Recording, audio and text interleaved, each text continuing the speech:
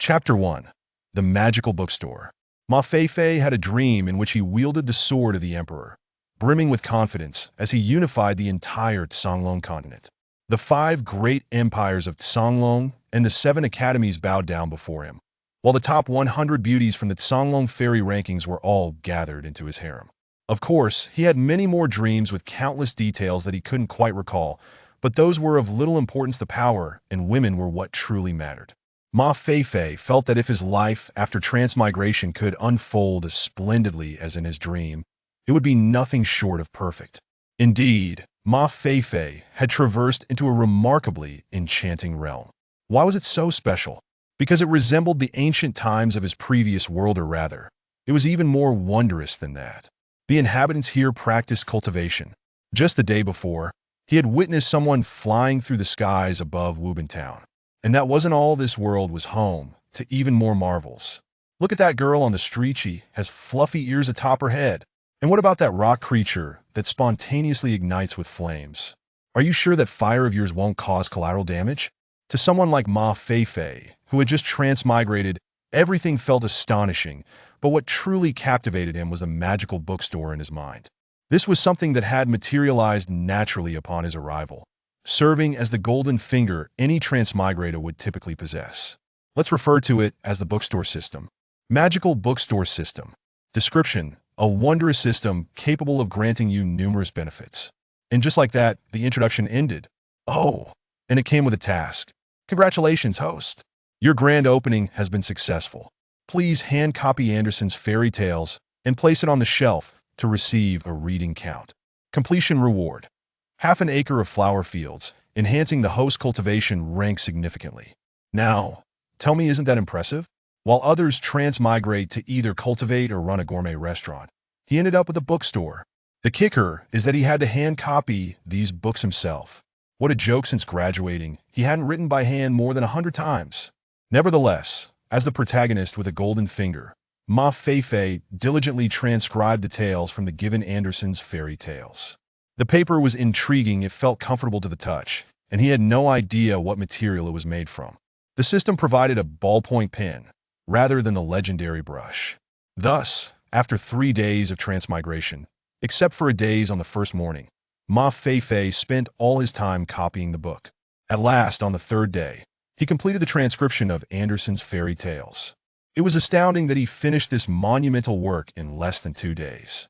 Oddly enough, once he completed the task, the book transformed into a golden light and flew onto the bookshelf, the paper coalescing into a bound volume, complete with a cover.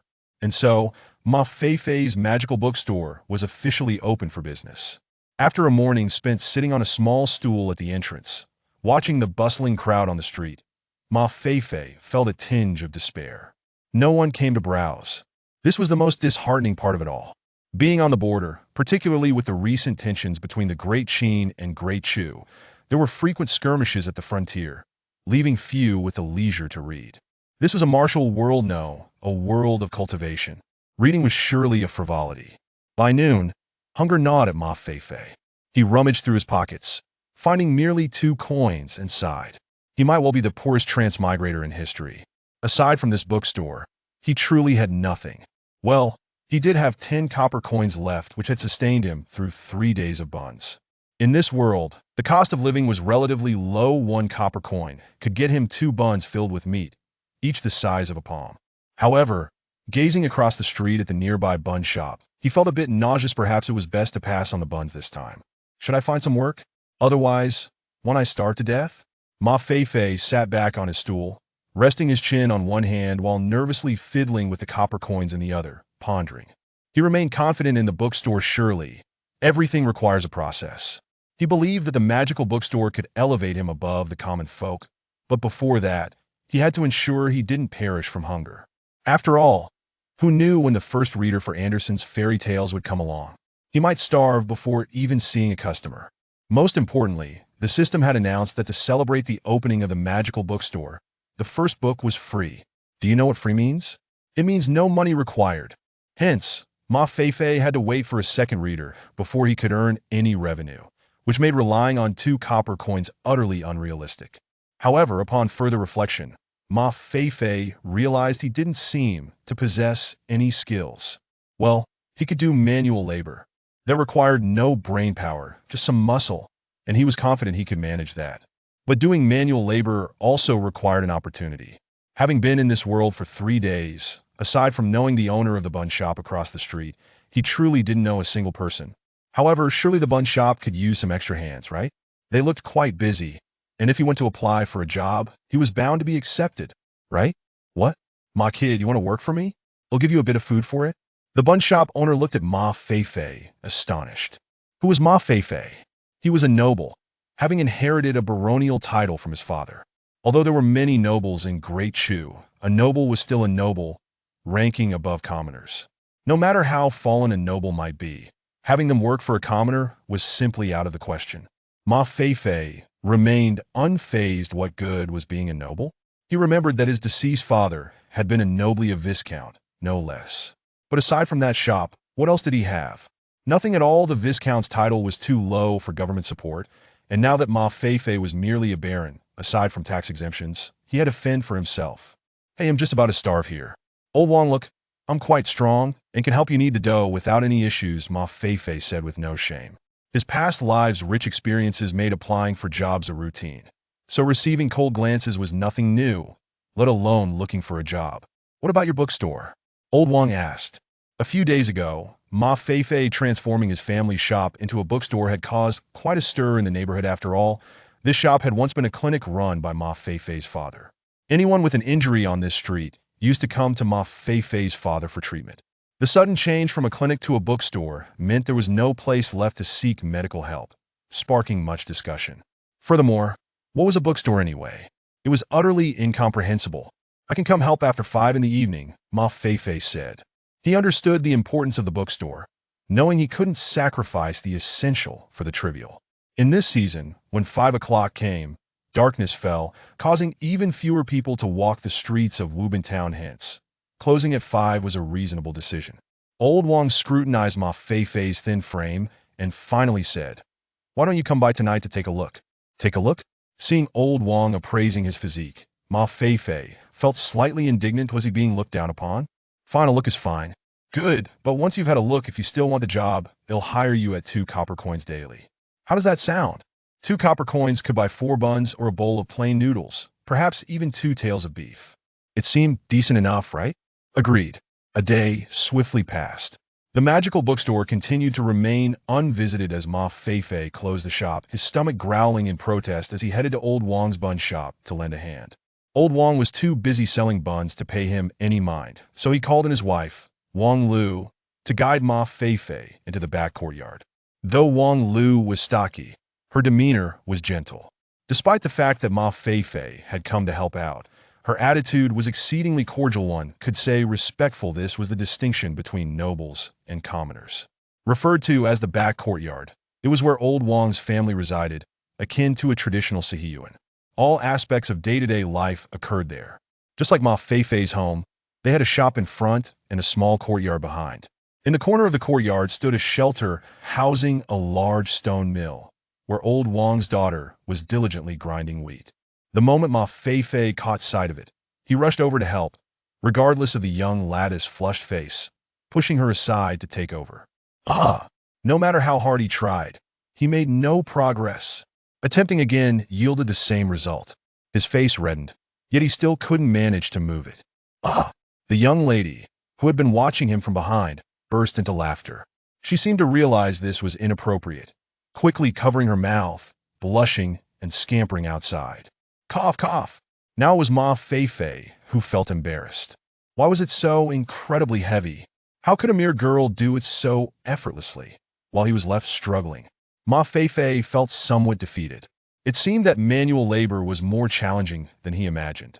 Eventually, Wang Lu sent Ma Feifei over to knead the dough. Initially thinking that kneading dough was an easy task, he quickly found it to be even more taxing. What looked like a single lump of flour, weighing no more than 10 jin, felt like at least 30 jin once he attempted to lift it. How was he supposed to knead this? Wang Liu's hands were deft and swift, expertly transforming that lump into a supple mass, stretching it like cotton. She demonstrated through action what it meant to knead the dough properly. Ma Feifei deemed this line of work impossible for him to undertake. Nevertheless, he persevered, managing to work the flower until he received praise from both Wang Lu and her daughter, not only earning 2 copper coins, but also being invited to a rather sumptuous dinner. Of course, he declined the wages. Sharing in the meal was more than enough. There was meat, vegetables, and rice. Delicious. Yet, as he looked down at his trembling hands that struggled even to hold chopsticks, Ma Feifei finally understood the meaning behind old Wang's gaze at lunch. Perhaps he truly wasn't suited for this job. Ultimately, Ma Feifei opted to give up on that line of work. That night, as he lay in bed, the scenes of Wang Lu kneading the dough and the young lady grinding grain replayed in his mind, lingering for an extraordinarily long time. Staring down at his powerless hands, Ma Feifei sighed. This world is indeed marvelously strange. Chapter 2. The Book Thief. The following day, Ma Feifei rose somewhat early, prompted by the discomfort of having slept on his arm. After a brief wash in the yard, he opened the door to his bookstore and settled into a small stool in front, feeling rather listless. Oh, the magical bookstore? Suddenly roused from his drowsiness by a mention of his magical bookstore, Ma Feifei perked up, opening his eyes to see a person approaching. This individual, dressed in a tattered long robe that, while clean, had faded to a dull blue, appeared to be of modest means. Notably, she was barefoot, unable to afford even a pair of shoes. Her face was smeared with dirt, rendering her features obscured. Yet her eyes sparkled with a certain liveliness. Instinctively glancing at her throat and chest, Ma Feifei concluded she was a girl. Such details, while intriguing, held no real significance. What do you think? Would you like to come in and take a look? Everything in the store is free to read today, in honor of our grand opening. This marked the arrival of his first customer, and whether he could achieve his reading quota hinged on this young lady's interest. Oh, seemingly intrigued by the notion of free access. The girl's eyes flickered with curiosity as she stepped inside, her bare feet padding softly on the ground. The task is underway. Watching her retreating figure, Ma Feifei felt a surge of excitement. Suppressing his glee, he abandoned his stool and followed her inside. This is what you call all the books in your store? Zhao Xiaodao circled the shop, eventually halting at a copy of Andersen's fairy tales. Ma Feifei's cheeks flushed as he chuckled nervously, explaining, as it's a new store, the books are still en route. They will arrive in a few days. Zhao Xiaodao nodded nonchalantly, plucking the volume from the shelf. Its exquisite cover captivated her, as if it were conversing with her, expressing her fondness for its appearance. Andersen's fairy tales? She read aloud, her brow furrowing in unfamiliarity. It's a new book, never before seen on the market, and it's truly delightful. Why not take a seat and peruse it at your leisure? The shop was modest, around 20 square meters, with 4 long tables measuring 2 meters in length and 80 centimeters in width arranged horizontally throughout the space, surrounded by bookshelves. In the center stood a sign that read, Magical Bookstore. Read only, 1 spirit crystal per hour. Upon seeing this, Zhao Xiaodao's eyelids flickered, yet she remained silent, following Ma Feifei to one of the tables where she sat down, her dirt-caked hands opening the book. Ma Feifei, suppressing his bubbling excitement, returned to the entrance, casting furtive glances at Zhao Xiaodao that a journey of 1,000 miles begins with a single step, and he had finally taken that step. Throughout the morning, Zhao Xiaodao was engrossed in her reading, while Ma Feifei attentively monitored the reading statistics on his system. Yet despite the passage of hours, the reading count stubbornly remained at 0 when Ma Feifei surmised that perhaps the count would only update once the girl departed. As for finishing the book, that was a laughable notion. Despite its seemingly thin appearance, Andersen's fairy tales contained millions of words that Ma Feifei had glimpsed the prologue and knew that by the time Zhao Xiaodao finished, he would likely have starved to death. Feeling a pang of hunger himself, he glanced at Zhao Xiaodao, who was still engrossed in her reading, and decided to dash across the street to Wang Laopa's bun shop for 2 buns. Though reading was free, he felt inclined to share one with his very first customer. With good intentions, Ma Feifei approached his bookstore with steaming buns in hand, only to find a plate of roasted chicken and a jug of wine laid out on the table where Zhao Xiaodao sat. She was leisurely enjoying a chicken leg while holding the book in the other hand. If sensing Ma Feifei's gaze, Zhao Xiaodao looked up and gave a slight nod, as though greeting him. To Ma Feifei, that look brimmed with malice, prompting him to silently turn away and sit on his stool, taking a hearty bite of his bun. I heard a plate of roasted chicken costs 10 coins, and adding a jug of wine only makes it more expensive. At this thought, Ma Feifei felt tears prickling at his eyes that I end the afternoon. Ma Feifei leaned against the door and drifted into a dream where he ordered a lavish feast.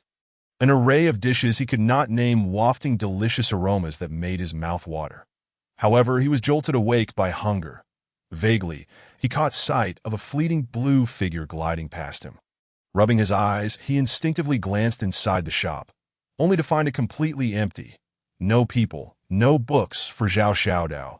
Today was filled with enchantment, yet tinged with guilt. The enchantment stemmed from discovering a captivating book brimming with stories she adored. The guilt arose from her overwhelming fondness for it, which led her to take it with her. It's all that heartless owner's fault, charging 1 spirit crystal per hour. Zhao Xiaodao mused over Andersen's fairy tales, realizing that after an entire day of reading, she had barely scratched the surface. If she were to abide by the shop's rules, she would barely afford the cost of reading the book. Once I finish, I'll return it and compensate him with a spirit crystal, she resolved, thinking, 2 crystals at most. I can't afford more. After all, I only earned 10 crystals over a month of escorting tasks. With this thought, her sense of guilt began to dissipate, glancing at the book in her hands. A subtle smile crept onto her lips as she playfully hummed. Hey, you there, stop right now? A furious shout from behind startled Zhao Xiaodao, causing her to bolt without a backward glance, her bare feet pounding against the ground. The sky over Watanabe town had darkened, the sun having set, and night had fallen. Panting heavily beneath a large tree, Ma Feifei clutched his abdomen, gazing up at Zhao Xiaodao, perched on a branch. His teeth clenched in frustration that a single book was hardly significant, yet the absence of any system notification about completing his task weighed heavily on him. The reading count remained stagnant at 0-1. Should Zhao Xiaodao make off with the book today, Ma Feifei feared his precious golden opportunity would slip away, and the pinnacle of his existence would be out of reach, leaving mere survival in jeopardy. Thus, he resolved to reclaim the book, even at the cost of his life. He pursued Zhao Xiaodao for over 20 miles out of Watanabe town. Zhao Xiaodao, too, was slightly winded. She had sustained injuries during a previous escort mission that had yet to heal. Although she felt remarkably better today, utilizing her agility had not exacerbated her wounds, and it appeared her strength had returned to about 70 or 80%. However, after running such a distance and employing her abilities, she was now quite fatigued, staring down at Ma Feifei. Even Zhao Xiaodao, known for her cleverness, found herself at a loss. He was clearly an ordinary person, unarmed and incapable of confronting her. Besides, she felt guilty for her actions. While the bookstore's pricing was exorbitant, they had not forced her to read, and they had even allowed her free access for an entire day. Taking the book without permission felt undeniably wrong. Zhao Xiaodao was at her wits' end. As for returning the book, she was 1,000 times unwilling. Thus, the two stood in silent confrontation, eyes locked, neither daring to speak. What do you want? Zhao Xiaodao finally broke the silence. Return the book to me. Upon witnessing Zhao Xiaodao gracefully leap onto the tree, Ma Feifei understood that engaging in physical combat would be unwise. However, he was determined to reclaim the book, so he resolved to stand firm against her. I'll return it after I've finished reading. All right. Upon mentioning the book, Zhao Xiaodao's tone softened slightly. That's not acceptable, Ma Feifei retorted, filled with distrust. Moreover, the system had not provided any notifications. What if he failed to retrieve the book today and the system erased him entirely? Zhao Xiaodao scrutinized Ma Feifei's eyes, recognizing the words "no negotiation" reflected in his gaze. But I really love this book, she pleaded, softening her stance. You can come to my bookstore every day to read it. The moonlight was dim, obscuring Ma Feifei's view of Zhao Xiaodao's expression, yet he discerned a hint of concession in her tone. Zhao Xiaodao opened her mouth to say something, but ultimately swallowed her words, with a graceful motion. Zhao Xiaodao leaped down from the tree, handing Andersen's fairy tales to Ma Feifei, but he momentarily froze, hastily accepting the book, not waiting for her reaction before turning to flee. Wait. Ma Feifei took a couple of steps, but, unable to quell his curiosity, stopped and looked back at Zhao Xiaodao. In her palm lay a small, luminous stone, shimmering brilliantly in the moonlight. Here, take this. Ma Feifei extended his hand to accept the spirit crystal, which felt somewhat cool, yet remarkably pleasant. It was evident that Zhao Xiaodao was reluctant to part with the crystal, frequently stealing glances at it. Let this spirit crystal serve as an apology. I am truly sorry, Zhao Xiaodao remarked as he departed. Leaving behind a graceful silhouette, A Feifei gazed at the spirit crystal in his hand, then looked at Zhao Xiaodao, and finally surveyed his surroundings. What was the way home again? Chapter 3. 12 Years of Hard Training. One sudden enlightenment. The following day, Ma Feifei rose quite late, sporting 2 dark circles under his eyes as he yawned incessantly while opening the shop. The previous night, he had been fixated on the reading count, which remained stubbornly at 0-1 throughout the night. It was only then that he realized this so-called reading count did not merely indicate a glance. It referred to reading the entire book. Several million words, truly maddening. A Feifei felt his mental state fraying. Languidly sitting at the entrance to bask in the sun, he believed he had no further aspirations. Let the system be. That figure seems somewhat familiar, Ma Feifei thought, noticing a flash of cerulean at the end of the street corner. The distance was indeed a bit far, and Ma Feifei, being slightly nearsighted, struggled to see clearly. He rubbed his eyes and squinted again. In this world, can I still recognize someone? Well, there was the old man Wang selling steamed buns across the street, but he was busy with his trade, clad in a gray linen short-sleeved shirt and stoutly built. He bore no resemblance to the slender figure he had just glimpsed. Wait, a cerulean figure. The impudent little thief. Suddenly, Ma Feifei was alert. For the next half hour, he watched as Zhao Xiaodao traversed the street back and forth no less than 10 times, each time glancing at his bookstore. Although she appeared nonchalant, Ma Feifei kept his eyes narrowed, observing her closely. What do you want? At last, he could no longer restrain himself. Zhao Xiaodao found the question oddly familiar. She paused, glanced inside the bookstore, and then at Ma Feifei, saying, Are you talking to me? Who else would I be speaking to? You've wandered back and forth in front of my door over 10 times, slowing your pace each time to glance inside. If I'm not addressing you, then who? Ma Feifei thought it rather foolish. After all, with Zhao Xiaodao's incessant circling, how could he not deduce her intentions? Zhao Xiaodao's cheeks flushed, though it was obscured by the dirt on her face, making it impossible for Ma Feifei to see. What of it? Can't I just pass by? Zhao Xiaodao scoffed, preparing to leave. Ahem, actually, you can continue to look, Ma Feifei suggested. Although Zhao Xiaodao had stolen his book, he harbored no ill feelings towards her. Perhaps it was her subsequent actions that had made him feel considerably more at ease. Moreover, she was the first to read the book.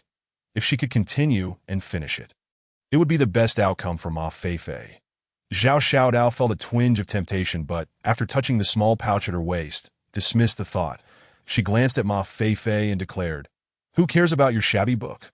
Now it was Ma Feifei's turn to be perplexed. She had seemed intrigued. Why the sudden dismissal? Was it too much to ask her to read in the store? Watching Zhao Xiaodao's retreating figure, he couldn't help but exclaim, Women are truly fascinating creatures. Well then, how about this? I'll offer you 5 spirit crystals if you let me read this book to completion. Eventually, Zhao Xiaodao could no longer resist the allure of Andersen's fairy tales. The book was simply too captivating. Each story engrossed her, reminiscent of childhood days spent secretly listening to the teacher outside the private school. I only have this much, she added, lowering her head when Ma Feifei remained silent. Heaven must have pitied her. After toiling for a month, she had earned only 10 spirit crystals in the past few days. She had spent 4 on cultivation and given 1 to Ma Feifei yesterday, leaving her with just 5 crystals, her entire fortune dedicated solely to reading a book. Zhao Xiaodao thought she had gone mad, but Ma Feifei, still bleary-eyed, looked at the spirit crystal she offered, feeling somewhat bewildered. Hadn't he mentioned that the book could be read for free? He must have. At that moment, Zhao Xiaodao appeared increasingly noble in Ma Feifei's eyes. What is a gentleman? A gentleman does not demand. What is sought must be just. That is what defines a gentleman. Although Zhao Xiaodao was a girl, that was inconsequential. Spirit crystals, while temporarily useless to Ma Feifei, have been mentioned by passers-by as valuable items for cultivators to enhance their abilities. If an ordinary person stumbled upon a spirit crystal, they could not cultivate but could sell it. The market price for a low-grade spirit crystal could fetch 1,000 gold coins. What could one do with 1,000 gold coins? In the Great Chu Kingdom, pork cost 5 coins per pound, beef 10, and with 1,000 coins convertible to 1,000 pennies, one could purchase many cattle. Why was he using cattle as a comparison? 5 spirit crystals, plus the one from last night, led Ma Feifei to believe that even if the magical bookstore vanished, he could trade these spirit crystals for some money. Perhaps buy a few acres of land and several cattle, and live out the rest of his life in this extraordinary world, much like a salted fish. May I enter to read now? Zhao Xiaodao asked. Seeing Ma Feifei accept the spirit crystals. Read as you wish, as long as you don't take any books with you. Ma Feifei replied grandly, the 5 spirit crystals slipping into his pocket. One would think he had an extensive collection in his bookstore. Zhao Xiaodao rolled her eyes, uninterested in engaging with him, and with a series of quick steps, she entered the shop. Her playful demeanor left Ma Feifei momentarily stunned. By the time he regained his composure, Zhao Xiaodao had settled at a table, engrossed in Andersen's fairy tales. Where did I leave off yesterday? It seems to be the story of the little match girl. Inside the bookstore, only the soft murmur of Zhao Xiaodao's voice and the rustling of pages could be heard. Andersen's Fairy Tales is a collection of fairy tales by Danish author Hans Christian Andersen, comprising a total of 166 stories and approximately 7 million words. How long would it take to read 7 million words? Ma Feifei recalled that before his journey here, he had read a novel of roughly 4 million words, taking 5 days to finish. With over 100,000 words left unread, it was not that the story was uninteresting. He simply grew weary of it, akin to a couple who, after 5 consecutive days of intimacy, finds the experience increasingly mundane. Oh dear, was that an inappropriate analogy? Nevertheless, that was of little importance. What truly mattered was that Zhao Xiaodao exhibited remarkable perseverance in completing this monumental work. In just half a month, Ma Feifei was equally impressed with himself for having watched over Zhao Xiaodao for that duration. Aside from the first day, when he ventured out to pawn a spirit crystal, he had remained in the shop, observing her and counting coins. At last, the toil bore fruit. Ding! Congratulations to the host for completing the grand opening task, receiving the book, half an acre of flower fields, and advancing to the peak of the 9th stage of Spirit Practitioner. Ding! A journey of 1,000 miles begins with a single step. Please achieve 10 points in reading volume. Task duration, 1 month. Task rewards, The Legend of the Condor Heroes, Princess Pearl, Part 1, and a certain amount of cultivation experience. Listening to the system's voice, Ma Feifei's mind began to envision himself radiating golden light, leveling up in a flurry. Spirit Practitioner 9th stage. Ah, what a rank! He had never heard of it, but it certainly sounded impressive. After all, it bore the word peak. Whether it was a psychological effect or a result of his cultivation, Ma Feifei felt his vision sharpening, his hearing becoming acute. He felt invigorated yet light, as though he could soar merely by standing on his toes. Suddenly, a brilliant white light erupted from Zhao Xiaodao, who had been seated all this time, rippling outward like waves. That was a wondrous sight, one Ma Feifei had never witnessed before. Yet it seemed to harbor no significant power. The white light passed through Ma Feifei and dissipated. However, Zhao Xiaodao's aura suddenly intensified. Her headscarf vanished, her elegant hair billowed without wind, and her once dirted face was now pristine. So beautiful was Ma Feifei's immediate impression. How could one describe her beauty? Hadn't the Luo Shun Fu depicted it? Something about cloud hair and a graceful countenance, brows aligned with the shore, lips red and teeth white. Yes, that was the essence of her beauty. While Ma Feifei pondered how to articulate Zhao Xiaodao's allure, she gradually opened her eyes, disbelief etched upon her face as she extended her hands, whispering, "Have I broken through? It appears so. You've jumped a stage, from Spirit Practitioner 8 stage to Spirit Master 5 stage. A 6-stage leap?" Zhao Xiaodao struggled to accept it, but the dense spirit energy within her affirmed that she had indeed ascended. In the Songlong continent, cultivation followed the rules of spirit energy. starting from the lowest rank of spirit practitioner. The hierarchy ascends through spirit master, spirit sovereign, spirit king, spirit venerable, spirit emperor, and spirit saint, with each level further divided into 9 substages. The challenge of transitioning from one rank to another is a formidable endeavor. For instance, moving from Spirit Practitioner 9th stage to Spirit Master 1st stage is as arduous as accumulating the difficulty of progressing from Spirit Practitioner 1st stage to 9th stage. Thus, there exists the notion of 3 small hurdles between stages and 1 significant hurdle at the 9th stage. Having begun her cultivation at the age of 8, Zhao Xiaodao had spent 12 years honing her skills, and despite her innate talent, she had only reached the peak of Spirit Practitioner 8th stage. Her greatest aspiration was merely to attain the Spirit Sovereign rank to extend her lifespan. Yet now, without any exertion on her part, she had leapt 6 stages? Oh no, she had devoted half a month to reading a book. Although Zhao Xiaodao could vaguely sense the fluctuations of spiritual energy within her while reading, she merely attributed it to the influence of her earth-based cultivation technique, considering that she had been practicing barefoot, harnessing the earth's attributes. However, she had possessed this elementary cultivation method for 12 years, and it was inconceivable that it could facilitate such a significant leap of 6 levels. Thus, the only plausible explanation was the book Andersen's Fairy Tales. With this thought in mind, Zhao Xiaodao picked up Andersen's Fairy Tales, turned to the first page, and began to read, yet she could no longer feel that surge of spiritual power. Could it be that I was mistaken? Is it truly my exceptional talent, honed through 12 years of arduous training, culminating in a sudden enlightenment? Chapter 4.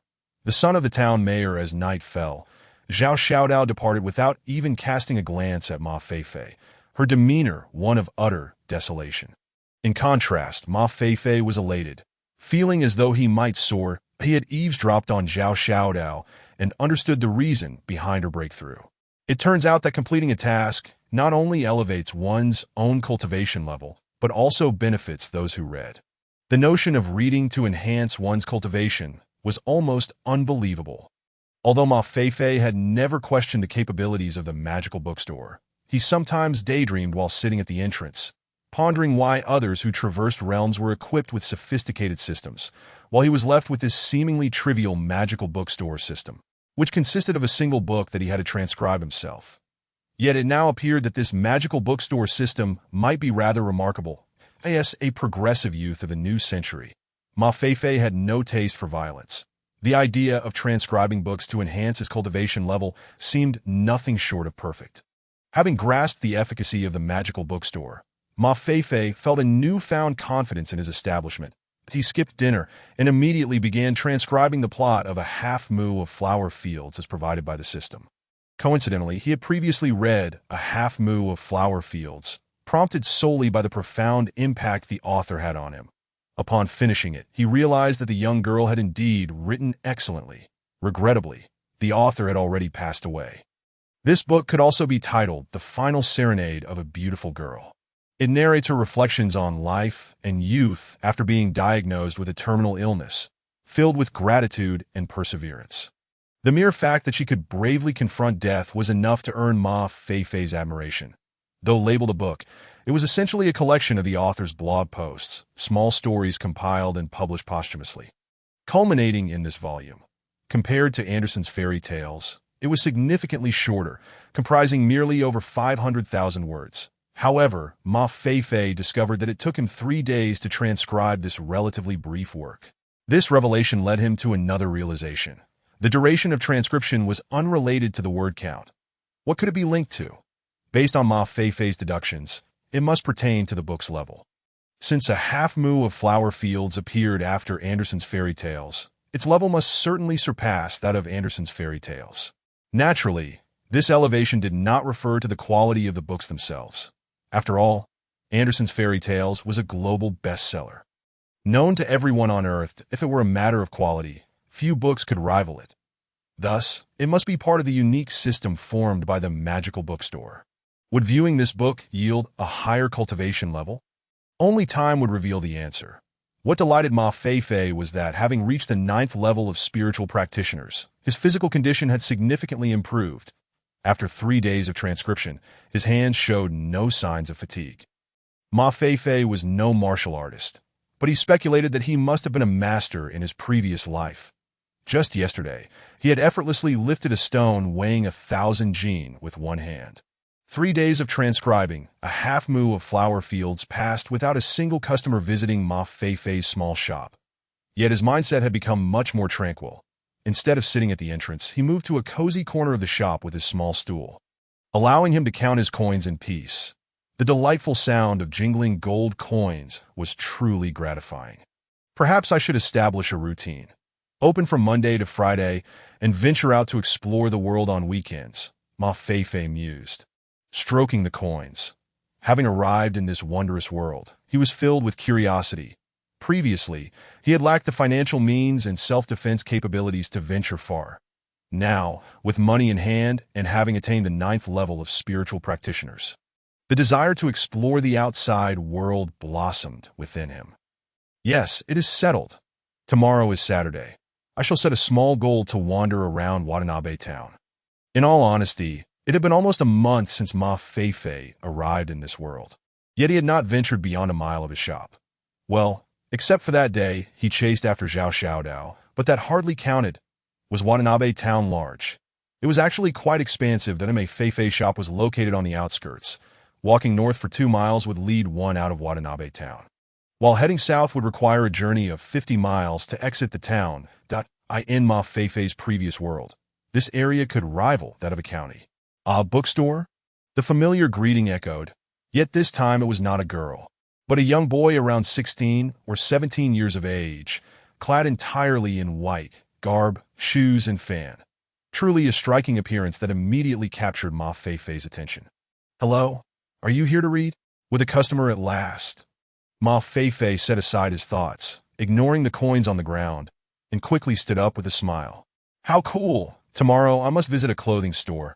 I want to buy an outfit just like this, Ma Feifei silently vowed. Zhou Guanyu stared, instinctively asking, Read?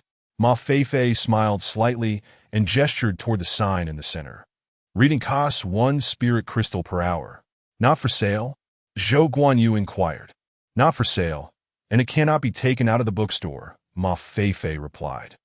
Zhou Guanyu nodded in realization, but then his expression shifted to one of surprise as he pointed at the sign, exclaiming, 1 spirit crystal per hour?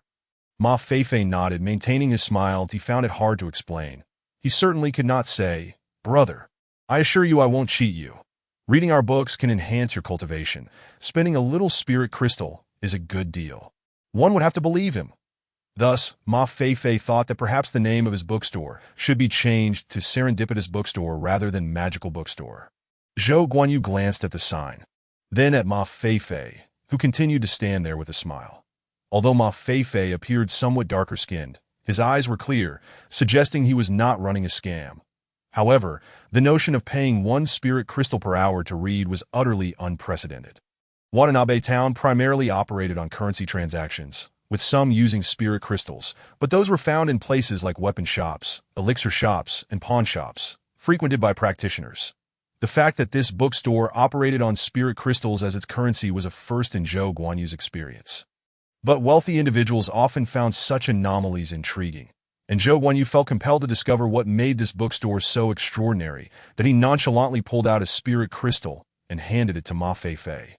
Of course, should he feel deceived, there would be no reason for this bookstore to exist. My father is the mayor of Watanabe town. Ma Feifei accepted the spirit crystal, unable to suppress a twitch at the corner of his mouth. What could 1 spirit crystal achieve? An hour of reading. How much could one glean from that? Yet the bookstore did not mandate a minimum reading time, so Ma Feifei refrained from commenting and stepped aside to let Zhou Guanyu enter. This. Zhou Guanyu surveyed the shelves, and upon taking a closer look, he realized the vast bookstore contained only 2 books. Ma Feifei awkwardly coughed into his fist and calmly remarked, The books are still in transit. The store currently only has these 2. Zhou Guanyu's expression soured slightly, his fair complexion darkening as he felt he had been misled. However, as the son of the town mayor, Zhou Guanyu, despite his youth, possessed a certain cunning that in an instant, his face regained its color, although he resolved to have someone come and shut down this bookstore the following day.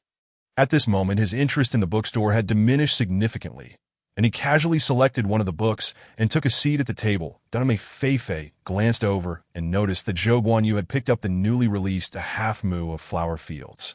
The expressions on Zhou Guanyu's face while reading were a tapestry of emotions. Initially surprise, followed by confusion, then astonishment. With these two expressions cycling through the face of the 16 or 17-year-old, an hour can feel long or short.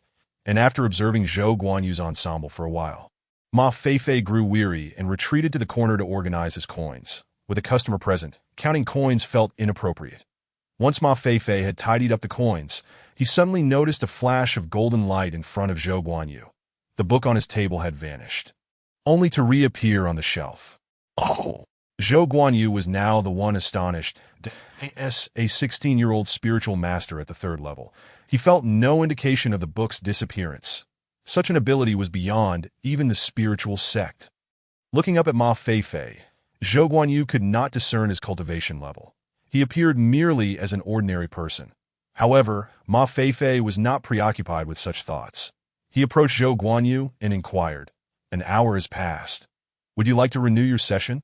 Zhou Guanyu was somewhat puzzled by the term renew, but from Ma Feifei's expression, it seemed he was asking whether he wished to continue reading. The book is quite fascinating. Zhou Guanyu has never encountered anything like it before, although there are numerous passages that elude his understanding. This does not diminish his affection for the work. What astonishes him even more is that while engrossed in reading, he experiences subtle fluctuations in his spiritual energy, as if he is partaking in a form of cultivation. However, these fluctuations are not pronounced, only becoming apparent when he reaches particularly poignant sections of the text. Quietly, Zhou Guanyu produces 5 spirit crystals and hands them to Ma Feifei, stating, "Let us extend this for another 5 hours. Yet." Ma Feifei shakes her head, replying, "The shop closes at 5, and it is currently 3 that you can only read for 2 more hours." This is not Ma Feifei's attempt to show off. Even Zhao Xiaodao adheres to the rule of closing the bookstore promptly at 5. For darkness descends swiftly at that hour, rendering it difficult to read in the dim light. Dame Feifei has tried illuminating the store with candles, but found it ineffective. This must be a stipulation of the system itself. "Then 2 hours it shall be," Zhou Guanyu concedes, reasoning that even such a slender volume should suffice for 2 hours of reading. Moreover, he cannot afford to return home too late, so he ultimately opts to pay for the additional 2 hours. However, he is utterly unprepared for the revelation that, after 2 hours, when the book returns to the shelf, he has barely managed to read a third of it. Zhou Guanyu cannot even recall how he made his way home. His mind consumed by the narrative of Half an Acre of Flower Fields, the enchanting tale and its exquisite prose echoing in his thoughts. Consequently, he finds himself unable to sleep. The following morning, Zhou Guanyu rushes to the wondrous bookstore, only to discover that it remains shuttered. Chapter 5. Extraordinary Tales. It is Saturday, and Ma Feifei has set out early, her pockets filled with dozens of gold coins and 8 spirit crystals. She would have liked to carry more, but alas, there are no additional spirit crystals to be had for the gold coins. She simply cannot fit any more that it would be unseemly to lug around a sack. Furthermore, this society is fraught with danger. The streets are teeming with all manner of individuals, and one might easily encounter a spiritual master or a member of a spiritual sect. If one were to be discovered hauling a bag of gold, they would surely be robbed. Yet, this is an overestimation on Ma Feifei's part. For practitioners, gold has lost much of its significance. Even if one were to possess 10 sacks of gold, it is highly unlikely anyone would attempt to rob them, but of course, if it were a sack of spirit crystals, that individual would be in grave peril indeed. Watanabe Town is a small settlement located at the northernmost point of the Great Chu Empire, bordering the Great Chu Empire. Such border towns tend to attract a diverse array of outsiders. This is precisely why, despite its small size, Watanabe Town boasts a remarkable level of prosperity, bustling with activity that often surpasses that of larger cities. However, in such places, safety is rarely guaranteed. Individuals must rely on their own strength to safeguard themselves. Though there is a guard unit in the town, its effectiveness is questionable. Once trouble arises, it is simply a matter of fleeing north, where the laws of the Great Chu Empire hold no sway. In recent years, ongoing tensions between the Great Chu and Great Qin have rendered Watanabe Town even more chaotic. Nevertheless, despite the disorder, the town generally maintains a sense of harmony, with few seeking out conflict. It is worth noting that in such a diverse environment, even the beggars on the street may very well be practitioners themselves. In summary, the security of Watanabe Town is not upheld by the guard unit, but rather by the self-discipline of its inhabitants. Feifei, being new to this place, is blissfully unaware of these dynamics. She merely observes the lively atmosphere, with people bustling about as she strolls down the street. She finds herself captivated by a fox person with a tail. Then, her gaze shifts to a dwarf no taller than a meter. And there are those peculiar spiritual beasts in this world.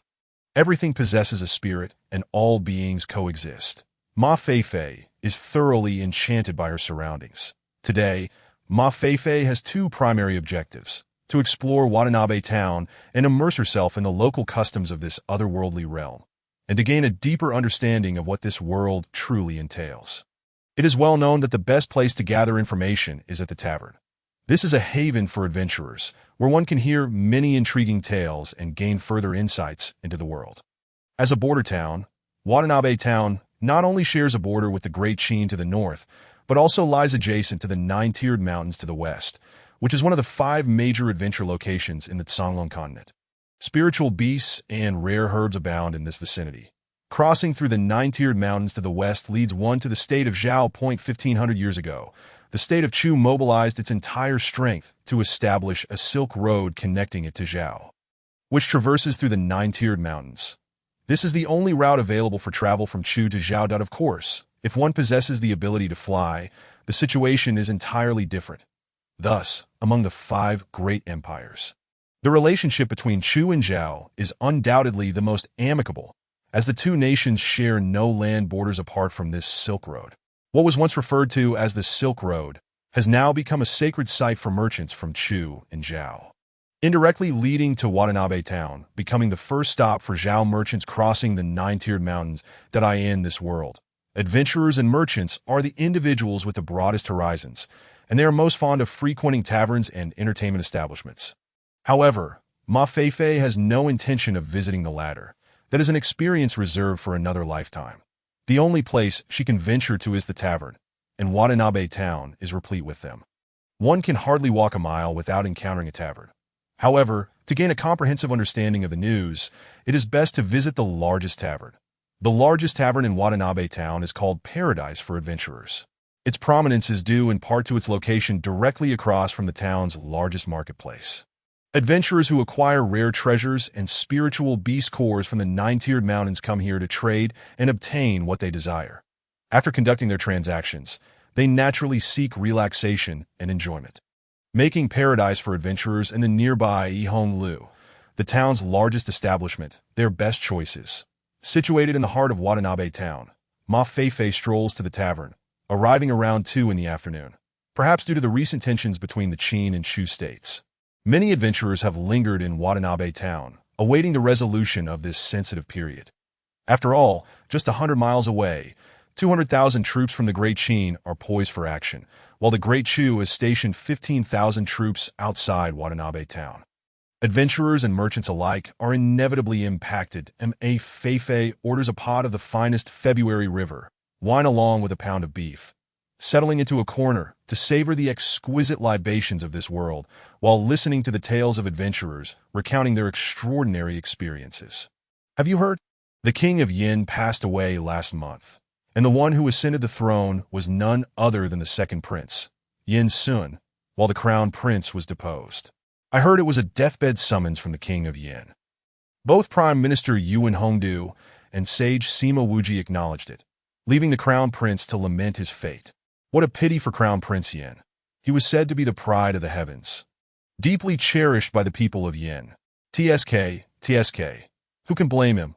The Sage of Yin is the mentor of the second prince, and Prime Minister Yuan Hong is his father and Law.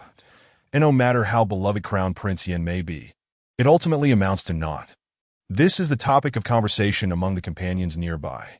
The state of Yin is distant from the state of Chu, positioned above it in relation to the Great Chu, and does not share a border with Chu Feifei, only knows that the state of Yin is reputed to be a land of extreme cold, experiencing only 2 seasons in a year, summer and winter.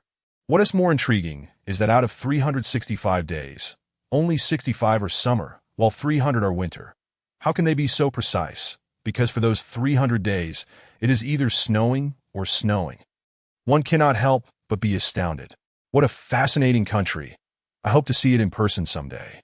For Ma Feifei, entering this wondrous world, her greatest aspiration is not cultivation, but rather to explore the vastness of this extraordinary realm. Just a few days ago, a 6th-level spiritual beast appeared on the outskirts of the 9-tiered mountains, attacking anyone it encounters. That it is said that many have perished. A 6th-level spiritual beast. Those are typically encountered only after traversing the 3-tiered mountains. I wonder how it suddenly emerged. This is the topic of conversation among the group to her left. The 9-tiered mountains are one of the 5 major adventure locations on the Songlong continent.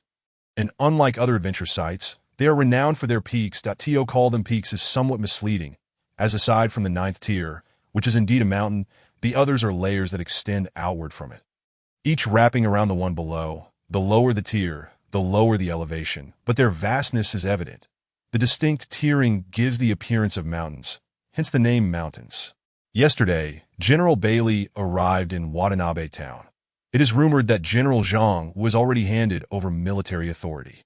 It seems war between Chu and Qin is imminent. Not only General Bailey, but even the Sage of Chu has come. This time, a fierce battle between Chu and Qin is inevitable. The Sage of Chu has grown old. If a conflict truly arises, he may not be able to contend with the Sage of Qin. Sigh.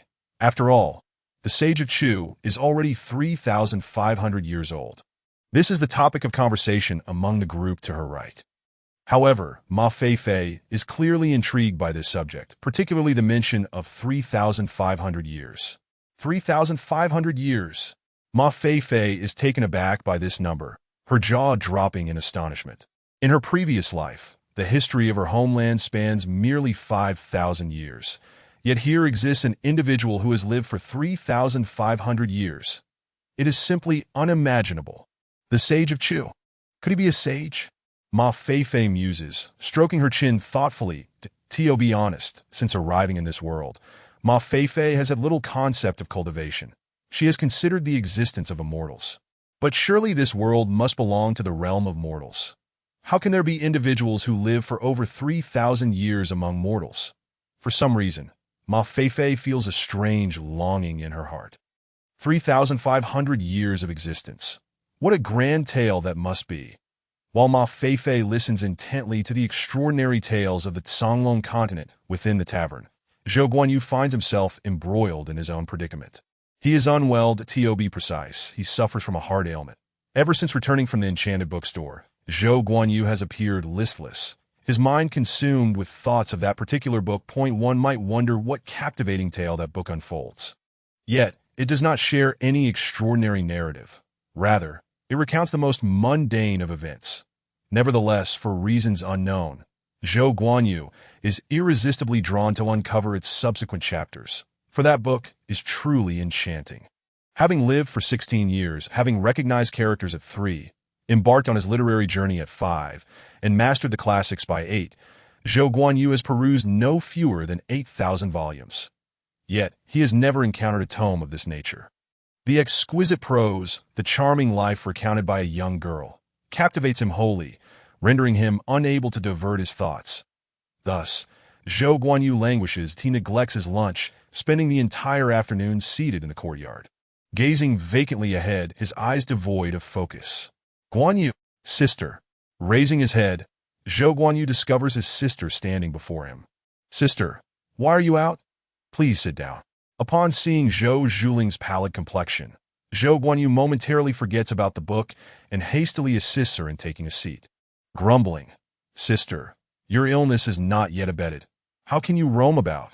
Zhou Guanyu and Zhou Zhuling share the same mother and are 4 years apart, she being in the prime of her youth. However, Zhou Zhuling suffers from a grave illness, her days numbered.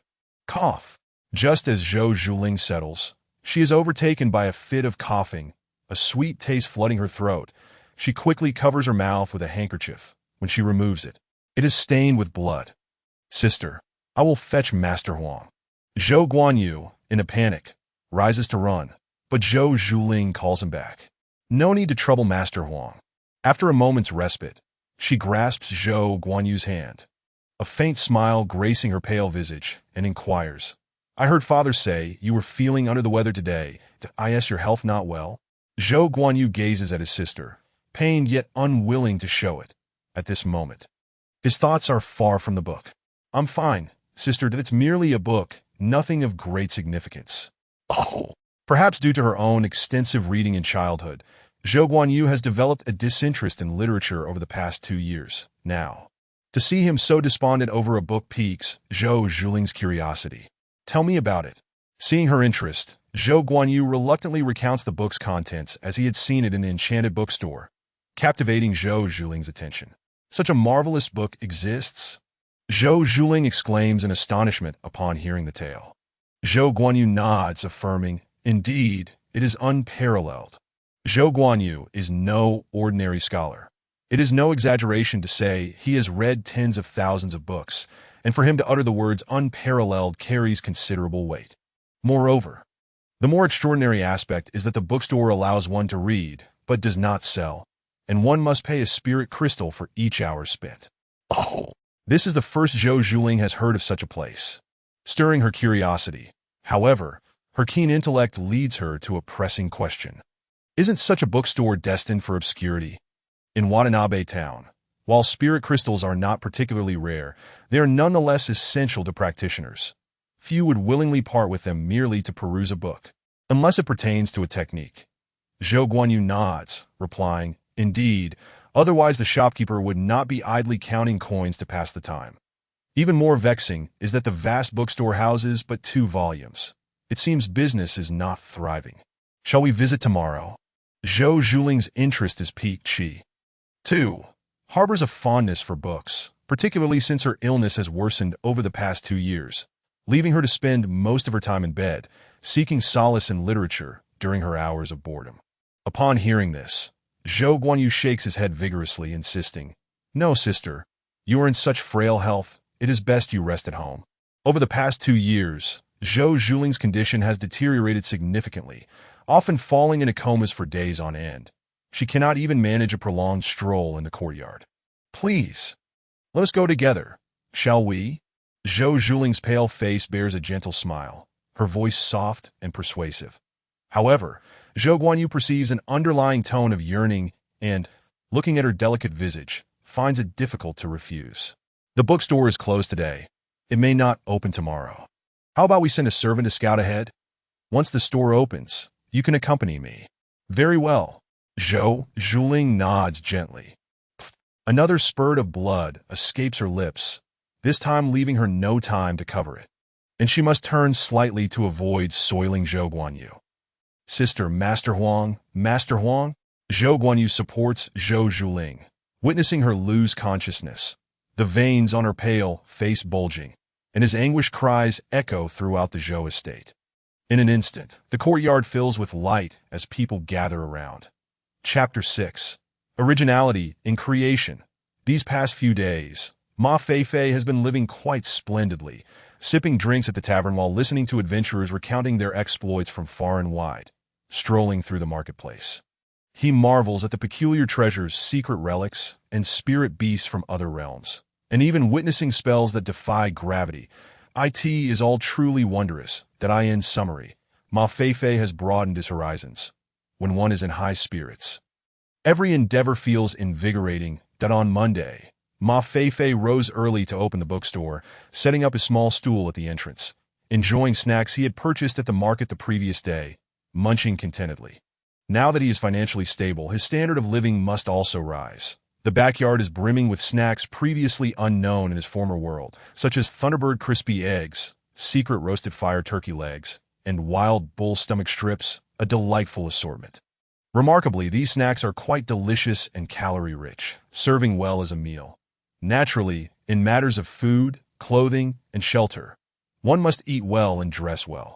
Take Ma Feifei's attire today, for instance. His garments are crafted from premium purple silk, adorned with formations inscribed by a rune master, aptly named Purple Aura Rising Robe, said to repel dirt and stains. That on his feet are shoes made from the hide of the Diyun beast, soft yet durable, imbued with a unique fragrance purported to ward off foot ailments. This entire ensemble cost him 200 gold coins. Additionally, he possesses 3 different outfits, but that is a tale for another time. As a time traveler, Ma Feifei harbors no ambitions of struggle, embodying the mindset of a commoner. Yet for some inexplicable reason, after sitting at the entrance for less than an hour, he finds it increasingly difficult to remain still. Glancing at the empty bookshelves within the store, and then at the bustling scene outside, he strokes his chin and muses, "This cannot continue. I must devise a plan." It has been nearly a month, and the bookstore remains barely alive, with only a couple of customers. If he wishes to develop the store, it seems a distant prospect. Moreover, with the new task carrying a time constraint, nearly a week has passed with the reading count still at 0. Should he fail to complete the task within the remaining 3 weeks? What if the system imposes a penalty? After all, isn't it often the case in those novels that characters face annihilation for such failures? As these thoughts spiral, Ma Feifei's appetite vanishes, leaving him dejected. But what can I do? I am equally despondent. To promote, the hourly fee of 1 spirit crystal is enough to deter anyone. Offering free readings is out of the question. Who knows if the system would classify it as cheating? The risk is too great that Ma Feifei has attempted to read himself, but he finds that his reading count fails to increase. Thus, only customers who spend spirit crystals contribute to that count. Any other alternative seems to elude him entirely. Hence, he is left with little choice but to wait. Yet now, only 3 weeks remain.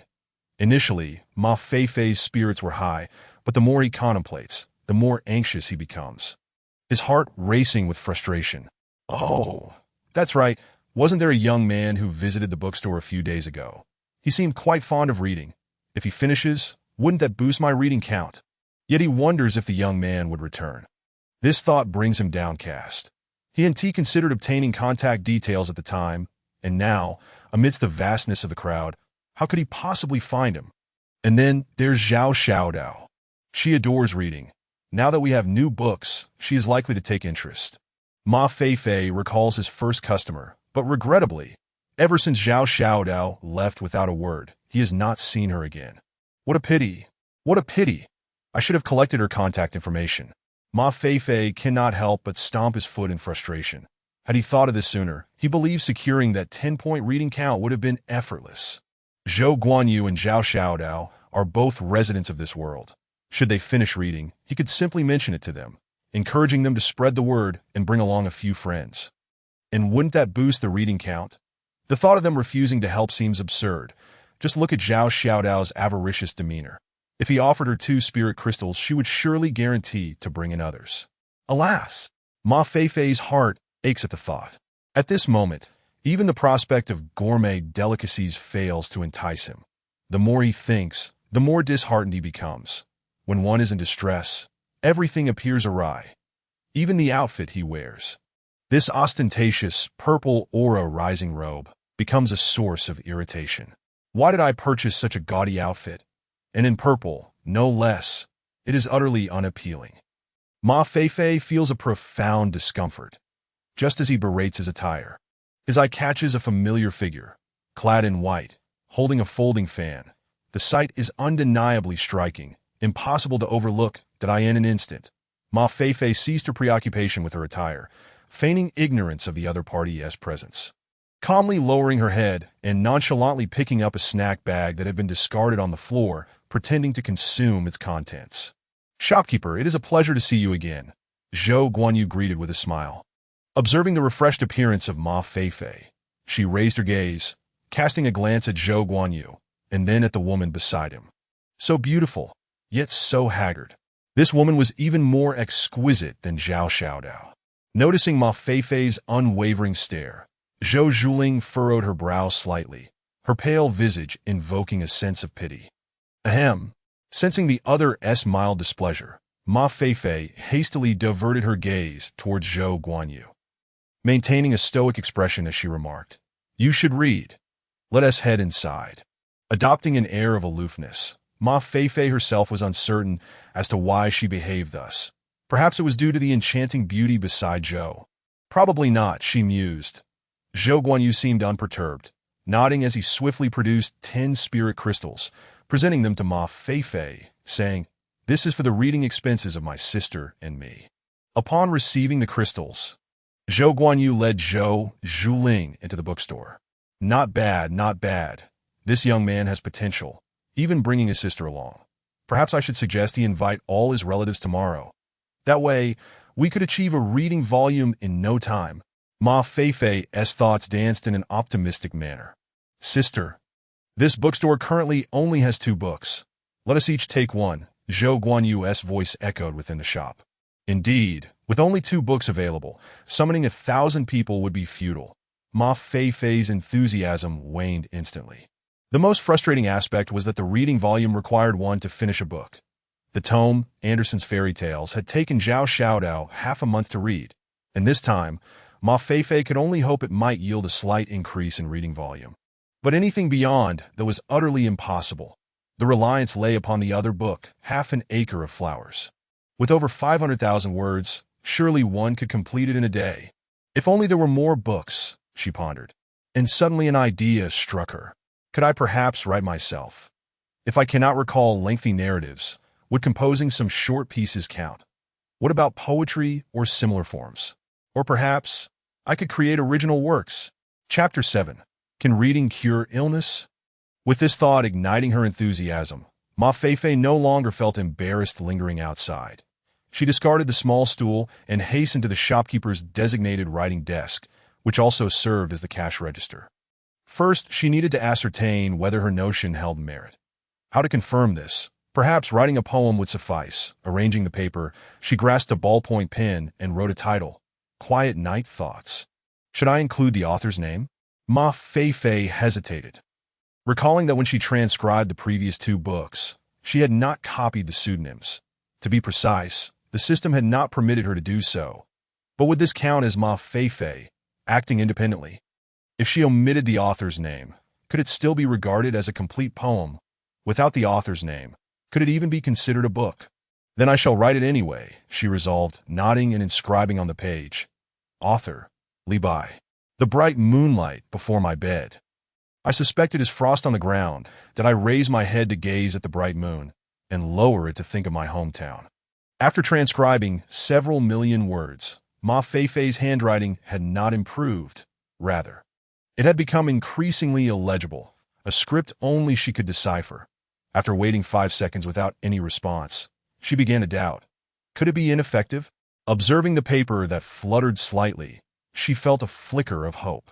No! Perhaps this might actually work. Ma Feifei scrutinized the paper closely and discovered the number 130 appearing in the lower right corner. 30 poems to complete a book. With this realization, she flipped to a new page, recalled a poem, and began to write, Ode to the Goose. Author, Luo Binwang. Goose, goose, goose, with a graceful neck, sings to the heavens. White feathers float on green waters. Red feet stir the clear waves. Upon completing the ode, Ma Feifei's eyes darted to the lower right corner again, where the number 230 emerged. This confirmed her suspicions. Yes! Ma Feifei couldn't suppress her excitement and clapped her hands. The bookstore was quiet. Zhou Zhuling sat in a secluded corner, quietly engrossed in Andersen's Fairy Tales, while Zhou Guanyu sat beside her, absorbed in Half an Acre of Flowers. Ma Feifei's exclamation startled them, prompting both to look up with slight annoyance. Sensing their discontent, Ma Feifei offered an apologetic smile, saying, Sorry. The siblings, clearly captivated by their reading, accepted her apology and returned to their books. With her excitement quelled, Ma Feifei resumed her poetic endeavors that in the quaint bookstore. The 3 occupied themselves in serene solitude. By noon, feeling a stiffness in her neck, Ma Feifei finally set down her pen, stretching her neck and glancing at her recently completed work, Wang Chongling's Out of the Pass, nodding in satisfaction. Just 10 more pieces until I can publish. Let us push forward. aiming to complete them this afternoon and have them displayed on the shelves by tomorrow. Undoubtedly, Ma Feifei felt invigorated as she glimpsed a glimmer of hope. What is that delightful aroma? A waft of fragrance caught her attention. She sniffed the air and looked up to find that, unbeknownst to her, two maids had joined the Zhou siblings, arranging plates of delectable food from their baskets onto the table from her vantage point. She could see steam rising from the exquisite dishes. Oh, the evils of capitalist society. Ma Feifei couldn't help but mutter.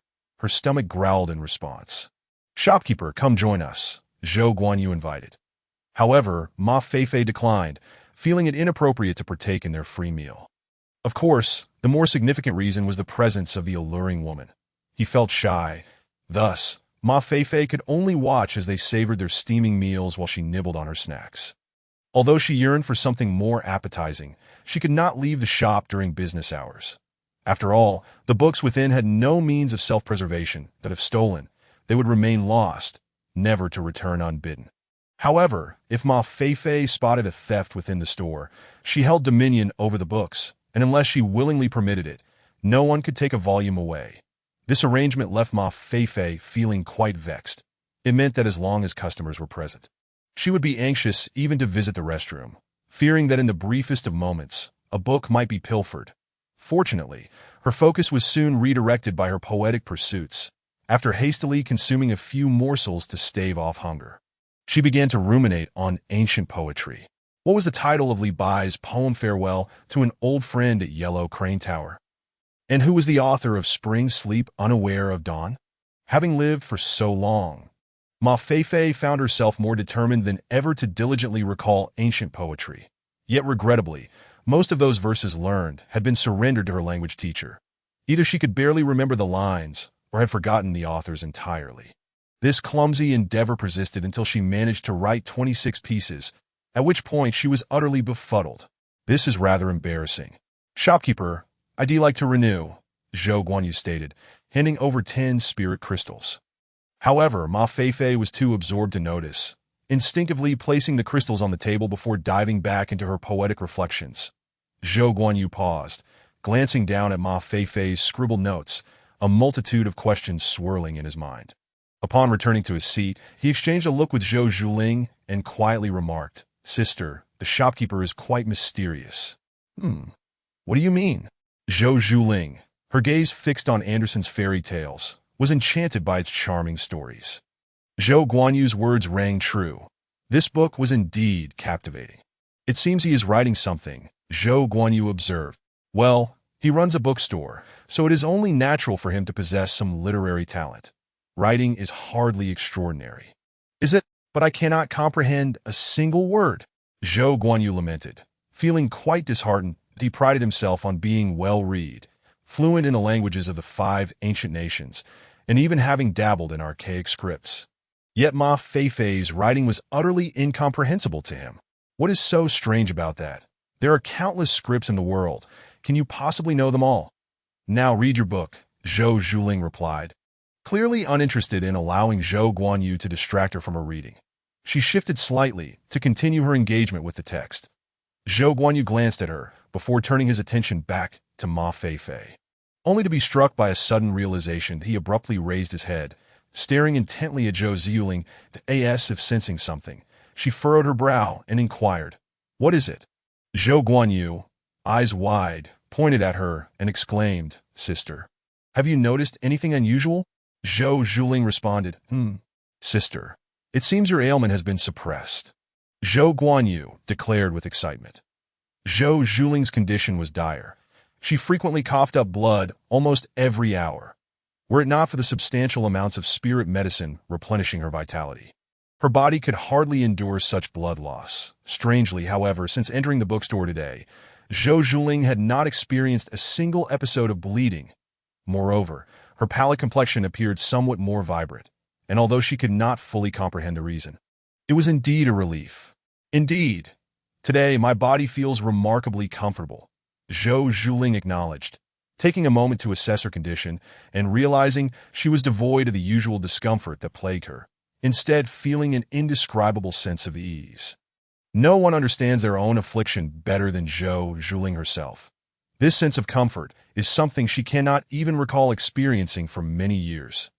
Zhou Guanyu cast a glance at Ma Feifei, then at the copy of Andersen's fairy tales in Zhou Zhuling's hands and quietly remarked, "Sister, do you think this book could be the cause? Whenever I read it, I occasionally feel a stirring of spiritual energy within me." In truth, Zhou Guanyu had noticed this phenomenon during their first visit to the bookstore. Today, he came not only to delve into the stories, but also to validate his suspicions. Zhou Zhuling's condition was already sufficient evidence of the issue at hand. As she focused on the book in her hands, she felt a twinge of embarrassment. So engrossed was she in reading that she had indeed overlooked the fluctuations of spiritual energy within her. At this thought, her pale complexion betrayed a hint of color. Zhou Guanyu, however, was too caught up in his excitement to notice Zhou Zhuling's expression.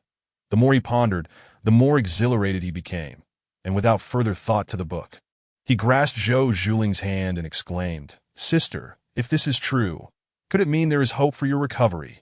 Zhou Guanyu's imagination ran wild. Though Zhou Zhuling had not considered such a possibility, she did feel considerably better in her current state. If it truly were due to reading this book, then perhaps Zhou Guanyu's assertion had merit. Yet, recalling her illness, Zhou Zhuling harbored no illusions of hope. With a faint smile, she replied, "My condition has already reached a terminal stage. Even the greatest physician is at a loss. How could a mere book possibly cure me?" Zhou Guanyu dismissed her words. Choosing not to engage in debate, he rose and approached Ma Feifei, greeting him with a bow that left Ma Feifei momentarily stunned. "Please, esteemed sir, save my sister." Chapter 8. Only when it comes to writing poetry do we regret our lack of words. Can reading cure ailments? One must admit, Zhou Guanyu's notion was rather outlandish, at least from Ma Feifei's perspective at that moment. "I apologize, but I am not a healer. You would be better off seeking someone more skilled." Ma Feifei rejected the notion, as he still had poetry to compose and could not afford to entertain such frivolities. However, if Zhou Guanyu's claim held any truth, that reading could alleviate Zhou Zhuling's condition, then perhaps they could indulge in it for the sake of exploration, provided they offered compensation. Clouds envision garments, flowers contemplate beauty. What comes next? Damn it, it is only when one needs poetry that one laments their inadequacy. Where does this line even originate? Having been rebuffed, Zhou Guanyu vaguely sensed he might have been overly zealous. Regardless of whether Ma Feifei could heal, it felt somewhat reckless to approach a stranger for assistance. Moreover, the idea that reading could cure illness seemed far-fetched. Upon this realization, Zhou Guanyu's fervor waned, and he returned to sit beside Zhou Zhuling despondent. Well, one should not force matters. Let things unfold naturally. Zhou Zhuling consoled him as he sat in silence. Zhou Guanyu nodded and murmured, "It was indeed my folly. Yet the shopkeeper is certainly no ordinary person." "Indeed, I can see that," Zhou Zhuling agreed, making a rare effort to glance at Ma Feifei. That moment, Ma Feifei was scratching his head, his purple robe askew, sleeves rolled up to reveal his inner garments, and speckled with blue ink, an appearance most unusual. But what of his attire? Wasn't it meant to be free of stains? "The shopkeeper is merely indulging in poetry," Zhou Guanyu explained. "Such a person of talent must possess a unique character." "Poetry?" Zhou Zhuling inquired with curiosity. "Yes. I just heard a line. Clouds envision garments, flowers contemplate beauty. The imagery is truly exquisite," Zhou Guanyu praised, acknowledging that he could never craft such beautiful verses himself. Zhou Zhuling savored the line thoughtfully before finally saying, "This is a verse that praises the beauty of women." Her gaze returned to Ma Feifei, who remained in his disheveled state. Yet in Zhou Zhuling's heart, she found herself in agreement with Zhou Guanyu's assessment. He was indeed a person of remarkable literary talent. An hour passed, and the gifted poet Ma Feifei finally managed to pen his 27th poem. "Oh dear, this is quite the challenge. What now? I still need 3 more poems to complete the collection, yet my mind draws a blank." Ma Feifei knocked on his head in frustration, feeling somewhat guilty towards his language teacher.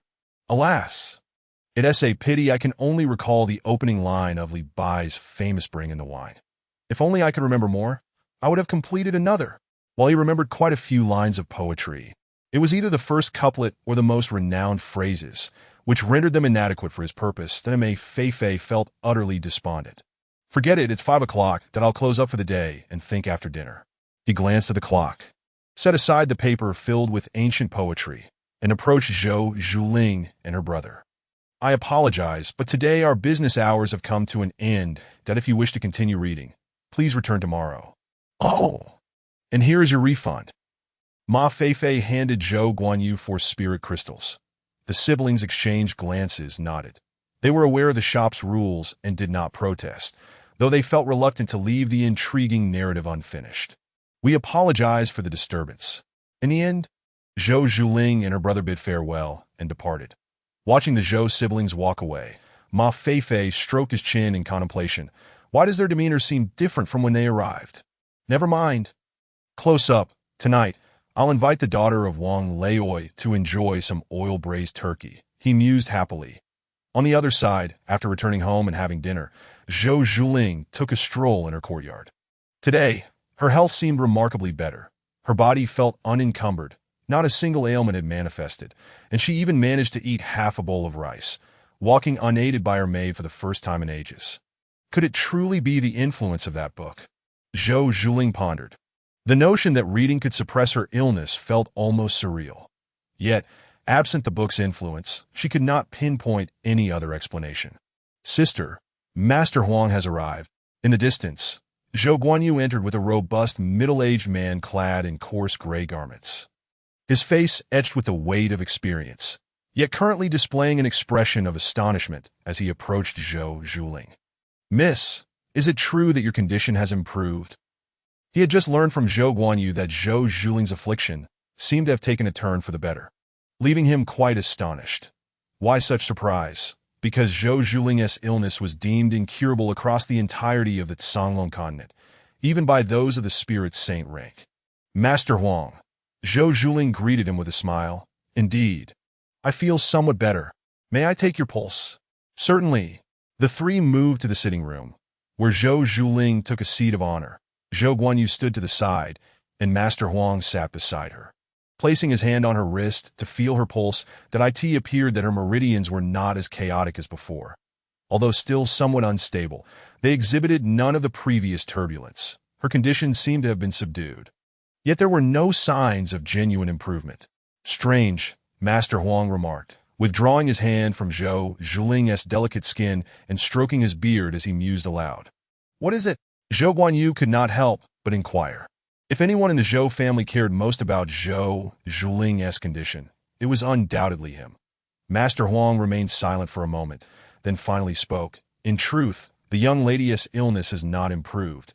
It appears that for some reason, the energy within her has been suppressed by something, resulting in a calmer state. Master Huang inquired about Zhou Zhuling's diet and medication today, but found nothing that deviated from her usual routine, which only deepened his confusion. This should not be the case. But what could be the reason? Miss, did the Saint of Chu visit today? Master Huang raised his gaze to ask. This scenario could only be explained by the intervention of a spirit saint, who might have exerted their formidable spiritual power to forcibly stabilize Zhou Zhuling's condition.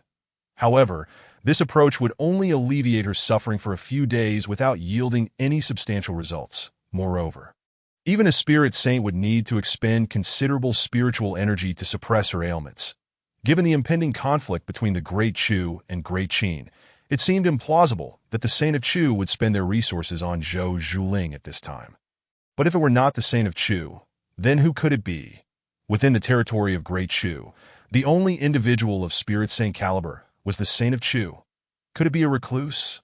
Unbeknownst to him, Master Huang's mind wandered through numerous possibilities. Zhou Zhuling, however, shook her head and replied, I have not encountered the Saint of Chu. For reasons unknown, Zhou Zhuling chose not to disclose her visit to the mysterious bookstore to Master Huang. Even Zhou Guanyu, standing beside her, remained silent on the matter. Perhaps the idea of reading as a cure truly was far-fetched, rendering them unable to voice it. Then we can only say that the young lady is blessed by fate. Under heaven's protection, Master Huang said with a smile, that to be candid, as a disciple of the medical sage, he had been treating Zhou Zhuling's condition for several months now. This situation was indeed unprecedented, leaving him to attribute it to divine providence. Zhou Zhuling and Zhou Guanyu exchanged glances, unable to suppress their smiles. Perhaps reading truly can heal. The following day, in order to further validate their hypothesis, Zhou Zhuling and her brother set out early for the mysterious bookstore. However, the bookstore was quite a distance from the Zhou residence, and by the time they arrived, it was already 9:15. As the siblings, Zhou Zhuling and Zhou Guanyu, stepped into the bookstore, they were taken aback to discover that there were already patrons inside. Two, to be precise. Gazing at the desolate bookshelves, it took a moment for them to register the situation. They exchanged bewildered glances and realized, to their dismay, that there were no books left to peruse. Chapter 9. The completion of the book perhaps many years hence. Ma Feifei would vividly recall this scene. Indeed, his bookstore was at full capacity. The 2 volumes on the shelves had been rented out, and there were 2 customers queuing. That made a total of 4 individuals. Zhao Xiaodao had returned, accompanied by her close friend, upon hearing of a new release. She exuberantly extracted 20 spirit crystals from her friend's pocket, declaring their intent to monopolize the day. What a mix of joy and sorrow. Ma Feifei mused, clutching his pen as he observed the Zhou siblings standing at the entrance. Biting the tip of his pen. Drat, I got ink on it.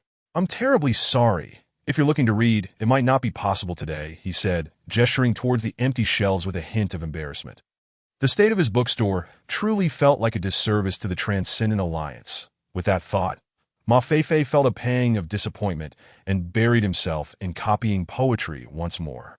The only way to enhance his collection and garner readership was to expedite the creation of new books, to upgrade, to ascend. With a resigned glance, Zhou Zhuling exchanged looks with Zhou Guanyu, surveying the vacant bookstore before saying, "It seems we shall have to return tomorrow." Zhou Zhuling's frequent visits were primarily motivated by her desire to read.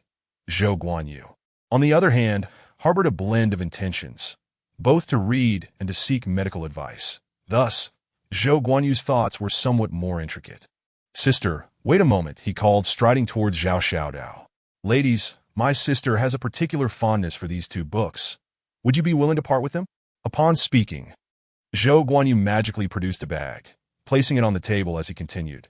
"This contains 100 spirit crystals as compensation for your generosity. What do you say?" Zhou Guanyu's meaning was abundantly clear. He was offering 100 spirit crystals in exchange for the right to read those 2 books for a day. Zhao Xiaodao glanced at Zhou Guanyu and shook her head. She had adored that book for ages, even more than Andersen's fairy tales. The beautiful prose, the sunny disposition towards life, and the depiction of mundane affairs were all utterly enchanting to her. Moreover, since reading Andersen's fairy tales, Zhao Xiaodao had experienced an unexpected leap in her cultivation, leading her to believe that this bookstore possessed a certain magic. Discovering a new release today, she was determined to read it as soon as possible. A thought flickered in her mind. What if completing this book further enhanced her cultivation? The offer of 100 spirit crystals paled in comparison to such potential. The elegant woman beside Zhao Xiaodao regarded Zhou Zhuling with a furrowed brow, as if recalling something, before her expression softened into curiosity. "This girl appears pale and weak, her internal energy in disarray. With the 9 palaces sealed, that it seems she suffers from the fabled 9-cold syndrome, a condition said to afflict only the daughter of Zhou Wujing." Zhao Xiaodao inquired, "Is that the Wujing spirit emperor?" The woman nodded. "It is said that Zhou Wujing's daughter was born with the 9-cold affliction. 3 years ago, he sought the legendary healer Xiaoyao to treat her, causing quite a stir among the elite. However, it is rumored that even the esteemed healer was at a loss against the 9-cold, only managing to prolong her life through secretive methods.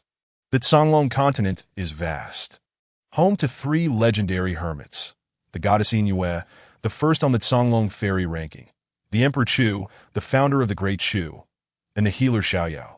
After abdicating 5,000 years ago, Emperor Chu retreated to cultivate for ascension, and there have been no news of him since. Similarly, the goddess Yue has been missing for 2 centuries. Healer Xiaoyao, however, is occasionally heard of every few decades.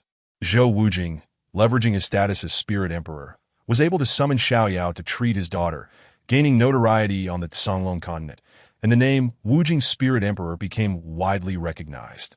The nine-cold syndrome is indeed rare. Healer Xiaoyao once asserted that Zhou Zhuling only had 3 years left to live, and as that time draws near, it appears this Zhou girl has little time remaining. Upon saying this, the woman sighed softly, as if lamenting the fleeting beauty of youth. Zhao Xiaodao blinked, her gaze fixed on Zhou Zhuling, her mind swirling with thoughts. Having grown up in the lower echelons of society, she had seen much of the world. Yet she was unaware of Zhou Wujing's efforts to seek out Xiaoyao for his daughter's ailment. Her curiosity piqued at the notion that there existed individuals even the famed healer could not save. Is this young lady all right? Should we summon a healer?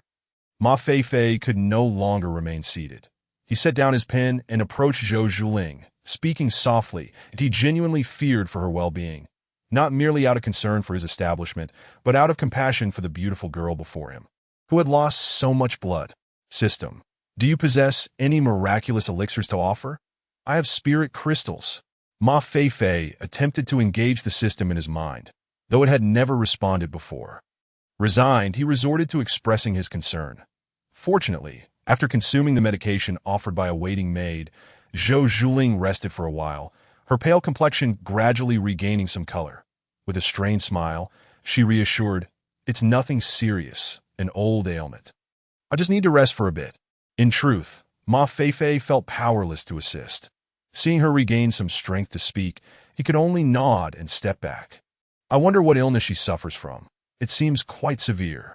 Due to Zhou Zhuling's sudden episode, they were unable to leave immediately and instead opted to remain in the bookstore until she felt well enough to depart. For Ma Feifei, as long as it did not impede the customer's reading, they could stay as long as necessary, particularly since they were his clients. Oh dear, clients! The thought of his patrons waiting anxiously made Ma Feifei restless, staring at the yellowed paper before him, utterly at a loss for words. Wait, I think I've recalled a poem. Perhaps inspired by a surge of creativity, a verse suddenly blossomed in his mind, and he hastily penned it down. Yonglu by He Zhizhong. Adorned in jade, a tree stands tall, with myriad strands cascading down.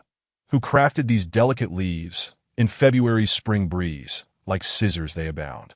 Ah, a poem from the elementary school curriculum. Wait, another one comes to mind. Suddenly, it was as if a dam had burst. Verses flowed forth one after another until, in no time, he had transcribed 30 ancient poems. The moment he completed the last poem, the pile of yellowed pages before him transformed into a golden light, soaring into the bookshelf. Ding! The host has triggered a new side quest. Enrich the library. Quest details. Complete an original work within 3 months. With a minimum of 100,000 words, and the book must not fall below blue quality. Indeed, this method proved effective. Not only had the 30 poems been compiled into a book, but he had also activated a new side quest. Completing an original novel within 3 months with a word count exceeding 100,000 seemed daunting. And what exactly was blue quality? Creative endeavors could wait, so Ma Feifei rushed to the bookshelf to retrieve the newly completed book. Wait, something seems different. Observing the book in his hand and comparing it with the volumes Zhao Xiaodao and her friend held, he noticed that his book was white while theirs was blue. Is there a difference? Instinctively, he glanced at the cover, which bore the title, 30 Poems. Ah, that was the title. The background was white, devoid of embellishments ditto, and there was an author name, Ma Feifei. Flipping through the pages, he found nothing particularly unusual. How peculiar! What could possibly be the reason? Could it be that the difference in color stems from the fact that these books are not part of the system's rewards? But what does the differing color signify? Could it be related to the quality of the books? Ma Feifei pondered, holding the book in his hands, while the reactions of the other customers in the shop were markedly diverse. Just moments ago, that flash of golden light had swept through, witnessed by all, leaving everyone in a state of astonishment. However, the expressions varied. The siblings Zhou Guanyu displayed a mix of curiosity and delight, intrigued by the sudden appearance of an additional book, while the joy lay in the possibility of being able to read it. Zhao Xiaodao, although surprised, was enveloped in a thick haze of confusion, as if this book possessed a certain spirit, having soared onto the shelf. Why had he been able to pilfer that copy of Andersen's fairy tales on that fateful day? The elegant lady, on the other hand, was utterly shocked. Her keen and meticulous mind had been observing Ma Fei since her entrance, noting his constant writing. The golden light had indeed emanated from him, transforming in an instant into a book upon the shelf. This scene evoked memories of an ancient legend, written by the stroke of a pen. Chapter 10. For viewing only ultimately, Ma Fei could not discern the distinction between his book and the system's offerings. However, Zhou Guanyu, brimming with excitement, exchanged some spirit crystals and took away the 30 poems. Does this count as my own writing? It should, I believe. All authored by Ma Fei. Self-reliant, then? Ma Fei mused softly while clutching the spirit crystal. Observing Zhou Guanyu hand the book to Zhou Zhuling, who opened 30 poems with an expression of curiosity, Ma Fei felt an unexpected sense of accomplishment. This feeling of achievement was far more tangible than the mere act of copying for the system. Yet at that moment, Ma Fei needed to verify one crucial outcome: whether reading this book would increase his readership. That was the crux of the matter, that if 30 poems could indeed augment his readership, it would facilitate the completion of the system's tasks, igniting his enthusiasm to create further. If it did not, what was the point of writing? Would he merely pen words to earn spirit crystals, aside from exchanging a single spirit crystal for 1,000 gold coins? He had never utilized the remainder, which lay untouched in his cabinet. Others used spirit crystals for cultivation, yet Ma Fei had no interest in such practices. He could elevate his cultivation merely through task completion. What need had he for spirit crystals? Thus, in this bookstore, a peculiar scene unfolded. Zhou Zhuling perused the book, Zhou Guanyu craning to steal glances over her shoulder, Ma Fei leaning across the table to sneak a look at Zhou Zhuling. While in a corner, the elegant lady occasionally glanced up from her reading to observe Ma Fei. Zhao Xiaodao was rather busy, shifting his gaze between the book, the elegant lady, Ma Fei, and the Zhou siblings. 30 poems was concise, and although Zhou Zhuling read at a leisurely pace, she managed to finish the poetry collection by noon. Meanwhile, the readership metric that Ma Fei had been monitoring underwent a change, as the system's main task now reflected a readership of 210. This was due to both Zhou Zhuling and Zhou Guanyu having read it. It truly works, Ma Fei thought, elated to confirm his hypothesis. With this revelation, as long as he continued to create and pen additional works, he would no longer need to anxiously await the completion of readership for Andersen's fairy tales and half an acre of flower fields. After all, the former comprised millions of words, and the latter over 500,000. Finishing them was a monumental task. 30 poems was ideal brief, quick to read, and capable of fulfilling the readership requirement, offering far superior value compared to the previous 2 books. Moreover, Ma Fei discovered something intriguing. The system counted the readership collectively when 2 individuals read the same book. Did this imply that a single book could accommodate multiple readers? If 3 individuals read Andersen's fairy tales, would that not amount to 3 points of readership upon completion? And what if 30 people read it? Would that not yield 30 points? Given the current circumstances, such a scenario seemed entirely plausible. After Zhou Zhuling finished reading 30 poems, she gently closed the book, gazing at the cover for a moment before remarking, "Isn't this Ma Fei the shopkeeper?" Zhou Guanyu shot a glance at Ma Fei and replied, "One of the poems in this collection contains the lines clouds long for garments. Flowers yearn for beauty. Since this book is authored by the shopkeeper, I presume this signature must indeed belong to him." Ma Fei. Zhou Zhuling murmured softly, unable to suppress a laugh. Zhou Guanyu also smiled lightly, but then seemed to ponder something, sitting beside Zhou Zhuling to inquire, "Sister, do you feel any discomfort?" It had been a full 3 hours since Zhou Zhuling's last episode, a duration during which she had not experienced any symptoms. Typically, her episodes recurred at an hourly interval. Zhou Zhuling nodded, stroking the cover of the book as she remarked, "I can feel it, indeed. While reading, the energy within me seems to cease its turmoil and settles in a tranquility. It appears our earlier hypothesis holds true. The books possess a remarkable ability to suppress my ailment." After speaking, Zhou Zhuling cast a sidelong glance toward the direction of Zhao Xiaodao, specifically at the book in his hands. "If I am not mistaken, All the books here exhibit such an effect. Zhou Guanyu followed her gaze, contemplating as he replied, "If that is the case, this bookstore truly deserves the title of magical." "Sister, do you think we can purchase this book?" Zhou Guanyu suddenly proposed. Regardless of whether the book could cure Zhou Zhuling's illness, it had certainly proven effective in suppression. Acquiring a copy for daily reading would aid in managing her condition. Zhou Zhuling shook her head, pointing to the sign in the center of the room, which read, "Magical Bookstore, for viewing only. Reading costs 1 spirit crystal per hour. How can we know without trying?" Zhou Guanyu dismissed her concerns, believing that all things in this world were interconnected. For instance, a shopkeeper must have the intention of making a profit. Hence, he was convinced that the phrase "for viewing only" was merely a fade, and that as long as sufficient payment was offered, the rule could be bent.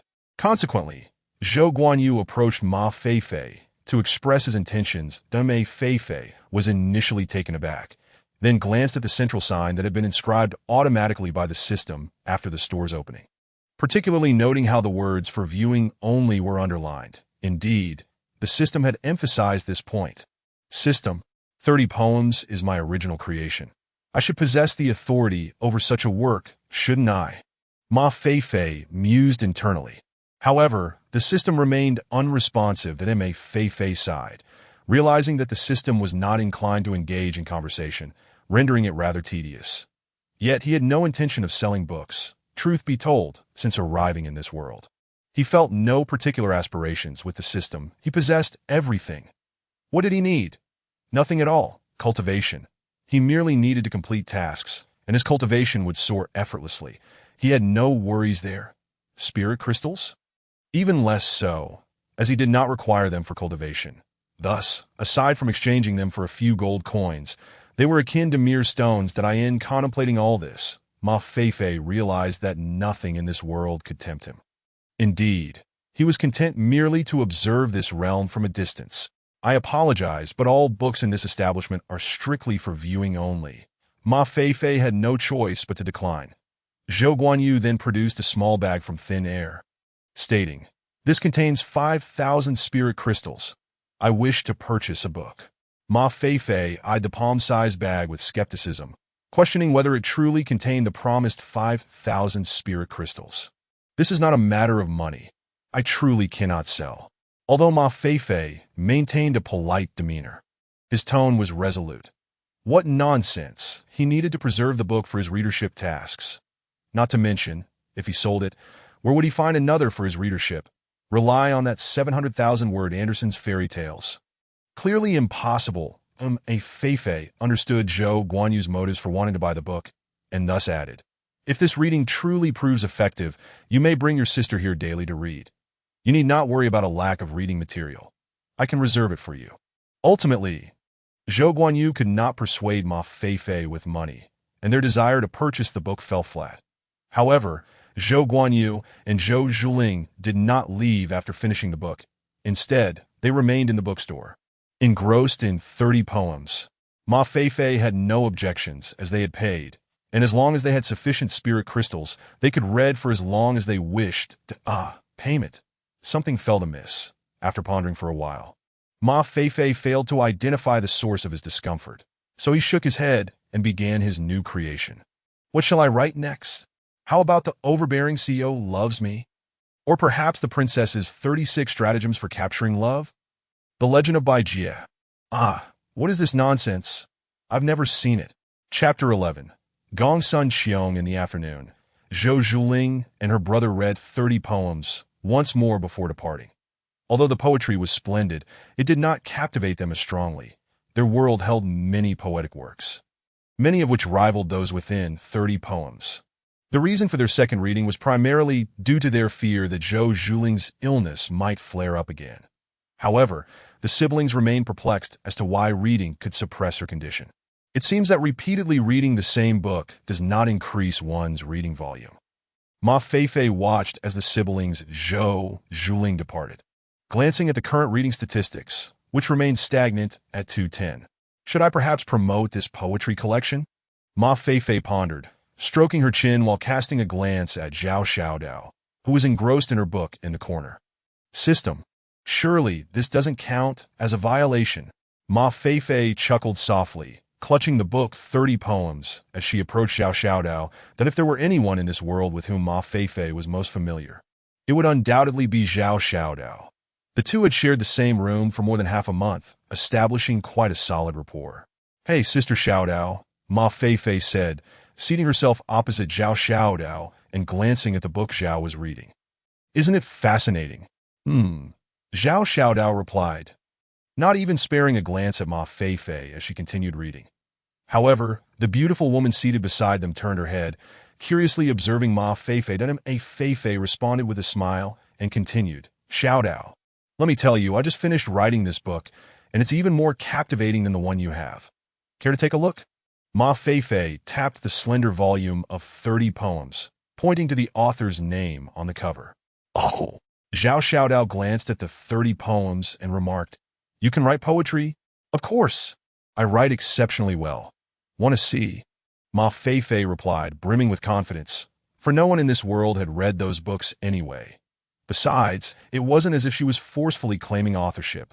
The system had imposed her name on them, erasing the original authors' names. "Not interested," Zhao Xiaodao dismissed, tapping her book.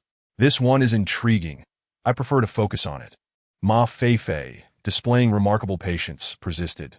"This book is quite brief. You'll finish it in no time. Once you're done, you can read half an acre of flowers." "No, I can't afford it," Zhao Xiaodao replied with a shake of her head, that in her eyes, Ma Feifei resembled a cunning merchant. Had she not brought along a wealthy companion today, she might have deemed even this book beneath her. Yet, Ma Feifei was relentless in her attempts to promote her new work. This thought, Zhao Xiaodao's expression turned to one of disdain as she pretended to shove Ma Feifei away, saying, "Go on, find somewhere else to be. Do you have any idea how precious my time is? Every moment is worth spirit crystals, you know. Please do not disturb my reading, thank you." Ma Feifei was rendered speechless. "May I take a look?" The beautiful woman beside them, who had been observing Ma Feifei intently, finally spoke up, her interest piqued. "Of course." Ma Feifei nodded in response. The beautiful woman regarded both the book in her hands and the one Zhao Xiaodao had, noting that neither had encountered this volume before. Thus both could contribute to her reading statistics. However, Ma Feifei glanced at the Anderson's fairy tales in the beautiful woman's possession and hesitated, asking, "You will finish this book, right?" The beautiful woman paused, then nodded. "Of course, I have already completed half of it and will finish it by tomorrow." This left Ma Feifei momentarily stunned. Instinctively, she glanced at the pages of the book the woman held, noting that they were opened roughly halfway. "So fast!" Ma Feifei exclaimed in surprise. How long had it been? At most 6 hours, and she had already read 3 to 4 million words of Anderson's fairy tales? Was she truly reading or merely flipping through the pages? "Fast, this book is quite engaging. I am actually reading it slower than my usual pace." The beautiful woman smiled, her long fingers indicating Ma Feifei's 30 poems. "Since this poetry collection is authored by the shopkeeper, I would also like to experience it." Ma Feifei glanced at the beautiful woman, who possessed a particularly mature visage, reminiscent of a perfectly ripened peach, blushing and irresistibly attractive. Unable to help herself, Ma Feifei stole a few more glances. "You lecher," Zhao Xiaodao remarked disdainfully upon witnessing this. The beautiful woman smiled slightly, her gaze innocent and unbothered. Ma Feifei's face flushed, and she handed the book to the beautiful woman before turning to shoot a fierce glare at Zhao Xiaodao, only to receive an eye roll in return. Embarrassed, Ma Feifei retreated to her creative endeavors. The beautiful woman first folded the corner of the page in Anderson's fairy tale she had reached, then closed it and opened Ma Feifei's 30 poems. "This poetry collection seems to differ somewhat from Anderson's fairy tales," the beautiful woman observed after a moment of looking through it, noting certain discrepancies. "It appears to lack a certain aura of spiritual energy." The beautiful woman fell into deep thought. Since entering the bookstore, she had sensed something was amiss. Upon approaching, it felt as though the connection to the external realm's spiritual energy had been obstructed by something. Although this was quite subtle, only detectable without the use of spiritual energy, her sensitivity to such forces far exceeded that of others. allowing her to discern this issue upon stepping inside the bookstore. Moreover, it appeared that some formation was present within the store, which not only severed the connection to the spiritual energy in the surrounding air, but also muffled the sounds from outside. Seated within the bookstore, the bustling noise from outside was almost imperceptible unless one paid close attention. Of course, the most crucial aspect was that she sensed no overwhelming auras or formations within the store. Even a spiritual sage could not evade my perception. What exactly is going on? And this book, too, seems to harbor secrets. The Anderson's fairy tales not only calmed the heart and soothed the spirit, but also contained faint waves of spiritual energy, albeit weak. The notion that spiritual energy could be concealed within a book was something the beautiful woman, after over 30 years, had never encountered. Yet, while the 30 poems could similarly induce a state of tranquility, it lacked any such spiritual resonance. What could be the reason for this? The beautiful woman pondered in perplexity. Sister Qiong, how are his poems? Zhao Xiaodao inquired, unable to contain her curiosity. The beautiful woman smiled gently, suppressing her inner thoughts, and glanced at Zhao Xiaodao, saying, "Indeed, they are beautifully composed. Then I shall take a look as well." Zhao Xiaodao replied playfully. Thus, the trend of reading a single book multiple times suddenly became fashionable. Ma Feifei sensed that she had forgotten something, but could not quite recall what it was. A truly strange occurrence. In the following days, Ma Feifei immersed herself in her writing. Even at night, after the bookstore had closed, she would take paper and pen to the backyard to continue her creative pursuits. It wasn't merely diligence. The world felt exceedingly monotonous at night. With few recreational activities available, compelling her to pass the long hours through writing. The bookstore's operations had stabilized, with a steady stream of customers, including Zhao Xiaodao and her best friend, Zhou Zhuling. However, the limited number of books meant that there were times when only one person could sneak a glance at another's reading material. More critically, Zhao Xiaodao's best friend was not merely reading. She was flipping through the pages. Among the 3 books in the store, aside from Anderson's fairy tales, which was completed in 2 days, the remaining half an acre of flowers was devoured in merely half a day. Most of the time, she simply sat in the bookstore, curiously observing, which left her without anything to read. To clarify, it was not that she lacked material. She had simply finished reading at this moment.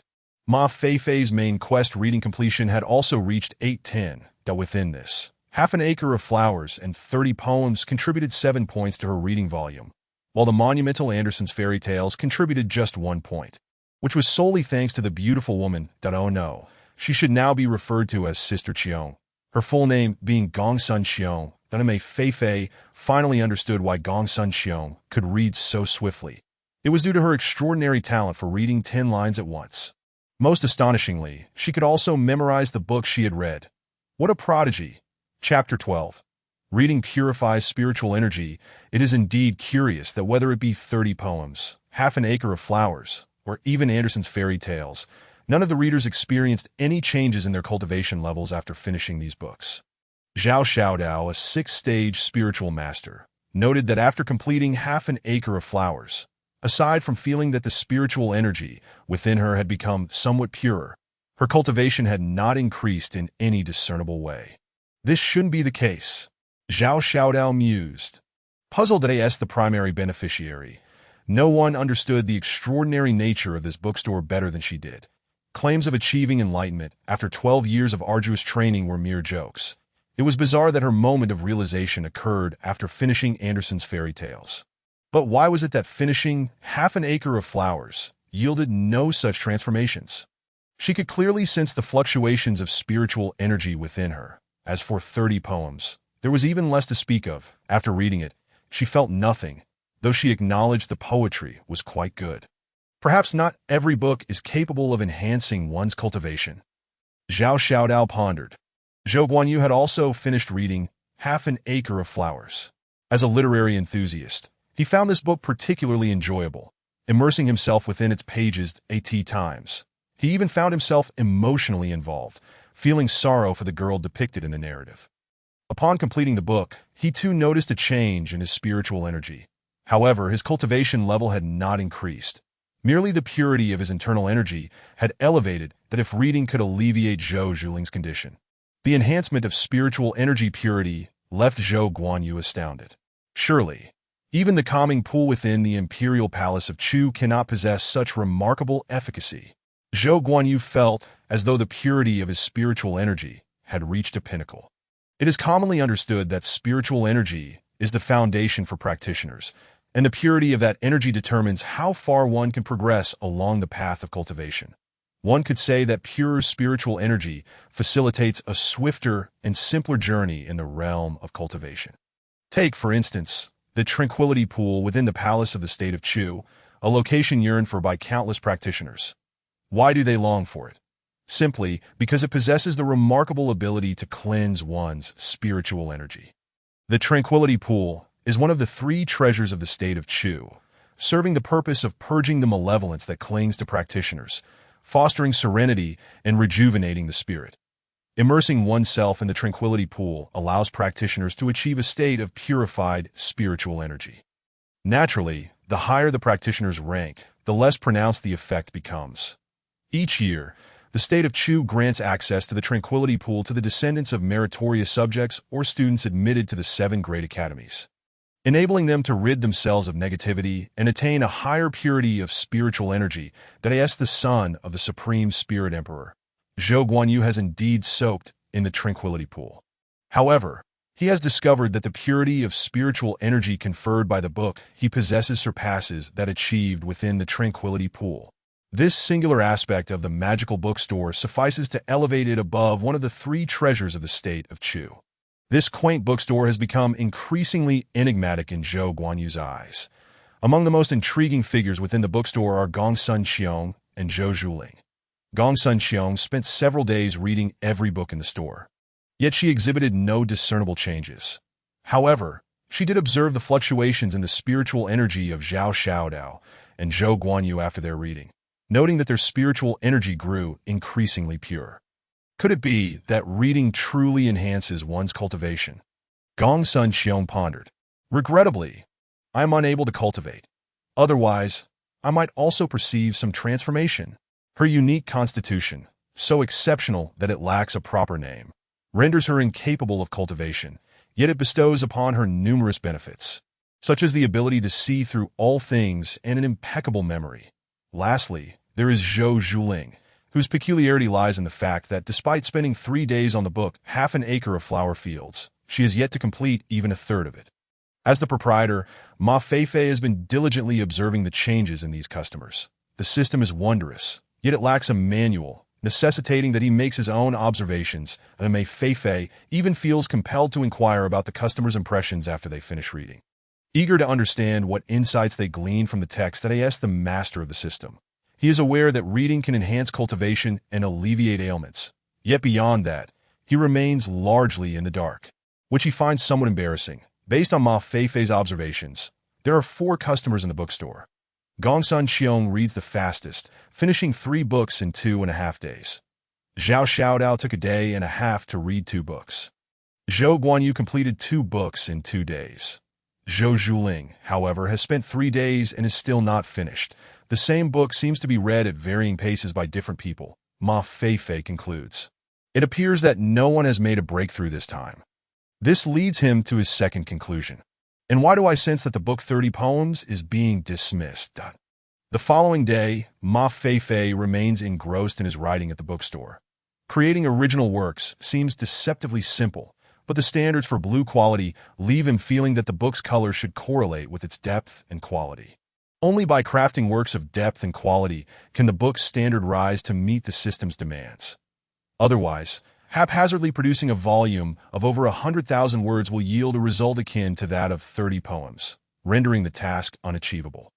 Aside from Ma Feifei, only Zhou Zhuling remains in the bookstore. Zhao Xiaodao and Gongsun Xiong have not returned, and even if they did, there are no books for them to read. Zhou Guanyu has also been absent, as it is said that the great states of Chu and Qin are on the verge of war, necessitating his departure to the front lines, and he may be away for some time. Zhou Zhuling's condition has improved significantly. After her ailment was subdued, she no longer coughs up blood and can walk unaided. She arrives punctually at the bookstore each day, even more diligently than Ma Feifei. The proprietor, however, Her pace in reading has begun to concern Ma Feifei. With the deadline of 1 month fast approaching and only a small amount of reading left to complete the task, he finds himself relying solely on Zhou Zhuling now that Zhou Guanyu is unavailable, and Zhao Xiaodao and Gong Sun Xiong are equally unhelpful. Yet, she remains unhurried, leisurely perusing half an acre of flower fields, her expressions shifting from wonder to sorrow to acceptance, leaving Ma Feifei momentarily stunned. While she imbues her reading with emotion, Ma Feifei refrains from commenting, instead placing his hopes on the novel he is currently crafting, no longer concerning himself with Zhou Zhuling. Chapter 13. The quality of books. The great states of Qin and Chu are on the brink of war. The Chu army has advanced 30 miles north and now stands in confrontation with the Qin forces. In these past few days, the atmosphere in Watanabe town has grown increasingly tense. The streets are less populated with the usual raucous characters, and even the cries of street vendors have diminished significantly. The air is thick with the scent of gunpowder. For Ma Feifei, the concept of war feels somewhat distant. Regardless of whether the state of Chu prevails in this conflict, it bears little relevance to him as long as he tends to his bookstore. However, the looming war has inevitably impacted certain individuals. Zhao Xiaodao is one such person. Once a guardian under a trading association, she frequently escorted merchants across various nations. The association had originally planned to remain in Watanabe town for 2 months. But due to the war, they were compelled to depart early, heading east into the Ninefold Mountains and entering the Zhao state. Before her departure, Zhao Xiaodao made a point to bid farewell to Ma Feifei, though he sensed that her visit was primarily to check if any new books had arrived at the store. Although half an acre of flower fields did not enhance her cultivation, the improvement in her spiritual energy's purity was sufficient to demonstrate that the books within the magical bookstore could indeed benefit practitioners.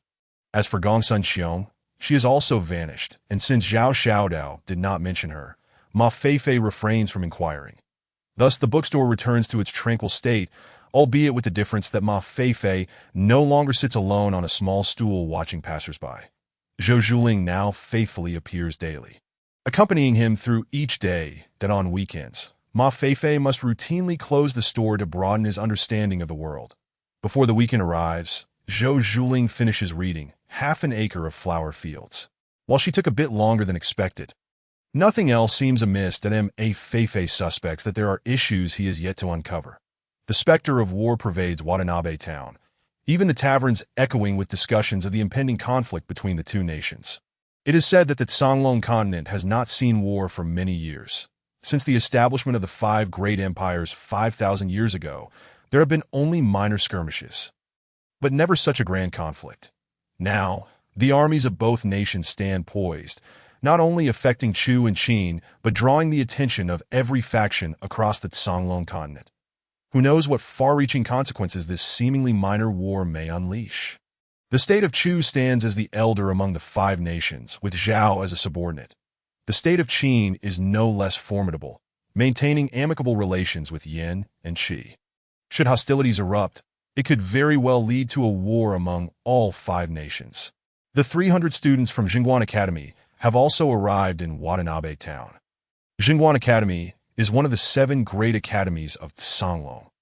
Established by the state of Chu, dedicated to the instruction of cultivation techniques, Daiyin Chu, Jingguan Academy holds a prestigious position, being the alma mater of the only spirit saint in the state, and its graduates frequently achieve remarkable success, far exceeding their peers. The arrival of these 300 students serves dual purposes: to protect their homeland and to treat this war as a valuable opportunity for training. Leading them is the renowned Zaiyayozi, ranked first on the dragon list, who has already entered the spirit realm at a young age. Truly a prodigy. It is rumored that he has attracted the favor of a dean from Kangming Academy, and upon graduation, he will be taken on as a direct disciple. Among the 7 great academies of Songlong, 5 are established by the 5 great nations, situated within their respective territories. The remaining 2 are Kangming Academy and Zhongyong Academy. The former renowned for its 7 spirit saints, while the latter is less known, with its location often elusive. Despite their differences, the difficulty of admission to both is comparable. The former relies on talent, while the latter is based on fate. This weekend, the talk surrounding Ma Feifei is rife with rumors of war and the 300 students. On Monday, Ma Feifei opens the bookstore as usual. Shortly after, Zhou Zhuling arrives, her complexion appearing markedly better than in the past few days, suggesting signs of recovery. Perhaps I could consider increasing the reading fees? Ma Feifei muses, gazing at a large bag of spiritual crystals resting on the table, stroking his chin in contemplation. Unbeknownst to Zhou Zhuling, who is nestled in a corner engrossed in Andersen's fairy tales, Ma Feifei is contemplating a price hike. These past 2 days, she has felt quite well. The bookstore was closed for 2 days. Yet during that time, she not only avoided falling ill, but also sensed her body growing increasingly comfortable, her internal channels unblocked, and her spirits lifted. Although she still cannot access her spiritual energy, her physical robustness has significantly increased, to the point where she can manage a light jog. Perhaps, as I continue reading, my ailment will heal. This is Zhou Zhuling's inner thought, though she has come to view life and death with indifference. Recognizing that all stories must eventually conclude, she harbors a hope of prolonging her own narrative just a little longer. In the afternoon, Ma Feifei completed his first original work in many days. A flash of golden light swept across the room and flew onto the bookshelf. Then Ma Feifei approached and took the book in hand, only to discover that it was a white-covered book. Is my writing really that poor? He mused, a hint of displeasure creeping into his thoughts that if his assumptions were correct, white books were the lowest quality within the system's categorization. But he recalled the lowest were blue books. Thus, white books were deemed subpar by the system, not even meeting the minimum standards. Why do I doubt myself so? With that, Ma Feifei ceased his creative endeavors and began to examine his recently crafted book. Look at the excitement, the depth, the prose, the structure. Where is the flaw? Thus, he became entranced, murmuring to himself as he perused his own original work. In the corner, Zhou Zhuling was drawn in, having been captivated by the flash of golden light when it first appeared. This was the second time she had witnessed such a phenomenon. Each time the golden light emanated from Ma Feifei, it signified the emergence of a new book. Has the shopkeeper released another new work? Zhou Zhuling exclaimed, a hint of surprise in her voice. The books within the magical bookstore were entirely unfamiliar to her, the stories and backgrounds unlike anything she had ever encountered. She surmised that these works were solely the creation of Ma Feifei, much like that volume titled 30 Poems. As for the differing authorship of Andersen's fairy tales and Half an Acre of Flowers, she suspected it was a deliberate choice by Ma Feifei. Moreover, as a writer, having multiple pen names seemed perfectly normal. The shopkeeper's new work meant that she would have more literature to enjoy. Unbeknownst to Ma Feifei, he had successfully captured the admiration of a young fan, a beautiful girl bubbling with excitement, though it seemed he remained oblivious. Lost in the world of his creations, this marked his first true peace. Ma Feifei was resolute in refusing to acknowledge any inadequacies in his work. Thus, he attributed the blame to the system, convinced it was intentionally complicating his tasks. However, he felt powerless against the system and could only continue to immerse himself in creation. Time flew by, and in the blink of an eye, only 3 days remained until the completion of the month-long main quest. During this period, Ma Feifei diligently repeated his original writing, while Zhou Zhuling quietly absorbed Andersen's fairy tales. The bookstore had seen no customers. Occasionally, Ma Feifei would check on Zhou Zhuling's reading progress. She was nearing the end, and whether she could finish the book within the designated time frame was of utmost importance to him. Fortunately, she seemed to be reading at a steady pace, suggesting she would indeed complete it by the end of the month. However, Ma Feifei's creative journey faced significant obstacles. During this time, he had produced 4 works, each one a white book. This left him feeling disheartened and questioning his own abilities. Can I really not produce a single blue book? Perhaps I should just copy one of the 4 great classical novels, he pondered. That probably wouldn't be allowed. After all, originality was the goal. Since the system had assigned him an original title, it seemed likely that previously written works would not be permitted. Although his 30 poems could be considered derivative, poetry hardly equated to a book, and the two could not be compared. Furthermore, that collection was also classified as a white book, so even if he copied one of the 4 great classical novels, it might still turn out to be a white book. Thus, he dismissed that idea. Why not write a story set in this world? Ma Feifei suddenly recalled that he had traversed into another realm. Perhaps he could pen his observations of this world. This seemed like a promising approach. In a few days, the weekend would arrive, providing him the opportunity to gather more intriguing tales of this world, thus enriching his writing. Chapter 14. Scholar Yang Qingji Ding. Congratulations, host. Task completed. You have received the books The Legend of the Condor Heroes My Fair Princess, Part 1. Congratulations. Your cultivation level has risen to the pinnacle of Spirit Master, 9th stage. After a month-long main quest, the system had finally delivered its rewards, 2 books and an elevation in cultivation. The increase in cultivation was quite impressive, soaring from the peak of Spirit Practitioner, 9th stage, to the pinnacle of Spirit Master. 9th stage. While not unheard of for someone Ma Feifei's age to achieve such a feat, it was extremely rare. One could say it was a 1,000,000 to 1 chance. Yet cultivation did not seem to hold much significance for Ma Feifei. Even if he were granted the cultivation level of a spirit saint, he would feel no exhilaration. This was because cultivation had no practical application for him. Of course, besides the rewards, the system issued a new main quest, a modest reputation. Achieve 100 points in readership and 10,000 points in recognition within 3 months. The system's rewards included Han Fizi, the Diamond Sutra, and My Fair Princess, Part 2, along with an unspecified enhancement in cultivation. Ma Feifei understood the concept of readership. But what on earth was this recognition? It seems the difficulty has increased again, he thought, tapping his pen against his forehead. The emergence of a new task made Ma Feifei feel a sense of urgency. First, he had 2 books to transcribe, alongside the need to fulfill the readership and recognition requirements within the given time frame. Thus, the sooner he could complete the transcriptions, the better. Additionally, there was a side task requiring him to create an original book, with the stipulation that it must attain blue quality. In light of this, 3 months appeared rather insufficient. Ultimately, Ma Feifei resolved to visit a tavern the next day. If he could not conjure any compelling stories, he would temporarily focus on transcribing The Legend of the Condor Heroes and My Fair Princess. Early the following morning, Ma Feifei set out, first indulging in a delightful breakfast before wandering through Watanabe town.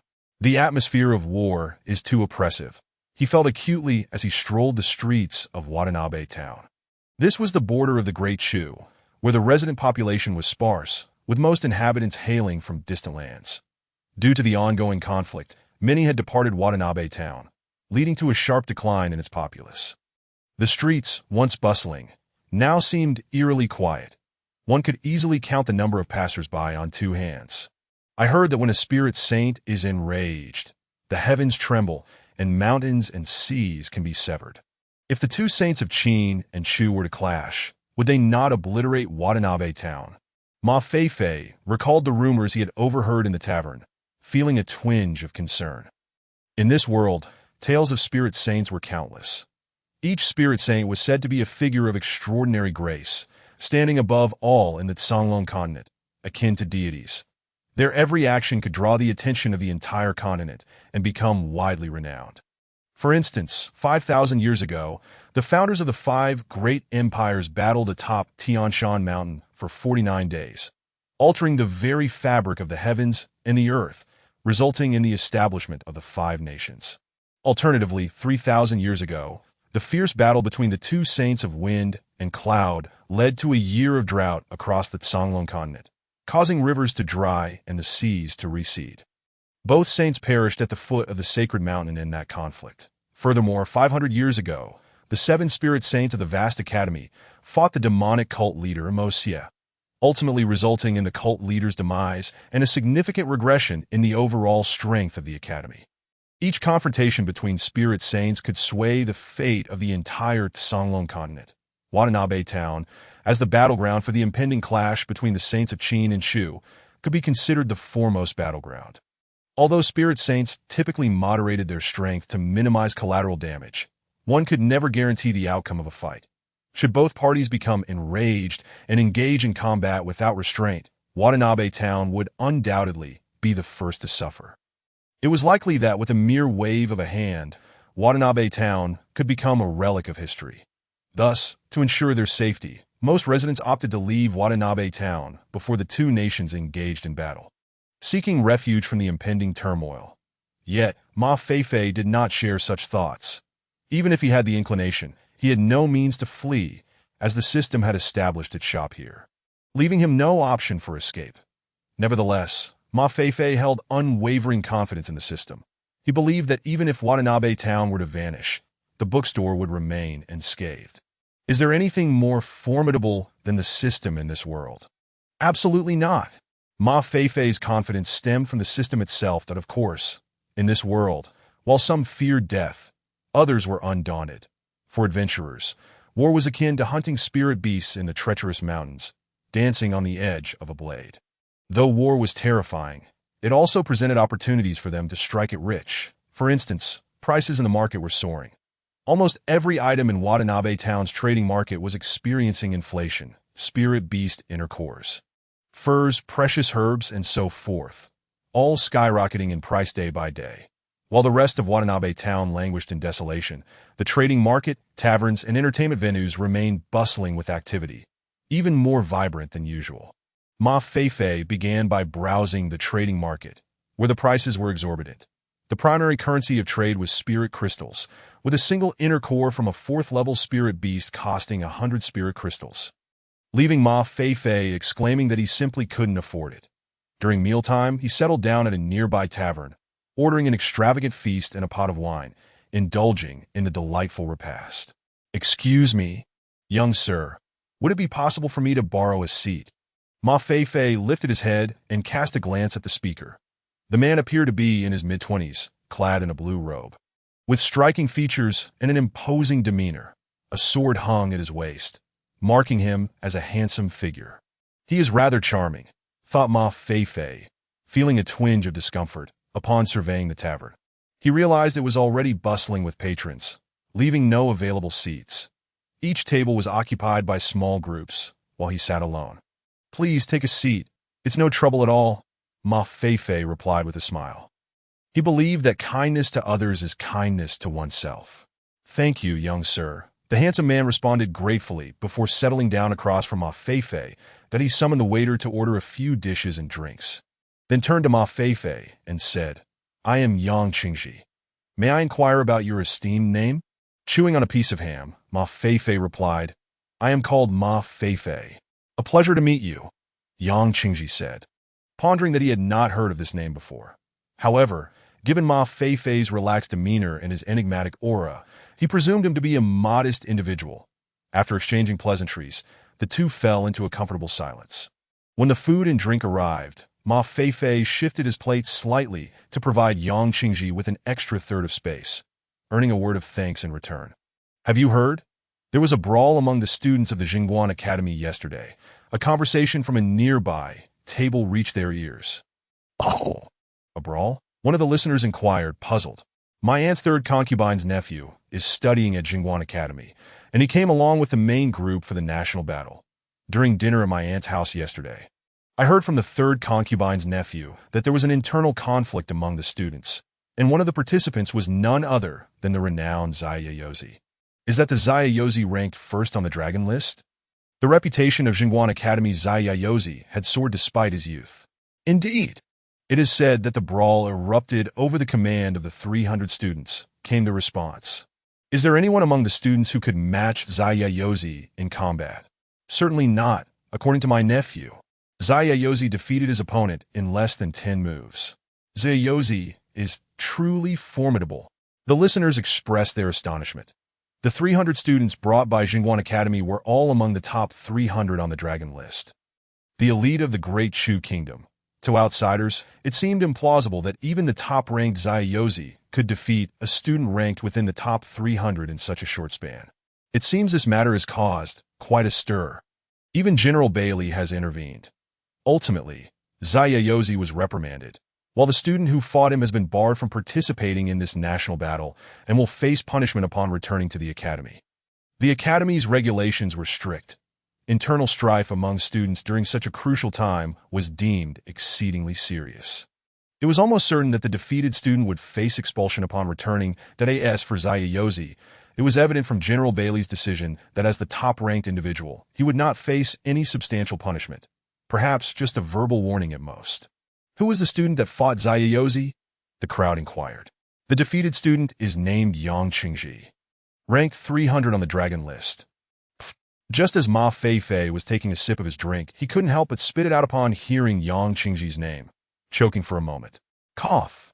Cough. He took a while to recover, inadvertently glancing at Yang Qingji, who was now visibly flushed with anger, his handsome features slightly reddened, veins bulging in his hands as he gripped his chopsticks. Goodness, he won't explode in fury. Will he? Ma Feifei felt a twinge of concern. Yet, considering he was already a 9th-level spirit master, and that Zayayozi had only just stepped into the spirit sect realm, he reasoned that Yang Qingji, ranked at the bottom of the dragon list, should not pose a threat. Then Ma Feifei clearly underestimated Yang Qingji. Despite his rage, he did not take it out on anyone. Instead, he gradually composed himself.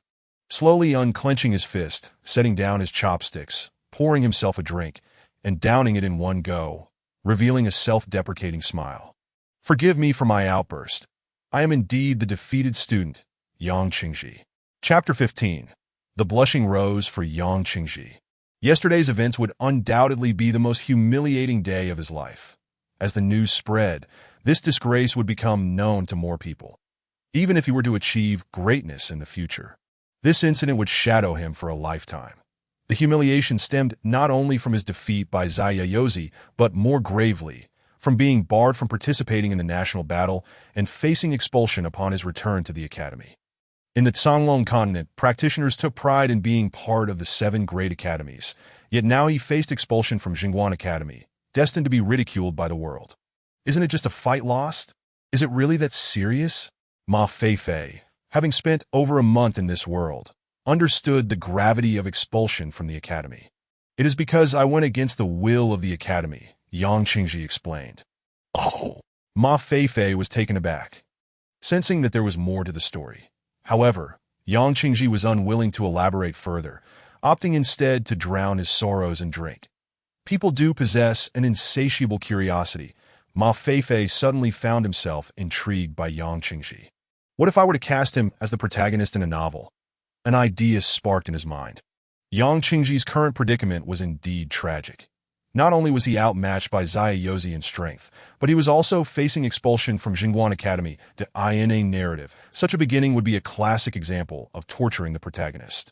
If he were to suddenly experience a surge in power, returning to crush Zayayozi and showcase his prowess as a prodigy, that would be quite thrilling. Regardless of expulsion from the academy, if he possessed the strength to subdue Zayayozi, other academies would surely welcome him with open arms. I could simply embellish the story a bit. It wouldn't matter the exact cause of their conflict. As long as I tweak it to suggest that they quarreled over a woman, and Yang Qingji lost, with his beloved running off with Zayayozi. This would amplify Yang Qingji's sense of humiliation. And once he achieves mastery, returning to trample Zayayozi underfoot while the woman he once loved watches on with a mix of regret and admiration, he could simply glance down at Zayayozi and coolly declare, "You are too weak," before departing. Wouldn't that be immensely satisfying? This could truly be a hit. Just the thought of it sent a rush of excitement through Ma Feifei.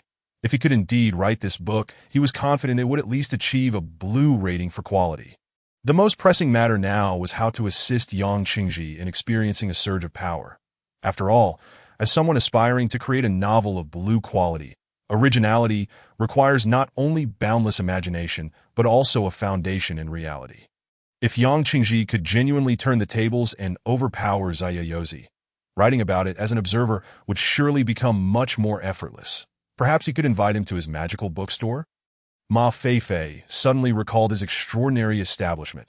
Coincidentally, 2 new books were about to be released, bringing the total to 4 system books in the store. Yang Qingji should be able to gain insights and improve his cultivation from these texts.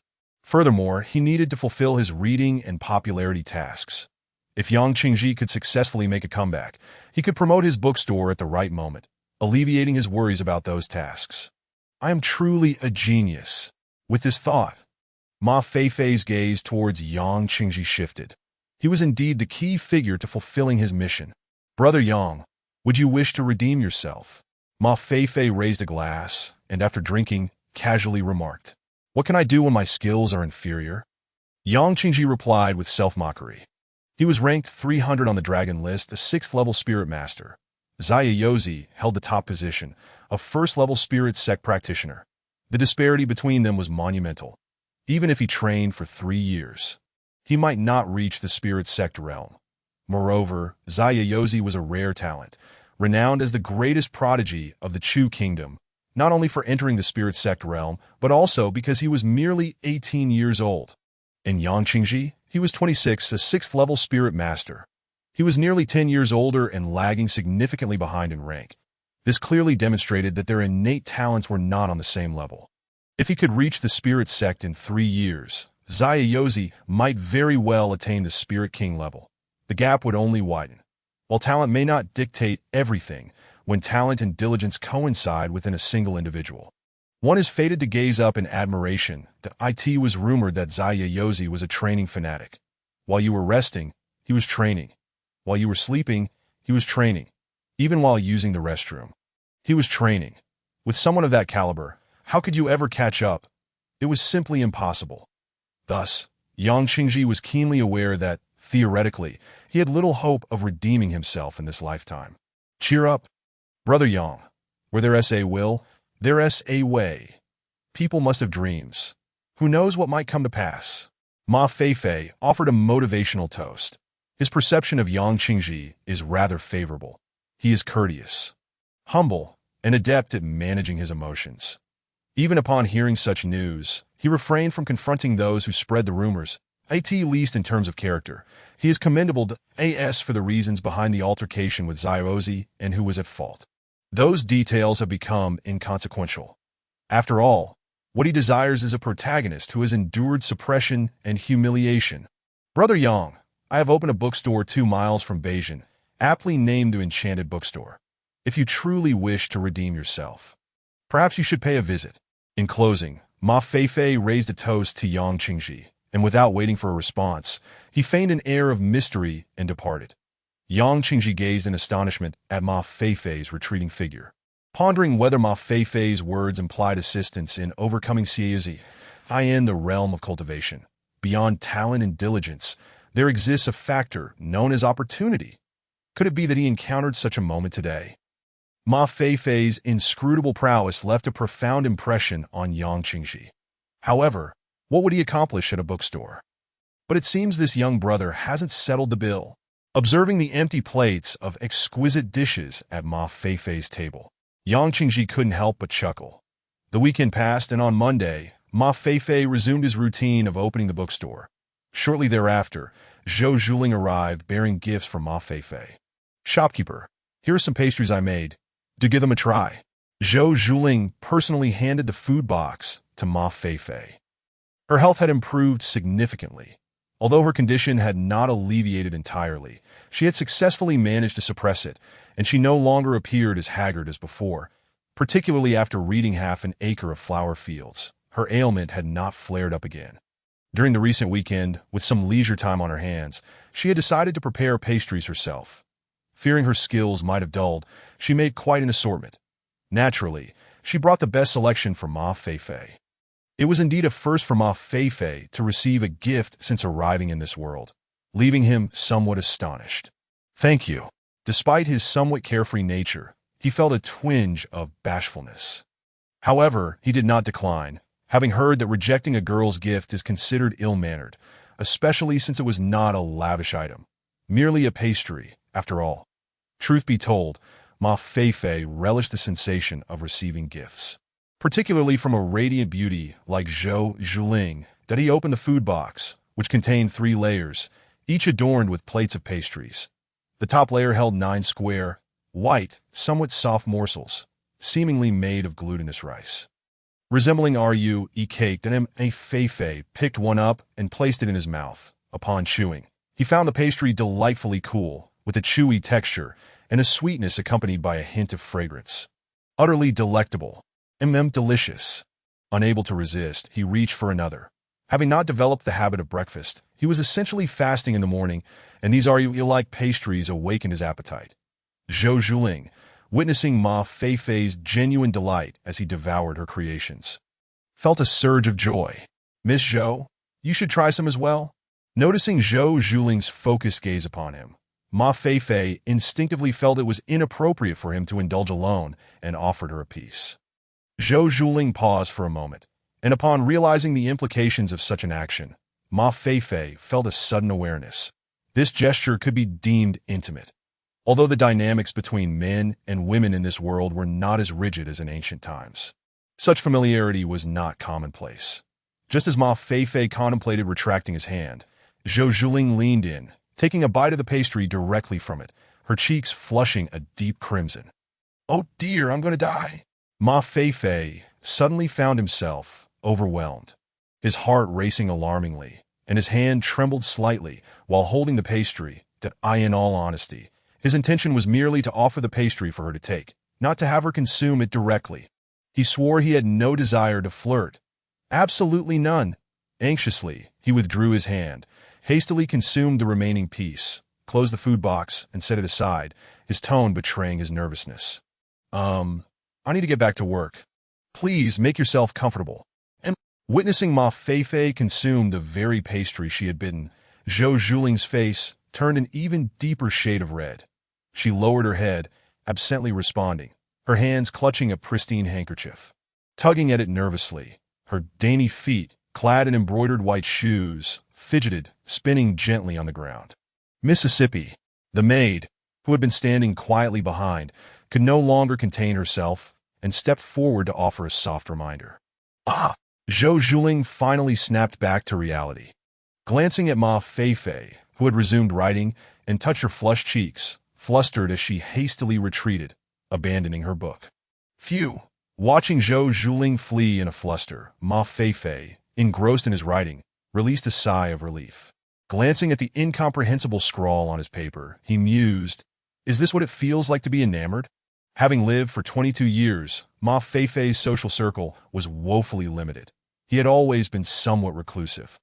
After graduating from high school, he began working in a furniture factory, a place devoid of youthful women, spending the year in the company of women old enough to be his elders. Thus, the unfortunate Ma Feifei had never experienced interactions with peers of the opposite sex. And he had never been in a romantic relationship. The incident that just transpired left him both anxious and exhilarated. Lost in thought, Ma Feifei's mind was filled with the image of Zhou Zhuling's bashful demeanor. Chapter 16. The solitary days of copying books. Time spent copying books always seemed to pass swiftly. Before he knew it, a day had slipped away. The bookstore was eerily quiet since Zhou Guanyu's last visit. It had seldom been so desolate. Having grown accustomed to the presence of patrons, Ma Feifei found the sudden silence somewhat disconcerting. Peering out at the deserted street, he closed the bookstore's doors and retreated to the courtyard.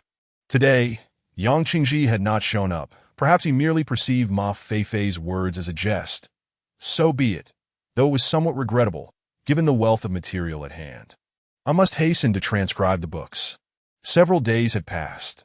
Yet Ma Feifei had barely completed the first book, The Legend of the Condor Heroes. This tome, comprising over 1,000,000 words, should not have taken long to copy, although he had been out during the day. He consistently returned to the courtyard at night to continue his transcription, managing at least 3 to 5 hours each night. Yet, he had only copied a third of the book. I wonder why it feels like my progress is slowing down, and time stretches longer. Ma Feifei contemplated this perplexing sensation he had experienced while transcribing over the past few days. Previously, he had copied Andersen's fairy tales, which contained over 700,000 words, in just 2 days. However, Half an Acre of Flower Fields, with its 50,000 words, had taken a day and a half. Now, The Legend of the Condor Heroes felt even slower. Could it be that the later sections are more challenging to transcribe? Unbeknownst to him, Ma Feifei had begun to habitually ponder the mysteries that the Enchanted Bookstore presented, slowly discerning some patterns. For instance, the quality of the books offered by the system was consistently blue, while the works he created were of white quality. By this logic, it followed that there must be even higher qualities beyond blue. Additionally, the benefits a book provided to customers, referred to here as returns, were initially modest but would undoubtedly increase with the quality of the books. Moreover, the returns derived from the same book would differ among various customers. For example, customer A might gain little from a book, while customer B might reap significant benefits. This could be inferred from the duration spent reading. Customers who spent less time with a book would receive limited returns, while those who devoted more time would garner greater benefits. Take Zhou Zhuling, for instance. She had spent several days engrossed in half an acre of flower fields, far exceeding the time others had spent. Although Ma Feifei had yet to ascertain what she had gained from it, her noticeably improved complexion suggested she had derived something healing for her condition from the book. Thus, it appeared that the longer one read, the greater the returns achieved. Could it be that the longer the transcription process, the higher the quality of the books produced? Ma Feifei pondered that if this hypothesis held true, then even among books of blue quality, there would be distinctions. Those transcribed over longer periods would surpass those completed swiftly. Anderson's Fairy Tales in Half an Acre of Flower Fields served as excellent examples. In that case, Zhou Zhuling's returns must indeed exceed those of Zhao Xiaodao. With this realization, Ma Feifei couldn't help but click his tongue in astonishment. Zhao Xiaodao had leapt 6 levels, almost as if he had been granted an advantage, and Ma Feifei had once believed Zhao Xiaodao was the most successful in terms of returns from the bookstore, only to discover there was a hidden powerhouse in Zhou Zhuling. You know, this system of yours is quite unfortunate, as it lacks communication. Ma Feifei felt a twinge of melancholy. If only the system could communicate with him, there would be no need for him to engage in such futile speculation. Zhou Zhuling could simply inquire about the benefits obtained, thus eliminating the need for such exhaustive contemplation. Time seems to be passing ever more swiftly.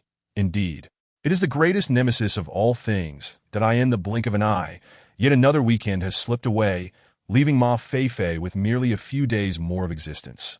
The Legend of the Condor Heroes has been published and has graced the bookshelf for several days now, bearing a blue quality, which falls short of the higher caliber Ma Feifei had envisioned.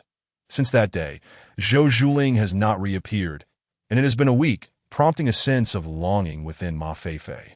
As for Zhao Xiaodao, one wonders if she has safely reached the borders of Zhao country. Why does Zhao Xiaodao come to mind? The individual who has persistently occupied Ma Feifei's thoughts, Yang Qingxi, appears to have truly forgotten his own words, having vanished without a trace. During the weekend, Ma Feifei ventured to the tavern once more, but alas, he did not encounter him. The armies of Deqin and Dechu have been at a stalemate for nearly half a month now, with no battle yet to commence. However, as the number of participants on both sides continues to swell, the atmosphere grows increasingly oppressive, so much so that even a Huang from Wang Laojia's household seems to be suffocating. Despite the absence of direct conflict, both nations are demonstrating their might. Under the leadership of Xia Yozi, 300 students from the Dechuzhenguan Academy ventured into the 4th tier of the Ninefold Mountains and hunted 4 6th-level spirit beasts, earning them considerable renown. Not to be outdone, the Deqin Ming Dao Academy, led by the top of the Dao ranking, Qin Wu Dao, also sent 300 students to hunt a 7th-level spirit beast in the Ninefold Mountains, thereby displaying their prowess. That it is said that later, the two groups encountered each other within the mountains, resulting in a clash between Xia Yozi and Qin Wu Dao, with no clear victor.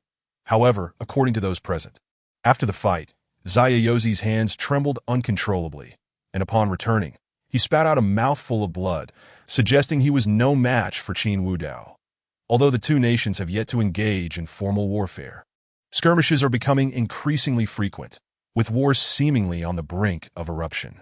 Today's weather seems rather peculiar, Ma Feifei remarked as he opened the shop door. Glancing upward, he observed a sunless sky, shrouded in a dense expanse of clouds. Ma Feifei, now a 9th-tier spirit master, occasionally hones his cultivation skills. Although he has yet to participate in battle, he has distinctly felt the difference in his abilities before and after his training. For instance, looking at the sky, he recalls that before his cultivation, he could only perceive the surface. Now, however, he observes the swirling spiritual energy within the thick clouds above.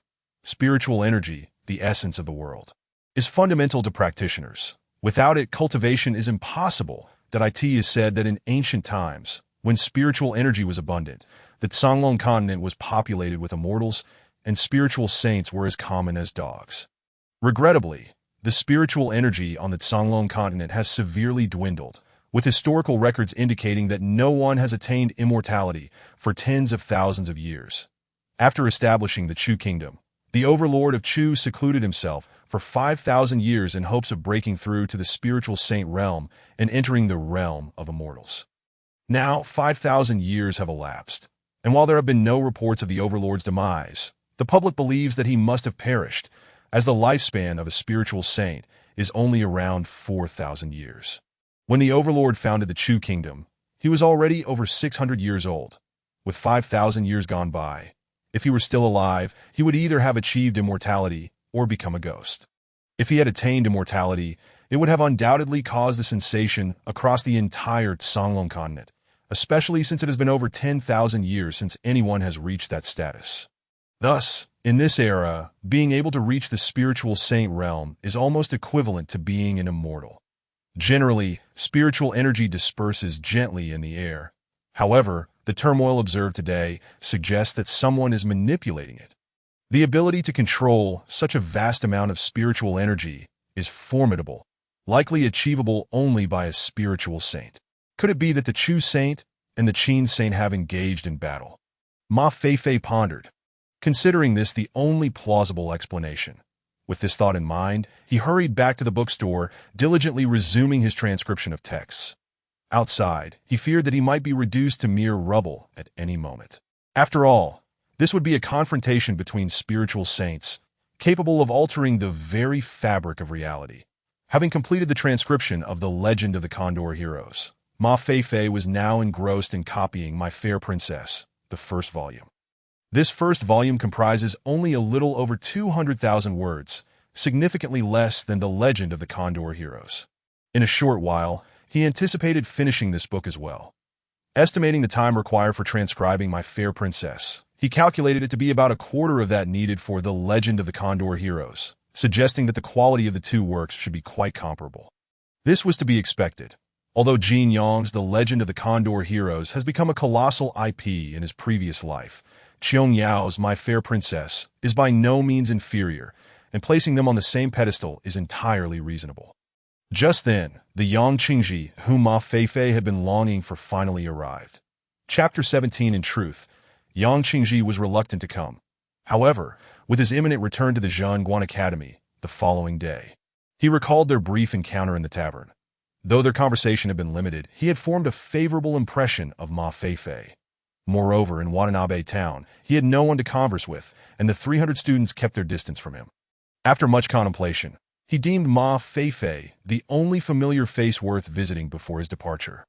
"Brother Yang, are you returning to Zhangguan Academy tomorrow?" Ma Feifei, setting aside his transcription pen, invited Yang Qingji to sit, and the two engaged in face-to-face conversation. Yang Qingji appeared rather disheartened, his demeanor exuding an aura of melancholy, almost as if his face were inscribed with "I am not happy." Nevertheless, he managed to muster a smile in Ma Feifei's presence, stating, "Indeed, the Academy has issued a notice for my return." The news of his prohibition from participating in the national conflict had spread throughout the Chu kingdom, and the Zhangguan Academy had suffered some negative repercussions as a result.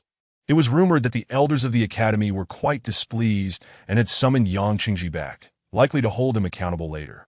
"Will you simply sit idly by?" Ma Feifei was well aware that Yang Qingji's return likely meant he would be expelled from the Academy, a situation that could have lifelong ramifications.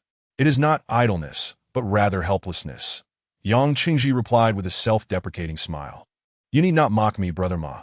Although I ranked 300 on the dragon ranking, that was a year ago. A year prior, I was already at the 6th tier of spirit mastery, yet here I stand, stagnant. The individual ranked 299 has already reached the 8th tier, and there are quite a few who have surpassed me at the 7th tier. In a month, the annual dragon ranking competition at Zhangguan Academy will take place, and I fear I will not even be able to maintain my position at 300, let alone defeat Zai Yaozi. Should he fall off the dragon ranking, he would lose his last line of defense that I end this world. The bottom line is that power reigns supreme.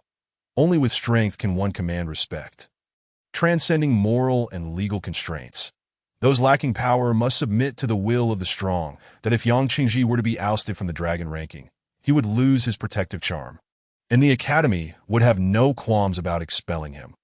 Only the truly exceptional can receive preferential treatment and respect from the Academy. Have you considered redeeming yourself in the upcoming dragon ranking competition by defeating Zayayozi? Ma Feifei inquired. If Yang Qingji could triumph over Zayayozi and ascend to the top of the dragon ranking in a month's time, the Jingguan Academy would surely not expel him. He would not only remain a student, but also redeem his honor, achieving a remarkable twofold success. Such a feat is exceedingly difficult. Yang Qingji shook his head. Although he had contemplated the scenario, it remained a dream that in reality, it was impossible to achieve. Even a spiritual saint could not elevate him to the spiritual sovereign realm within a month, let alone defeat Xiao. It is important to note that Zayayozi had stepped into the spiritual sovereign realm a year ago. Now, with another year past, what level of prowess had such a prodigy attained? Ma Feifei smiled enigmatically, turning to retrieve The Legend of the Condor Heroes from the shelf and placing it before Yang Qingji. You might want to take a look at this book. Yang Qingji was taken aback, his thoughts momentarily derailing, that he lowered his gaze to the exquisite blue cover of the book, emblazoned with the title, The Legend of the Condor Heroes. A novel? Yang Qingji queried with confusion that he could not comprehend why Ma Feifei had suddenly presented him with this book and insisted that he read it, particularly in his current state of mind. Well, since you have little else to do, why not spend the day engrossed in this book? You can return tomorrow. It won't be too late. Ma Feifei pointed to The Legend of the Condor Heroes, smiling as he added, This book is quite captivating. But I must inform you that reading in this establishment incurs a fee of 1 spiritual crystal per hour. 1 spiritual crystal. This time, it was Yang Qingji who was astonished that as a student of Zhongguan Academy, he frequently utilized spiritual crystals. However, it was precisely this familiarity that made him acutely aware of their value. Spiritual crystals are essential for cultivation, and one needs them even for the purchase of rare materials. Skills and techniques that in essence, spiritual crystals serve as the currency of practitioners. Possessing them allows one to acquire virtually anything that the 300th ranked student on the dragon ranking at Jingguan Academy. Yang Qingji receives 1,000 spiritual crystals annually as a reward. In addition, whenever classes are not in session, he hunts spirit beasts to earn extra crystals. While he may appear to be financially secure, his current level of cultivation requires a significant expenditure of spiritual crystals. Leaving him with little in savings that as it stands, he possesses hundreds of spirit crystals in his pocket. Here, reading a book costs 1 spirit crystal per hour. Over the course of a day, he would expend more than 10 spirit crystals, which is even faster than his consumption rate during cultivation. Is it too expensive? Ma Feifei furrowed his brow, contemplating the situation. This scenario seems awry. As a scholar of the Jingguan Academy and a notable figure on the dragon ranking, how could one find 1 spirit crystal per hour excessive? It appears that despite the bookstore's long-standing operation, aside from that impoverished girl, Zhao Xiaodao, no one else has complained about the price. No. Yang Qingji quickly shook his head, producing 10 spirit crystals and handing them to Ma Feifei, saying, Since I have nothing to do today, it would be beneficial to calm my mind and read. Ma Feifei accepted the spirit crystals, glanced at Yang Qingji, and replied, Rest assured, you will undoubtedly find value in this. That I wish you a delightful reading experience. As Yang Qingji observed Ma Feifei's retreating figure and glanced at the books on the desk, he suddenly chuckled. This brother Ma is rather intriguing. Then let us read, Yang Qingji said, picking up the book from the table. The Legend of the Condor Heroes? I have not heard of it before. He surmised it must be some obscure literature. With a nonchalant demeanor, Yang Qingji opened the pages and began reading from the first chapter, The Stormy Snow. The vast waters of the Qiantang River flowed endlessly, day and night, winding past Najiakan and Linen. Surging eastward into the sea, that on the riverbank stood a row of several dozen dark cypress trees, their leaves ablaze with a fiery red, indicative of the August season. The wild grasses in front and behind the village had just begun to turn yellow, and under the slanting rays of the setting sun, the scene appeared even more desolate. Beneath 2 towering pines, a group of villagers, men, women, and a dozen children, gathered, raptly listening to a gaunt elder speak. The speaker, In his 50s, wore a long blue robe that had faded to a bluish gray, that he struck two pearwood boards together a few times, his left hand wielding a bamboo stick, rhythmically beating upon a small drum. Singing, "Unattended, the little peach blossoms bloom. In the hazy dusk, the crows take flight. Several dilapidated walls surround the old well. Once, these were all homes." Upon reaching this point, Yang Qingji could not help but murmur, "This poem is quite well written." However, when he witnessed the Jin soldiers brutally slaying the family of Yi Sanjie, who in a desperate act attempted to avenge them but ultimately took her own life, Yang Qingji's previously tranquil heart stirred with emotion. These Jin soldiers are truly despicable. How pitiful is Yi Sanjie? Unbeknownst to him, Yang Qingji became engrossed in the content of the book, forgetting all his worries and immersing himself in the world depicted within its pages. That be why the time he finished the first chapter, The Stormy Snow, he was roused from his reverie by Ma Feifei's voice. "Brother Yang? The store is about to close," Ma Feifei said with a smile. Yang Qingji had been reading since morning without pausing for a meal or even a trip to the restroom. His eyelids had barely lifted, indicating how captivated he had become by the book. Ah, closing? Oh. Yang Qingji finally realized, reluctantly closing The Legend of the Condor Heroes. "This is the spirit crystals to return. Please keep them well, Brother Yang," Ma Feifei said, returning the excess spirit crystals and gesturing for him to leave. Was The Legend of the Condor Heroes good? Yang Qingji found himself at a loss to articulate that as for the story, it was not particularly novel, merely a tale of national strife and the plight of the common people. The characters were ordinary folk, devoid of cultivation skills or celestial abilities, wielding only simple weapons and performing basic feats of agility. For cultivators in a world of cultivation, such narratives should, in theory, be unappealing. Why? Because literature typically favors a certain escapism, allowing readers to immerse themselves in roles within the narrative and engage in endeavors unattainable in reality. Simply put, stories ought to transcend the mundane, especially those infused with heroic themes. In Yang Qingji's eyes, the combat scenes in The Legend of the Condor Heroes bore no distinction from the experiences of an ordinary person who lacked cultivation. Actions like leaping onto trees and wielding swords were achievable by anyone. For a cultivator like Yang Qingji, it was even less remarkable. Based on the power levels described in the book, he believed he could dominate its characters. Yet, despite having read only one chapter, he found himself irresistibly drawn to this book. If pressed to pinpoint what captivated him, he could not articulate it. Thus, he was left unable to evaluate the book's merit. "Perhaps I shall return to read tomorrow," Yang Qingji pondered on his way home. As for returning to the academy, was it truly significant? Not at all. Chapter 18. Yang Qingji, through Ma Feifei's pen in the days that followed, Yang Qingji began his daily pilgrimage to the miraculous bookstore, ensnared by the tale of The Legend of the Condor Heroes. Every time Ma Feifei opened the store, the first sight to greet him was invariably Yang Qingji, whose face bore a smile tinged with urgency, prompting Ma Feifei to lament the dire state of the cultural industry in this world. This was a realm of cultivation, where the pursuit of advancement was paramount. While ordinary people constituted the vast majority on the Tsanglong continent, they predominantly served the small elite known as cultivators. There was little in the way of spiritual enjoyment. The entertainment and cultural industries were virtually non-existent. This was especially true for cultivators, as reflected not only in Yang Qingji, but also in Zhou Guanyu and Zhao Xiaodao.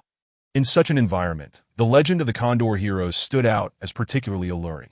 Unlike the previous works, Half an Acre of Flower Fields and Andersen's Fairy Tales, which were merely the author's diaries reflecting a resigned attitude toward life, or fables lacking a complete worldview and characters, The Legend of the Condor Heroes presented a cohesive world and a complete narrative. Although it portrayed a low-martial world compared to the Tsanglong continent, the very essence of its plot could captivate the inhabitants of Tsanglong, especially one as engaging as The Legend of the Condor Heroes. Thus, Yang Qingji was utterly enthralled. Having begun his cultivation journey at the age of 5, he had spent 21 years in relentless pursuit. Each day was consumed by training, devoid of respite. The path of cultivation was monotonous and isolating, had it not been for his ambition to ascend higher and acquire more. Yang Qingji feared he might succumb to madness. This book, The Legend of the Condor Heroes, suddenly infused his solitary life with vibrant hues that as he read the words, he felt as though he had entered another realm, where he could ride fine steeds and roam the world wielding a sword that as the book described. This was the Jianghu. There were no celestial ascensions, no sword flying, no grand supernatural powers.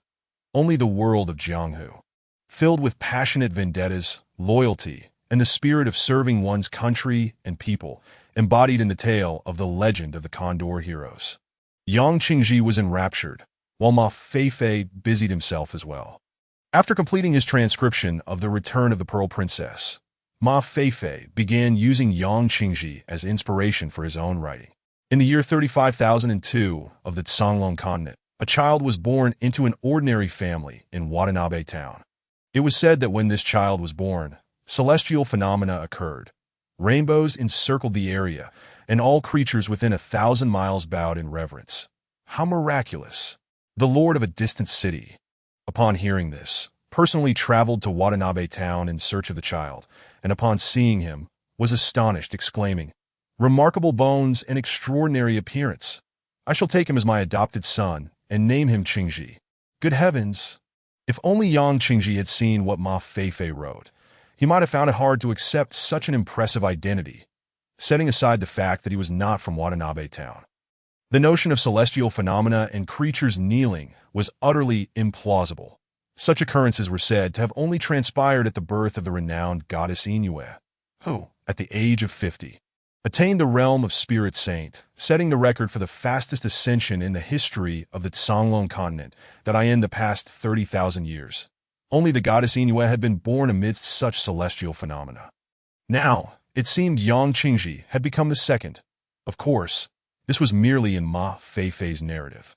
Qingji could speak by 100 days, read the classics at 3, achieved minor success in cultivation by 8, reached the pinnacle of spirit master at 9, and at 10, attained the 9th stage of spirit mastery, demonstrating unparalleled talent. At this rate, Ma Feifei was about to exalt Yang Qingji to godly status.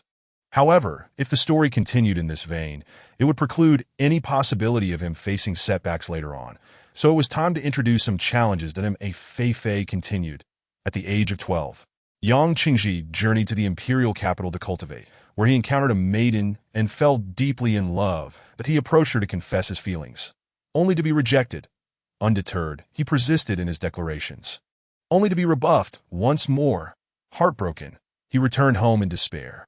Afterwards, Yang Qingji pined for the maiden for 14 years, making no progress in his cultivation. The once promising genius had become an ordinary person. 14 years later, Yang Qingji entered the Jingguan Academy of the Chu Kingdom to cultivate, only to discover that the maiden he once loved had already found another. Refusing to accept this, he challenged her suitor, and was utterly crushed. Damn it. I, the author, am so stirred by my own writing. This book must become a sensation.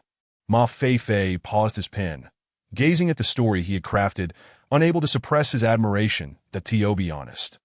He had never felt so talented before. Meanwhile, the unfortunate Yang Qingji remained in a corner, engrossed in the legend of the Condor heroes, entirely oblivious to Ma Feifei's use of him as the protagonist in his tale. This book must never be allowed to fall into Yang Qingji's hands, Ma Feifei thought. Although the story was inspirational and the protagonist's fate ultimately uplifting, the journey was bound to be fraught with challenges. However, this book has ultimately been forcefully transformed into a tale of a love triangle by Ma Feifei. If Yang Qingji were to catch wind of this, one could only imagine he might seek retribution. The subsequent narrative could delve into Yang Qingji's story of being crushed and retreating to his bookshop for solitary study. Shouldn't the image of his bookshop be slightly refined for this purpose? Ma Feifei pondered. He believed that if this book were to become a sensation, the mysterious bookstore that offers Yang Qingji a miraculous path to enlightenment would undoubtedly pique the reader's interest. If he were to portray the bookstore as somewhat enigmatic and upscale, would that not be more beneficial? This could be considered a form of commercial maximization. With this thought in mind, Ma Feifei continued to write. Qingji, defeated by his rival in love, despondent and filled with despair, sought a mountain and leaped into the abyss. Fortunately, beneath the mountain lay a river, and Qingji fell into its waters, carried downstream to a small island. Placing the bookstore on an island may be somewhat inappropriate, Ma Feifei reflected. While this portrayal would indeed imbue the bookstore with an air of mystery and grandeur, what if someone were to actually venture to the island in search of the mysterious bookstore? Would he not be shooting himself in the foot? Shaking his head, Ma Feifei struck through that segment and revised it.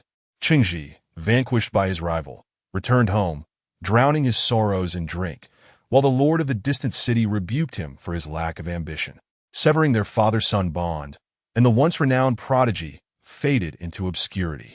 Upon reviewing this passage, Ma Feifei nodded in approval. It effectively conveyed the protagonist's fall from grace and subsequent loss, highlighting the significance of the opportunities that lay ahead. One day, while meandering through Wubian town, Qingji stumbled upon a bookstore named Mysterious Bookstore. The name resounded with grandeur, subtly exuding an aura of profundity. Inside, a mystical energy enveloped the space, shrouded in mist, truly extraordinary. The store housed a few scrolls, each more astonishing than the last. Qingji became utterly engrossed, neglecting food and sleep. After pouring out several thousand words, Ma Feifei finally finished this segment. Letting out a satisfied sigh, he set down his pen and glanced at young Qingji, who was still engrossed in his reading, thinking, "The groundwork has been laid. Now it rests upon you, my friend." Chapter 19. Do not offend the author, that Ma Feifei remained uncertain about the wondrous effects that a well-crafted tale, such as the legend of the Condor heroes, might yield after undergoing a systematic transformation. However, both Yang Qingji's quest for redemption and Ma Feifei's aspirations for originality were pinned on this very book. Yet what shattered Ma Feifei's heart was Yang Qingji's painfully slow reading pace, which was even more exaggerated than Zhou Zhuling's. After a weekend had passed, Yang Qingji had managed to shatter the record for the slowest reading in the history of the Mysterious Bookstore. Averaging just one chapter per day, at this rate, it would take him an entire month to finish this novel of over 1,000,000 words that Ma Feifei was genuinely anxious. Yet, Yang Qingji was even more distressed. It wasn't that he thought his slow reading pace was a drawback. Rather, he was worried that his supply of spiritual crystals was running low. In the days since he began reading The Legend of the Condor Heroes, he had already spent over 70 crystals. And with his daily training, his remaining crystals were dwindling, leaving him unable to even afford tomorrow's reading fee. This was quite awkward. Sigh. Yang Qingji let out a soft sigh and reopened The Legend of the Condor Heroes, his mind occupied with thoughts of whether to pawn his spiritual sword or hunt spiritual beasts in the Ninefold Mountains tomorrow. In these times, without spiritual crystals, even reading a book became a luxury. What a world! Yet this book was truly captivating. Moreover, Yang Qingji felt that each time he immersed himself in its pages, he gained profound insights, leading to remarkable progress in his training that had stagnated for 2 years. Miraculously, he began to sense a shift, particularly during the last few days when he read the 5th chapter, Bending the Bow to Shoot the Eagle, where the Taoists taught Guojing techniques for breathing. Sitting, walking, and sleeping, Yang Qingji attempted to emulate these practices. To his astonishment, he experienced fluctuations of spiritual energy, and when he combined this breathing technique with his evening meditation, his training speed surged by more than 30%. Could this be a method for cultivation? Yang Qingji's amazement deepened as he became even more engrossed in the book, to the point that he devoted more time to reading than to his training. However, little did he expect that he was running out of money. Once upon a time, he had also known the pangs of poverty, struggling for a few spiritual crystals. But how long ago had that been? 5 years? 10 years? Yang Qingji could not recall. All he knew was that since he had displayed extraordinary talent in cultivation, he had never had to worry about spiritual crystals again. Although it wasn't a substantial amount, it was enough to sustain his training. Especially after he ascended the dragon rankings, the Academy rewarded him with 1,000 crystals each year, allowing him to focus on his cultivation without concern. Thus, he had never reached a point of no crystals to use. But now, I suppose I'll hunt spiritual beasts tomorrow. Pawning my sword would be too much of a loss. With this resolution, Yang Qingji cast aside his distractions and delved into the legend of the Condor heroes. Ma Feifei, of course, was oblivious to Yang Qingji's worries about his dwindling spiritual crystals. Even if he had known, it would have served no purpose. The rules set by the system were absolute. One could not read without paying, a truth that would hold for eternity. However, Ma Feifei had no time to dwell on Yang Qingji's financial woes. He had customers to attend to. And Zhou Zhuling had arrived. It had indeed been a while since he had last seen her, and he found himself missing her presence. As Zhou Zhuling approached the bookstore, Ma Feifei's eyes widened. Her complexion appeared quite pallid. Though it hadn't returned to the wan state he first encountered, her face lacked any hint of color, presenting a sickly appearance. "Miss Zhou, have you been unwell lately?" Ma Feifei inquired with genuine concern. He was not well versed in Zhou Zhuling's ailments and was unaware of her dire condition, merely assuming she had been frail since childhood. Zhou Zhuling seemed to recall their previous encounter, lowering her gaze slightly, avoiding Ma Feifei's eyes and murmuring, "Yes, I had another episode yesterday." Ma Feifei was reminded of the first time he witnessed her coughing up blood, a symptom of her affliction, and his compassion surged. "Illness can be debilitating. You must seek treatment without delay. Why come to my bookstore?" Upon hearing this, Zhou Zhuling looked up at Ma Feifei, a knowing glimmer in her eyes, and said softly, "I came here to heal." After reading Half an Acre of Flower Fields, Zhou Zhuling had unexpectedly discovered a significant reduction in the erratic energy within her body. Although it had not entirely dissipated, her health had improved considerably in the days since. Even in her absence from the bookstore, she had not suffered an episode, except for yesterday, which was far less severe than before, merely feeling fatigued and unwell. Without the previous alarming symptoms of blood, why this point? If Zhou Zhuling could not deduce the reason behind her improved condition, she would truly be at a loss. Ma Feifei paused for a moment, then recalled the transformation Zhou Zhuling had undergone since her visits to the bookstore, as well as the book Half an Acre of Flower Fields. Could it be that Half an Acre of Flower Fields has healed her condition? That seems to be the only explanation. The fact that Zhou Zhuling could articulate this notion confirmed that the book had indeed contributed to her recovery, albeit not completely, as evidenced by her recent episode. Incredible! Not only does reading enhance one's cultivation, but it can also cure ailments. Truly enlightening. Ma Feifei could not help but exclaim. Although he had previously speculated, such conjectures paled in comparison to the shock of actual evidence. Despite being the system's owner, he was no different from others, unaware of the true benefits the books provided to readers. The ability of reading to enhance cultivation was something Ma Feifei had confirmed after witnessing Zhao Xiaodao leap 6 ranks. Now, witnessing Zhou Zhuling's healing was equally astonishing. Might there be other hidden functions within these books? Ma Feifei mused. "Shopkeeper?"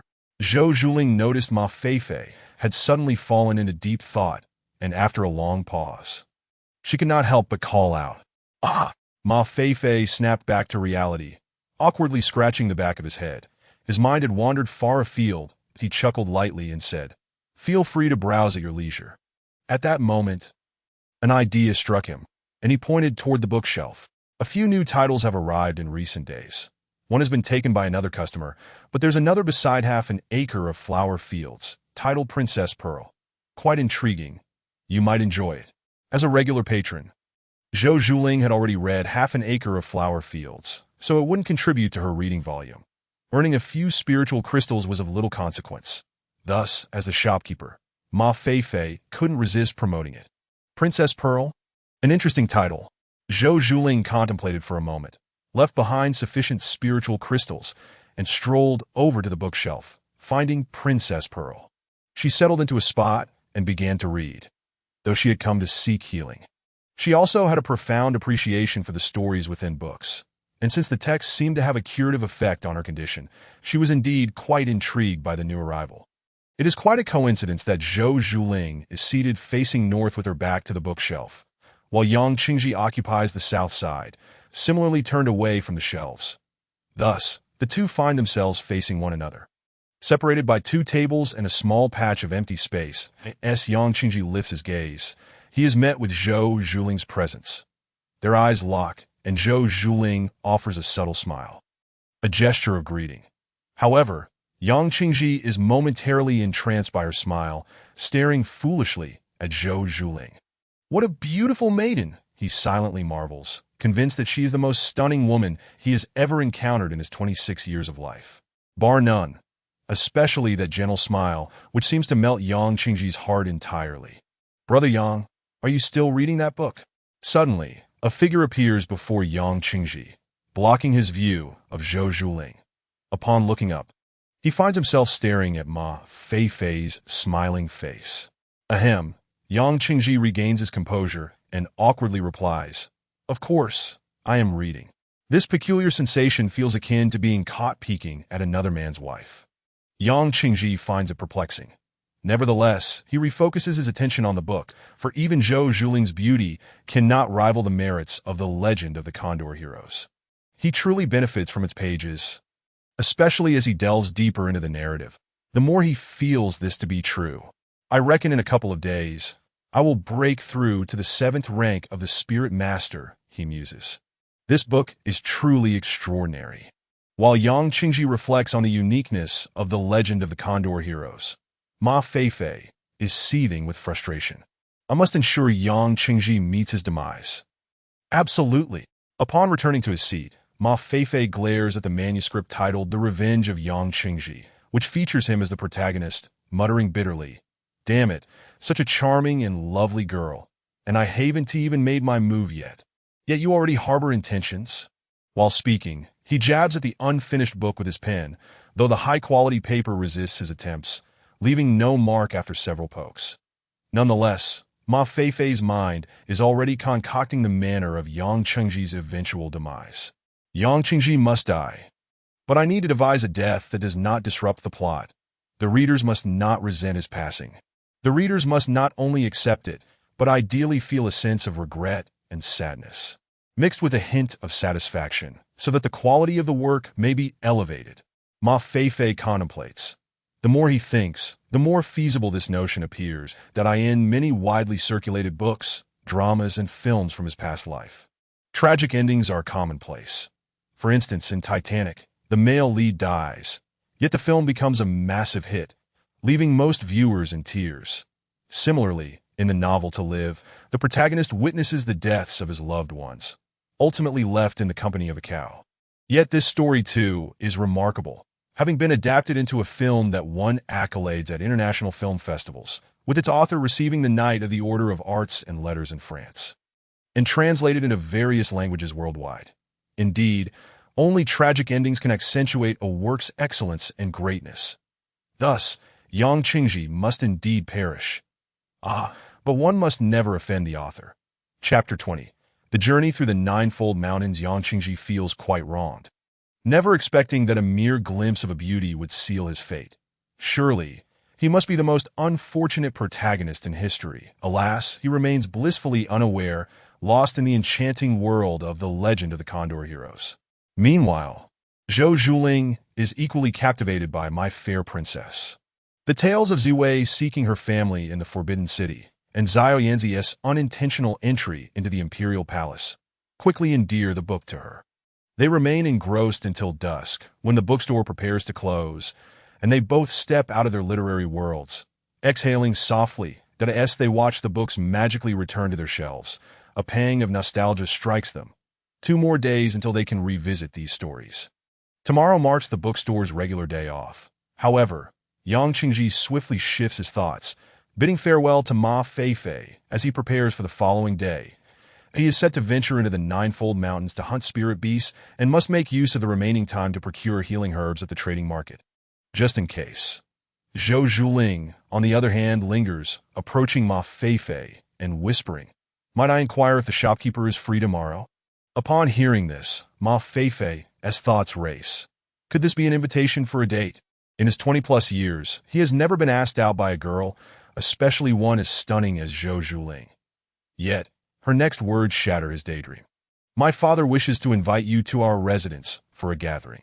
Well, it turns out it was merely her father seeking to dine with him, not Zhou Zhuling wanting to meet him. Ma Feifei's enthusiasm plummets to an all-time low, and he casually replies, "When?"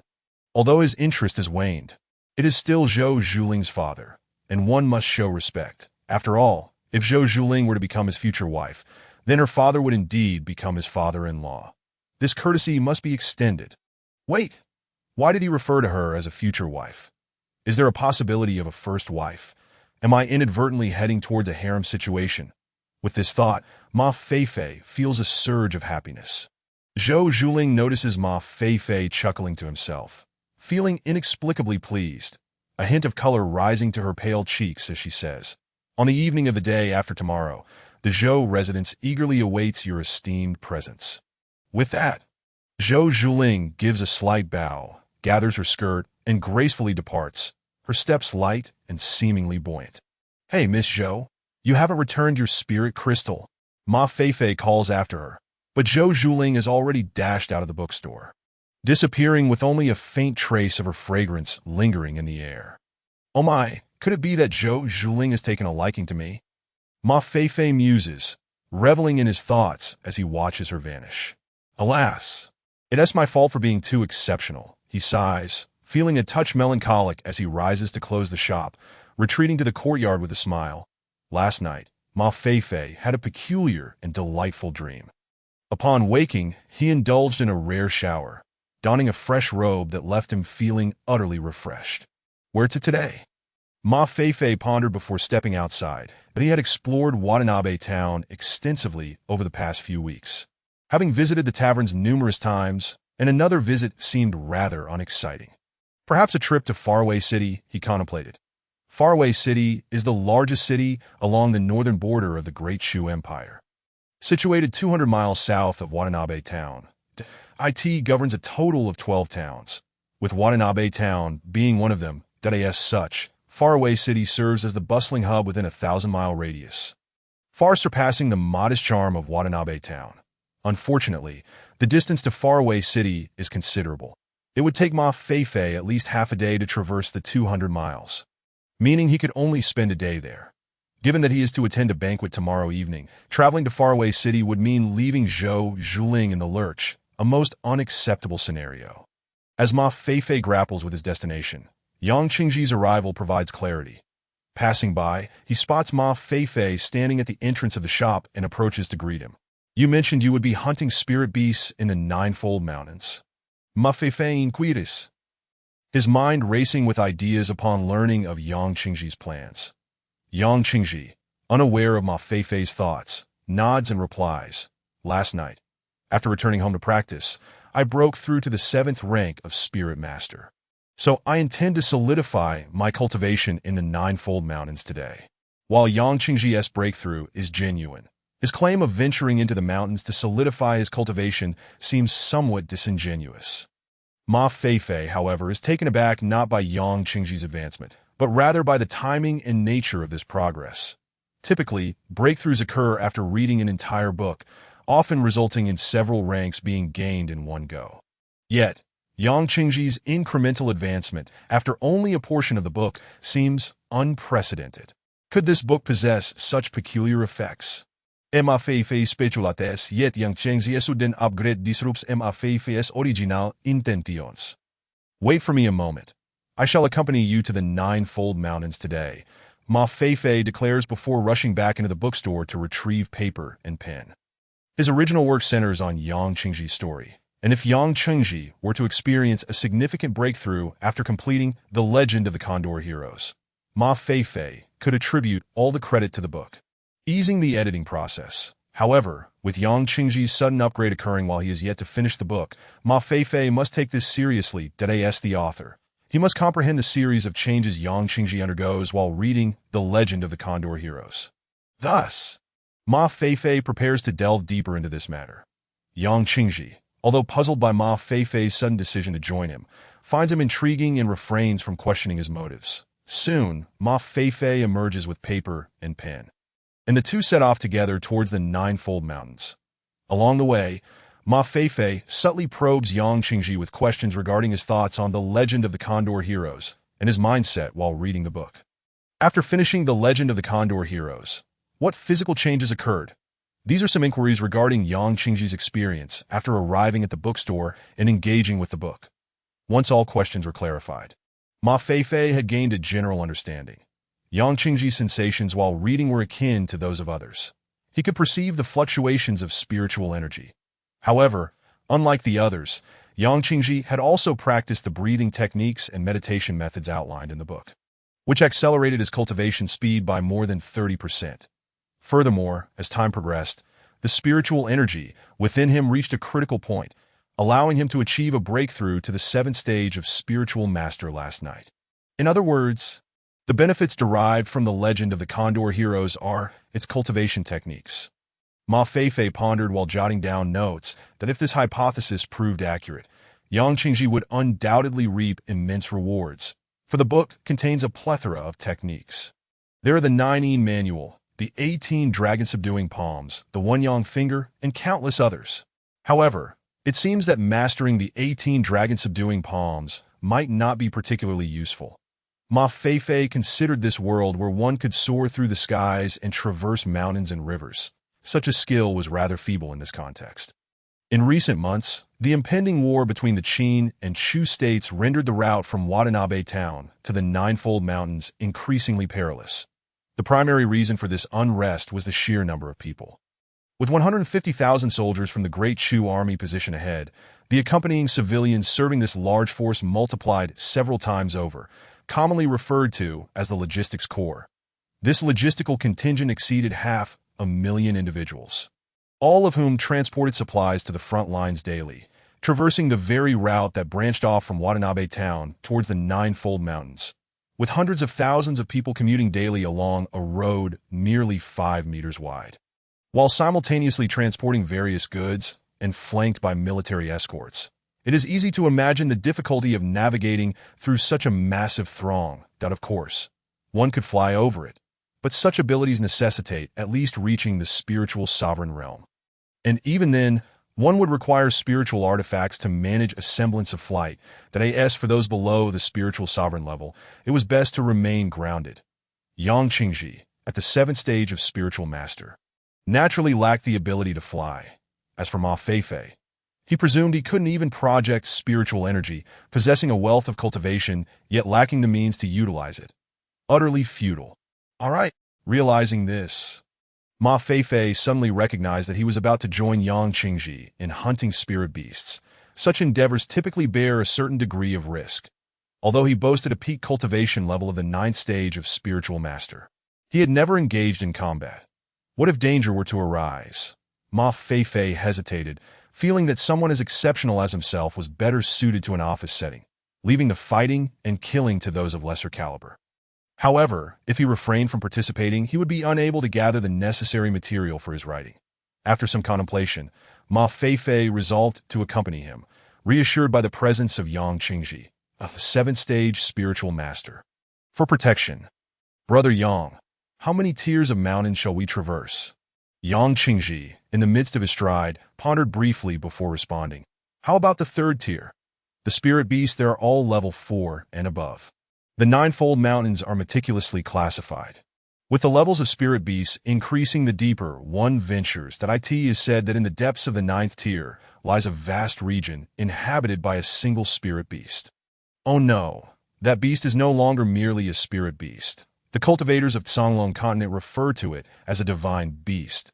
This divine beast has resided within the Ninefold Mountains for over 30,000 years, never having been subdued by any cultivator, with rumors suggesting that all those who entered, even the spirit saints, met their demise. That in the outermost 1st and 2nd tiers, the prevalent spirit beasts are primarily of the 1st and 2nd levels, making these areas suitable for cultivators at the spiritualist level or those newly entering the spiritual master realm to hunt spirit beasts. As one progresses into the 3rd tier, the spirit beasts encountered are of the 4th level, and the ranks only rise thereafter. Yang Qingji had visited the Ninefold Mountains several times, each occasion spent hunting spirit beasts within the 3rd tier. Though he had recently advanced, he did not recklessly choose to enter the 4th tier. Thus, upon hearing Yang Qingji suggest the 3rd tier, Ma Feifei breathed a sigh of relief. He had heard tales of the Ninefold Mountains and had some understanding of the levels of spirit beasts in the 3rd tier. Calculating Yang Qingji's strength and feeling assured of his safety, throughout this, Ma Feifei never considered incorporating his own peak cultivation level of the 9th stage of spiritual master into the equation. Chapter 21. Impressive. Qingji, the Ninefold Mountains stretch for tens of thousands of miles, seemingly without end, especially the vast expanse of the third tier, which occupies 50% of the entire range. The outer regions are expansive because the ninefold mountains form a circular structure, with each layer encasing the previous one from the outside in, making the innermost ninth tier the central point. Nevertheless, it took nearly half a day for Ma Feifei and Yang Qingji to traverse from the periphery of the ninefold mountains into the third tier. The vastness was one factor, but another was that Ma Feifei was still acclimating to his cultivation level. Embarrassingly, despite being nearly 3 stages higher than Yang Qingji, Ma Feifei found himself unable to keep pace with him. Yang Qingji propelled himself forward with leaps of over 10 meters, while Ma Feifei, using his spiritual energy to hasten, consistently lagged behind, falling short of Yang Qingji's distance while exhausting as much spiritual energy as him. Unfortunately, Ma Feifei's control over his spiritual energy was lacking. Most of it dissipated into swirling white circles around his legs, with only a fraction converted into propulsion. However, in Yang Qingji's eyes, Ma Feifei's performance evoked a different perspective. Brother Ma's cultivation truly is unfathomable. Even in his stride, he can summon the spiritual energy of heaven and earth to accompany him. He maintains a steady pace behind me, presumably both to ensure I don't fall behind and to preserve my dignity. I never expected Brother Ma to possess such consideration for others at such a young age. Yang Qingji couldn't help but exclaim. At that moment, Yang Qingji felt a surge of admiration for Ma Feifei, while simultaneously feeling ashamed of his own inadequate cultivation that hindered his speed. With a resolute heart, Yang Qingji urged his spiritual energy, quickening his pace by yet another third. Damn it! Ma Feifei, still engrossed in exploring how to utilize spiritual energy to enhance his speed, glanced up and was astonished to see Yang Qingji, seemingly possessed, accelerating further, rapidly slipping out of his line of sight. At this point, they had entered the second tier, where the spirit beasts they encountered were generally of levels 2 or 3, by all accounts. Ma Feifei should have been able to easily dominate any spirit beast here, yet the problem lay in the fact that he had never fought before, let alone killed a spirit beast. If Yang Qingji were to vanish and he found himself lost among spirit beasts, what then? Fight. What a joke. Just earlier, he had spotted a spirit beast resembling a towering Tyrannosaurus Rex, ferocious and intimidating. Even its mere presence could crush him. Should it come to combat, he feared he might forget how to unleash his spiritual energy and be dispatched by a single swipe of the beast's paw. Even if, hypothetically, he could win, he could not bring himself to kill. Ma Feifei aspired to be a peaceful cultivator. Taking lives was simply out of the question. Fortunately, during this time, Ma Feifei gradually adapted to the rhythm of controlling his spiritual energy to accelerate. And coupled with his inherently higher cultivation level compared to Yang Qingji, he slowly managed to keep up with him. Before long, they arrived at the third tier. We have arrived. This is the third tier, Yang Qingji announced. Halting in a vast plain where one could see practitioners engaged in fierce skirmishes with spirit beasts across a radius of several dozen miles, the sounds of battle incessant, on Songlong continent. 90% of practitioners are stuck at the realm preceding the spiritual sovereign, while the spirit beasts within the ninefold mountains range from levels 4 to 6, predominantly residing in the third and fourth tiers, resulting in these two tiers being the most frequented by hunters. That it even surpasses the outer regions. Then you go hunt spirit beasts. I shall observe, Ma Feifei remarked, glancing around before nodding in agreement. He then produced paper and ink, recording the following passage. Qingji contemplated the book for over 10 days, experiencing an epiphany, and through one night of cultivation, advanced to the 7th stage of spiritual master. The following morning, he set forth to the ninefold mountains to hunt spirit beasts. Yang Qingji watched as Ma Feifei suddenly took out paper and ink, standing there writing while occasionally murmuring to himself. Perplexed, that wasn't the purpose of their visit to hunt spirit beasts. Why was he writing, composing poetry, or perhaps an article? This certainly feels off in tone. Yang Qingji mused, wearing an expression of bewilderment as he embarked on his journey to earn a living, while Ma Feifei continued to follow closely behind, pen in hand, diligently writing, the two forming a rather unique tableau. Before long, Yang Qingji encountered his first spirit beast. That was a level 4 blue-eyed wolf, approximately 3 meters in length, with azure fur covering its body, elongated fangs protruding from either side of its jaw, capable of tearing through flesh. It possessed a single, striking blue eye, a peculiar sight, confronting such a spirit beast. Yang Qingji felt confident. He drew his spiritual sword, imbuing it with spiritual energy that radiated a faint glow, and charged forward, Feifei, unable to find a tree to hide behind, crouched 50 meters back. Intently watching the battle between Yang Qingji and the blue-eyed wolf, his pen never pausing as he wrote, "Upon reaching the third tier, I serendipitously encountered a level 4 spirit beast." Qingji unsheathed his sword and engaged in combat with the spirit beast. Qingji's agility is remarkable. His speed renders him almost invisible, with only the faint glow of his sword discernible. Before long, the fourth-tier spirit beast could no longer withstand the onslaught and was struck by several of Qingji's blades, blood gushing forth. Roar! With a furious roar, the spirit beast's aura surged, its azure fur standing on end, and its blue eyes gradually turning red. It engaged Qingji once more. Its speed seemed to increase significantly. Qingji, caught off guard, found himself retreating steadily, unable to mount a counterattack. Impressive, my beast, surely. Yang Qingji cannot be defeated, can he? Having penned this passage, Ma Feifei suddenly recalled that while he was writing a novel, Yang Qingji was truly battling. What if he were to falter and perish at the hands of the spirit beast? That would be quite the embarrassment. Yet it shouldn't be so, based on Ma Feifei's recent understanding of the hierarchy between cultivators and spirit beasts.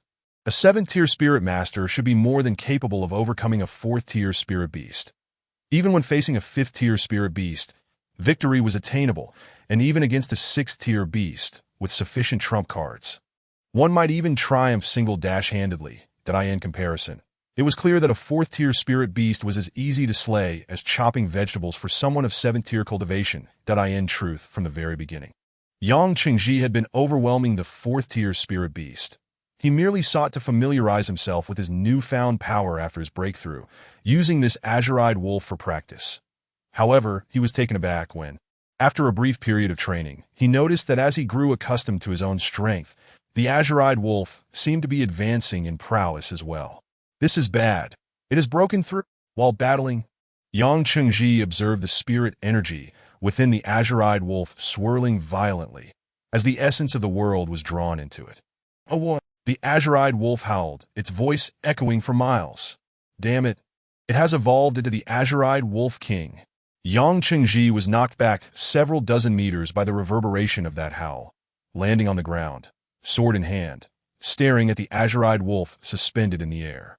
At this moment, the azure-eyed wolf's azure fur had transformed into a vivid crimson. Its eyes similarly changed, and while its size had not increased, it had actually diminished slightly. The azure-eyed wolf was a common sight on the Songlong continent and was a species that proliferated abundantly. Typically, adult azure-eyed wolves were around 4th tier in level, though exceptions existed. These exceptions were known as azure-eyed wolf kings, the evolved form of the azure-eyed wolf, capable of reaching 5th tier cultivation, renowned for their speed.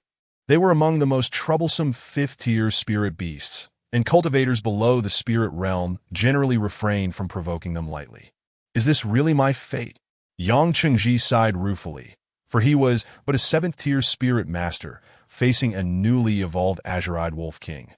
A daunting challenge indeed. Yet, the freshly evolved azure-eyed wolf king, evidently incensed by Yang Qingji's actions, fixed its gaze upon him, roaring once more and transforming into a shadow as it lunged forward, intent on a deadly confrontation with Yang Qingji. This is evolution. Observing the renewed clash between man and beast, Ma Feifei noted the abrupt turn in Yang Qingji's fortunes, who now found himself in a position of passive defense. He was astonished. While he had heard of spirit beasts evolving, this was his first experience witnessing it firsthand. In a hurry, he scribbled down, the azure-eyed wolf, angered by Qingji's mockery, erupted at the critical juncture. Breaking free from its inner shackles and ascending to become the azure-eyed wolf king, a 5th-tier spirit beast, faced with the wrathful azure-eyed wolf king, Qingji could only defend himself passively, his advantage now lost. Should he fail to survive this dire strait, he would surely perish beneath the claws of the wolf king. Should Yang Qingji catch sight of this passage, he would undoubtedly be infuriated by Ma Feifei's portrayal. When had he ever mocked the azure-eyed wolf? He merely sought to solidify his cultivation and practice a bit. Yet, could that truly be called practice?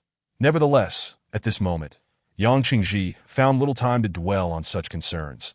The azure-eyed wolf king's attack speed was relentless, leaving him no room for distraction.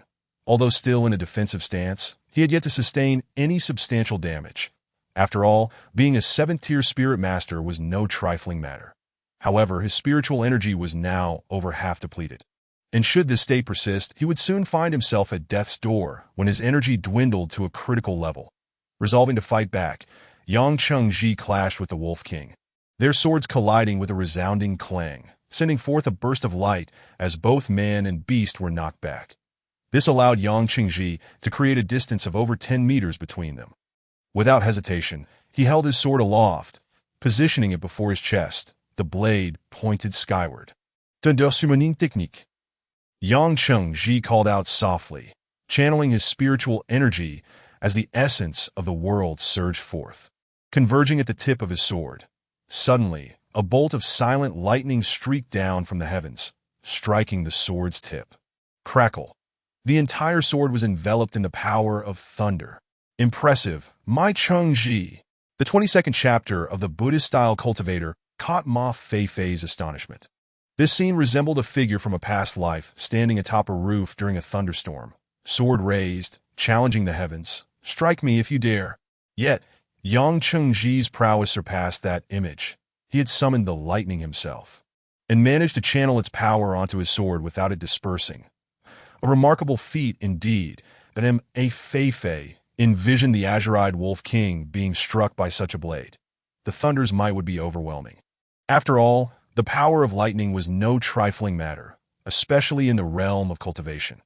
How many cultivators had perished beneath the weight of a lightning tribulation? It seemed certain that Yang Qingji would emerge victorious in this contest. With this thought in mind, Ma Feifei continued to write. In a moment of peril, Chengji thrusts his sword against the Wolf King, channeling spiritual energy to summon heavenly thunder, which envelopes the sword's body. At that moment, Yang Qingji and the Wolf King clashed once more. Chengji leaped forward to engage the Wolf King, whose sharp claws struck against the spirit sword, yielding a pitiful howl as the blade's lightning coursed through it. After several exchanges, the Wolf King, faced with Chengji's spirit sword, dared not confront it head-on, instead relying on its agility to evade. With the advantage now shifted, Chengji pressed the attack, his sword piercing the Wolf King's body. The Wolf King shrieked in agony, its speed diminishing, and at the sight of the wound, a faint scent of charred flesh began to waft. The outcome is now clear, Ma Feifei declared, ready to inscribe the conclusion of this battle. Just then, a furious roar echoed from afar, startling him so much that he nearly dropped his pen. What is happening? He turned to see another azure-eyed Wolf King rushing towards him. Ma Feifei was left dumbfounded. Was it customary these days to bring a companion into battle? As he stood bewildered, the second Wolf King joined the fray, and the two azure-eyed Wolf Kings relentlessly attacked Yang Qingji, even daring to confront the lightning-infused spirit sword. Yang Qingji was on the verge of cursing in frustration. Spirit beasts possessed a territorial instinct, and azure-eyed wolves were social creatures, typically led by a single Wolf King within their pack. With the appearance of an azure-eyed wolf in this territory, a Wolf King should naturally be present. However, the problem arose when the first azure-eyed wolf unexpectedly evolved into a Wolf King. Now, two Wolf Kings existed within the same territory. The crucial detail was that the two Wolf Kings did not turn upon each other. Instead, they worked in unison to mercilessly assault Yang Qingji.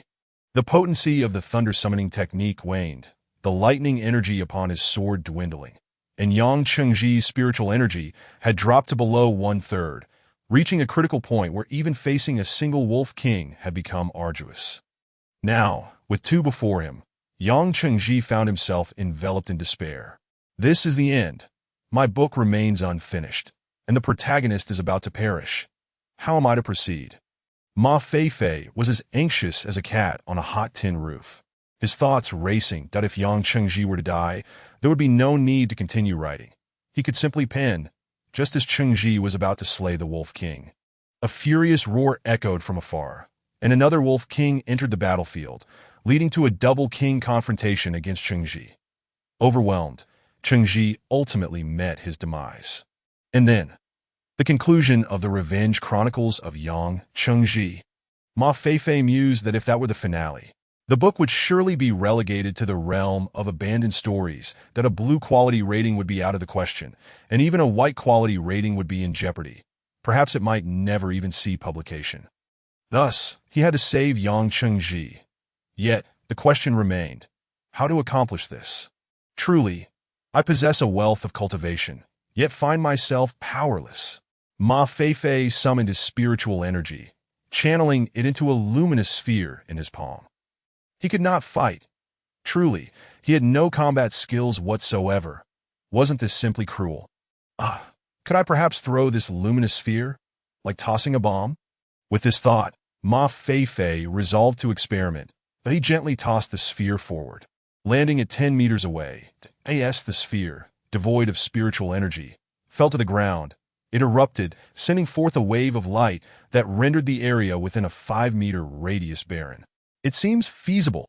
Ma Feifei approached the area of the luminous sphere, observing the desolate ground.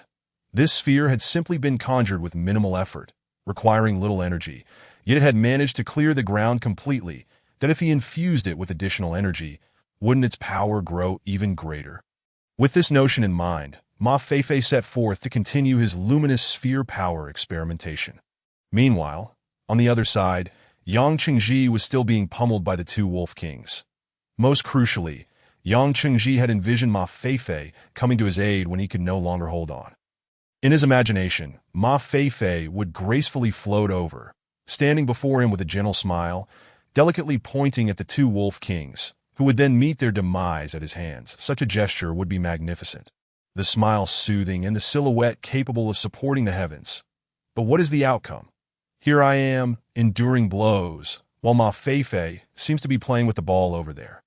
Yang Chengji even feels that witnessing this scene might be more suffocating than being killed by these two wolf kings. Truly, it would be better not to see it. Enough is enough. Heaven has forsaken me. Yang Chengji sighed. It's a pity I couldn't expose the hypocritical fade of Zaiyozi. At this thought, Yang Chengji's spiritual sword slowed in its defense, and he gradually lowered it, resigning himself to fate. Brother Yang, move aside. Just as Yang Chengji was surrendering to death, he heard Ma Feifei's voice from behind, sensing a surge of spiritual energy approaching from the rear. Yang Chengji instinctively rolled to the side, that in the midst of his roll, he caught a glimpse of a glowing orb soaring past the spot where he had just stood, striking a wolf king that was lunging at him. The orb smashed directly into the wolf king's mouth, and before Yang Chengji could react, there was a resounding bang, and the wolf king's body was obliterated, raining down blood from the sky. What kind of technique is this? Yang Chengji lay on the ground, staring in astonishment at the scene before him. One glowing orb had reduced a 5th-level spiritual beast to mere fragments. The shock of this event was no less than the feeling he had imagined earlier regarding Ma Feifei's intervention. Could it be that he truly is a formidable recluse? As this idea crossed his mind, he couldn't help but glance in Ma Feifei's direction, only to find him covering his face with both hands, peeking through his fingers at the chaos he had wrought. It's over, I've taken a life. But I am a practitioner of the Buddhist path. How could I take a life? I usually wouldn't harm even an ant, and now I've killed such a large wolf. Oh dear, it's truly over. Ma Feifei was quite distressed, although he felt no discomfort facing such a ferocious spiritual beast. As someone devoted to a Buddhist lifestyle, taking a life contradicted his principles. No, that wolf was not killed by me, not by me. Ma Feifei shook his head, picked up the paper and brush that lay discarded nearby, and wrote. In a moment of crisis, a glowing orb descended from the heavens, striking a wolf king, which exploded into pieces. Chengji was spared. Thus the author is inspired, proclaiming, heavenly justice. Yes, this absolves me of the sin of killing. Ma Feifei nodded to himself, silently commending his own cleverness. However, when he looked up, he found Yang Chengji staring at him. A Feifei pointed ahead and said, Brother, don't lose focus. There's still another one. The glowing orb had only dispatched one Wolf King, and another remained. Yet this second Wolf King seemed momentarily dazed by the sudden appearance of the orb, frozen in place for 3 to 5 seconds. However, once it regained its senses, it immediately zeroed in on its nemesis, Yang Qingji, and lunged forward. Indeed, this was the very wolf that Yang Qingji had toyed with, which had subsequently advanced to a 5th-level spiritual beast. Its hatred for Yang Qingji was profound. Yang Qingji too quickly reacted, initially hastily defending against the assault, then creating some distance to catch his breath, before both man and beast clashed once more. Although Yang Qingji was in a poor state, with less than a third of his spiritual energy remaining, the Wolf King was equally battered, not faring much better, especially after being pierced multiple times by Yang Qingji's lightning-infused spiritual sword, leaving it even more severely injured. Thus, both were nearly evenly matched. Nevertheless, given that Yang Qingji was a practitioner at the 7th level of spiritual energy, he still had confidence against a Wolf King that was at the end of its strength. Minutes later, Yang Qingji thrust his sword into the Wolf King's throat, and it collapsed lifelessly to the ground. Heavenly justice descended. Qingji was spared, and thus he rose to engage the other Wolf King. Both were at the end of their strength, yet Qingji, relying on his exquisite cultivation, swiftly dispatched the Wolf King. Therefore, Qingji, at the 7th level of spiritual mastery, single-handedly fought 2 5th-level spiritual beasts, achieving a great victory. Chapter 23. The Mysterious Woman. After slaying the azure-eyed Wolf King, Yang Qingji dragged his weary body to begin collecting his spoils within the Ninefold Mountains. Blood and conflict are like beacons to attract spiritual beasts, so after defeating a spiritual beast, one must hastily vacate the battlefield. Otherwise, encountering arriving beasts would be quite awkward. The azure-eyed Wolf King still had many valuable items on its body.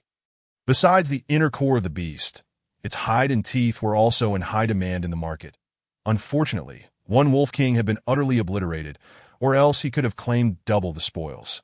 Yang Qingji, being astute, gathered these materials intending to hand them over to Ma Feifei, as he believed that surviving and killing the azure-eyed Wolf King was largely due to Ma Feifei's efforts.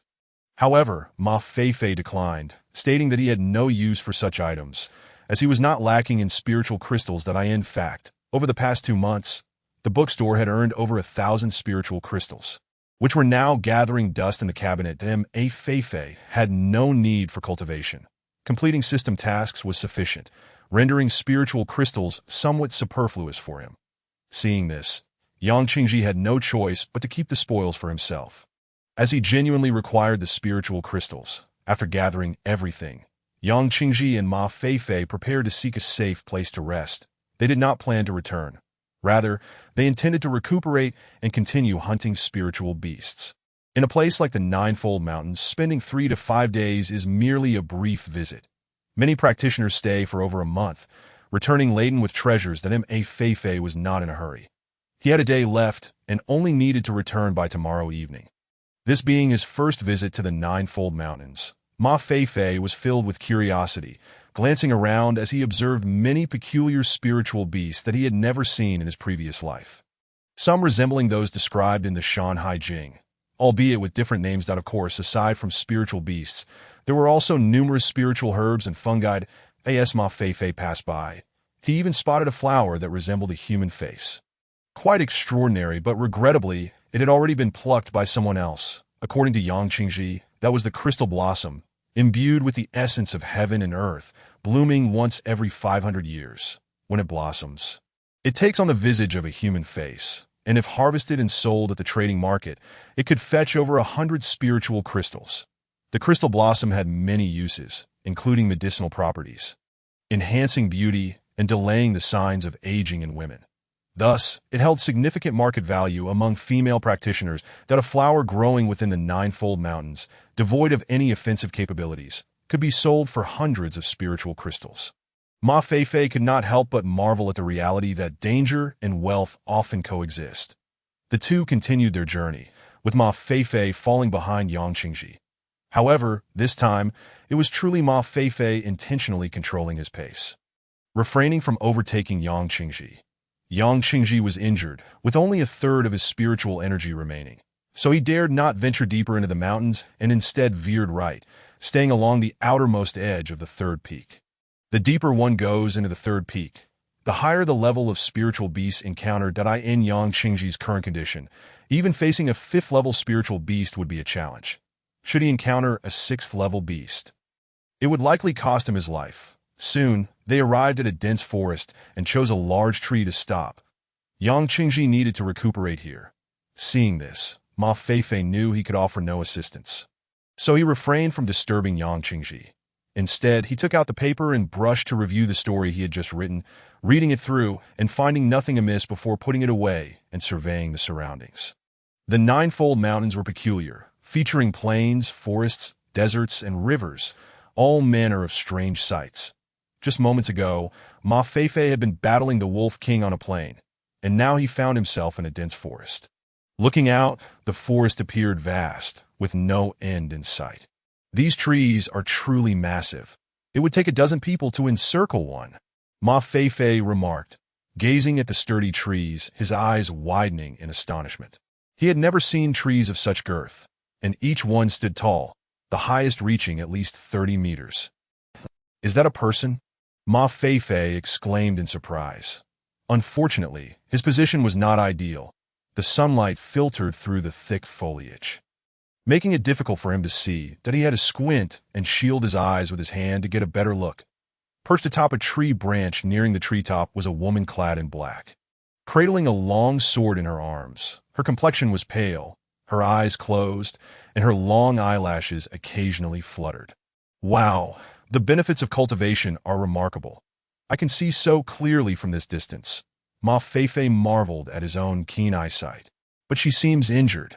Now at the peak of the 9th level of spiritual mastery, Ma Feifei could discern a hint of the situation, provided the individual was not significantly more powerful than he was. Just then, Ma Feifei felt something descending rapidly from above. Looking up, he spotted a drop of crimson blood falling. He swiftly stepped back, extending his finger to catch the blood with precision.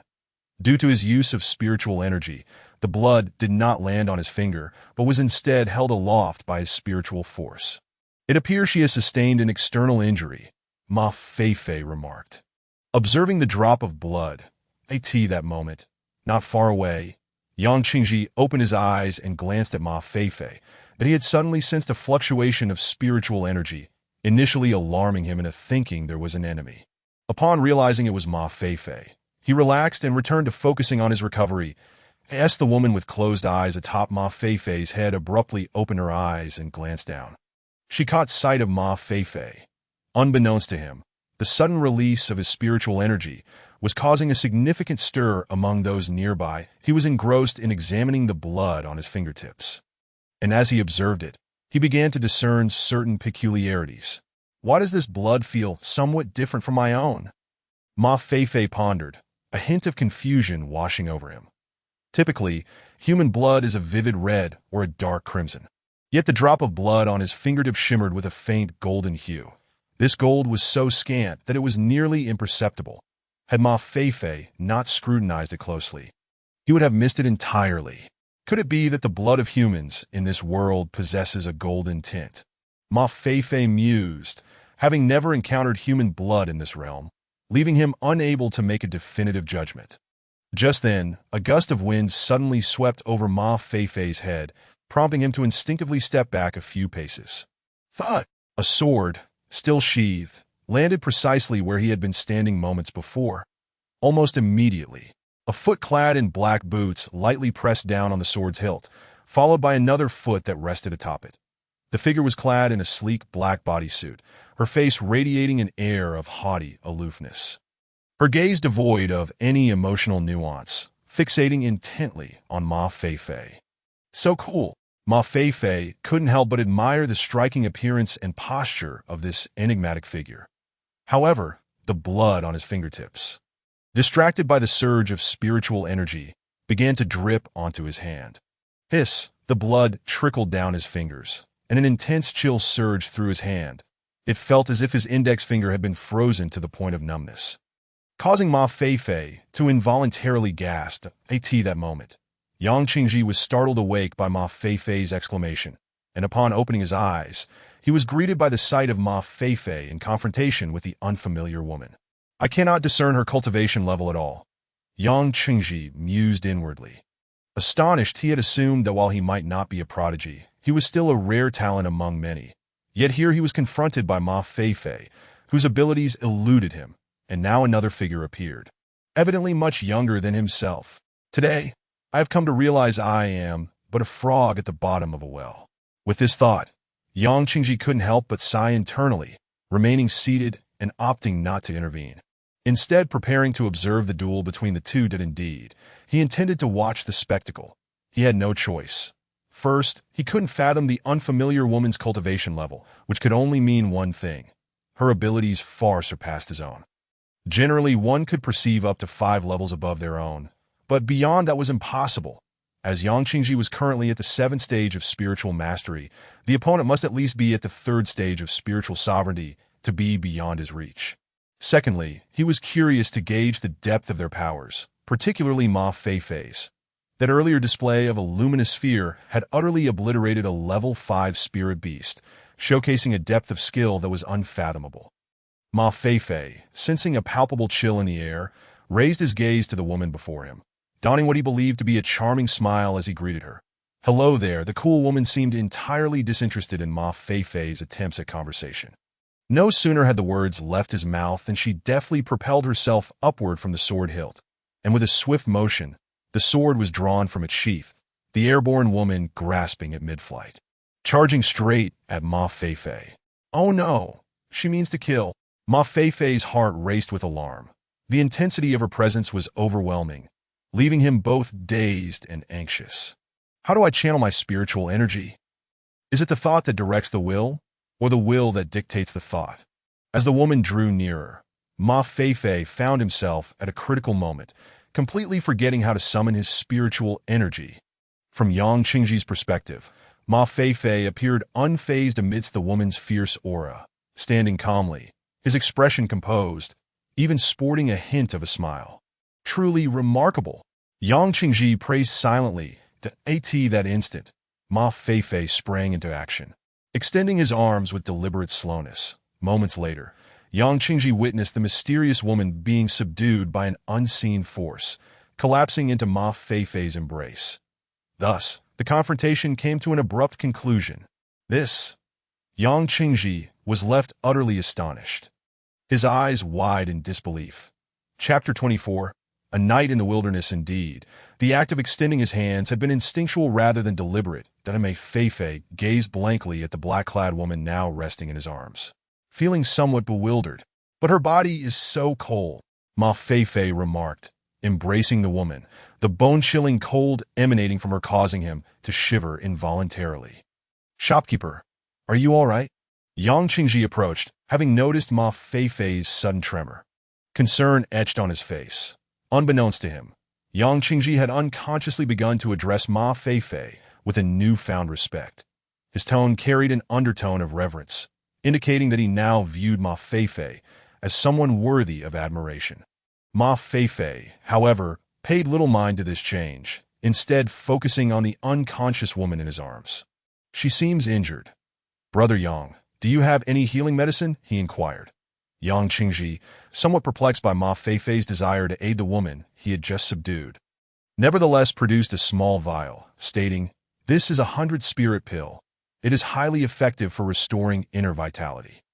For cultivators like them, unless inflicted with fatal external wounds, it was virtually impossible to knock someone unconscious. Thus, the injuries sustained by the woman must have been internal. The 100-spirit pill was a commonly used remedy for internal injuries, as its ingredients were readily available, and it was affordably priced, making it a staple for adventurers that, of course, there existed superior healing elixirs, but they were often beyond the financial reach of the average person. Ma Feifei nodded in understanding, and together they administered the pill to the strange woman. As darkness enveloped the land, and with an injured companion in tow, the two decided against further hunting and instead ascended a tree to settle in for the night. In the wilderness, nighttime posed considerable dangers, especially in places like the Ninefold Mountain, where spirit beasts and adventurers roamed freely. In such regions, One must remain vigilant not only against nocturnal attacks from spirit beasts, but also against the predatory intentions of greedy adventurers. Thus, those venturing into the Ninefold Mountain to hunt spirit beasts usually traveled in groups. Few dared to enter alone, partly for the ease of hunting, but primarily to avoid being ambushed by spirit beasts or other adventurers under the cover of night. Once they had made themselves comfortable, Yang Qingji retrieved some delectable food from his spatial pouch, and the two indulged in a hearty meal before he took up the watch, leaping to a nearby tree to keep vigil. Ma Feifei leaned against the tree, curiously observing the darkened expanse of the Ninefold Mountain. Though the night was pitch black, devoid of any light, it posed little concern for cultivators. With his ninth stage of spiritual mastery, Ma Feifei could see as clearly as during the day, albeit with less clarity. This was Ma Feifei's first night spent outdoors since arriving in this world, and amidst his curiosity lay a sense of unease. Unable to resist the urge, he pulled out paper and pen to document his thoughts at that moment. It has been nearly 2 months since I arrived in this wondrous world. Everything is so novel and exhilarating, yet tinged with a hint of fear. There are legendary cultivators here, capable of soaring through the skies and commanding mountains and rivers, living for millennia without succumbing to death. This realm is also home to fearsome creatures known as spirit beasts, possessing not only immense strength, but also intellect rivaling that of humans. I am uncertain what other marvels exist in this world.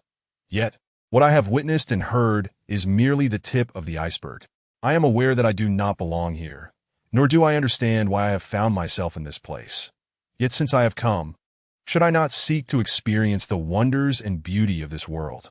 Even if I cannot fully integrate, being a mere spectator would suffice. Ma Feifei was unsure of the purpose behind his writing. He simply felt an impulse to express himself. Today, his emotions were tumultuous, unlike any other day in the 2 months since his arrival. Perhaps it was the first time he had ventured beyond Wubin Town, or maybe it was his initial encounter with a spirit beast. Or perhaps it was the first night spent in the wilderness. Perhaps I should pen an autobiography. I shall title it The Extraordinary Life of Ma Feifei. Ma Feifei gazed up at the starry sky, muttering to himself. Cough! The stillness of the night was shattered by the sound of a cough, startling the birds perched atop the treetops, causing them to flutter their wings in alarm. This commotion also roused Yang Qingji. Pulling Ma Feifei from his reverie, Dunham A. Feifei turned to the gradually awakening woman, offering her a cup of water he had prepared earlier. "You're awake. Here, have some water." The woman did not take it, her face expressionless as she regarded Ma Feifei, her eyes devoid of any emotional color. Today, Ma Feifei felt particularly sentimental. Lacking his usual buoyancy, the unfamiliar woman continued to gaze at him without accepting the water. He returned her stare, his expression warm and friendly, subtly revealing a hint of loneliness. After a long moment, a flicker of color finally appeared in the woman's eyes. Curiosity, gradually, her gaze softened as she silently reached out to accept the cup. Drinking from it. "You should eat something," Ma Feifei suggested, offering her a piece of meat. The woman merely shook her head, remaining silent, but Ma Feifei did not press further, setting the meat aside, and resumed leaning against the tree. His eyes turned skyward, his pen danced in his hand, moving gracefully as he continued to write. This was a skill he had learned in his previous life from observing others online, a technique to charm a girlfriend by swiftly spinning a chopstick on his fingers. Surprisingly, it proved quite challenging to master. The unfamiliar woman, captivated by the movements of Ma Feifei's hand, gazed intently at him. Thus, the two sat face to face, one looking up at the sky while the other focused on his hand, neither engaging in conversation. Eventually, Ma Feifei found himself unaware of when he had fallen asleep. Upon waking, he discovered that daylight had arrived, and the mysterious woman had vanished, that a glance downward revealed her standing beneath a tree, diligently polishing her sword with a white cloth. Beside her stood Yang Qingji, his expression grim as he watched her intently. "What transpired while I was asleep?"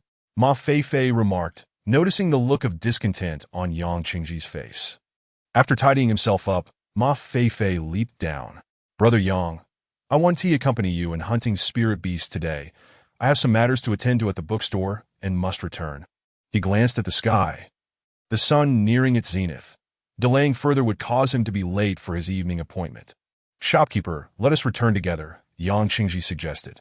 His purpose for coming to Jiuzhong Mountain was merely to hunt spirit beasts for some spirit crystals, which would allow him to indulge in reading at the bookstore.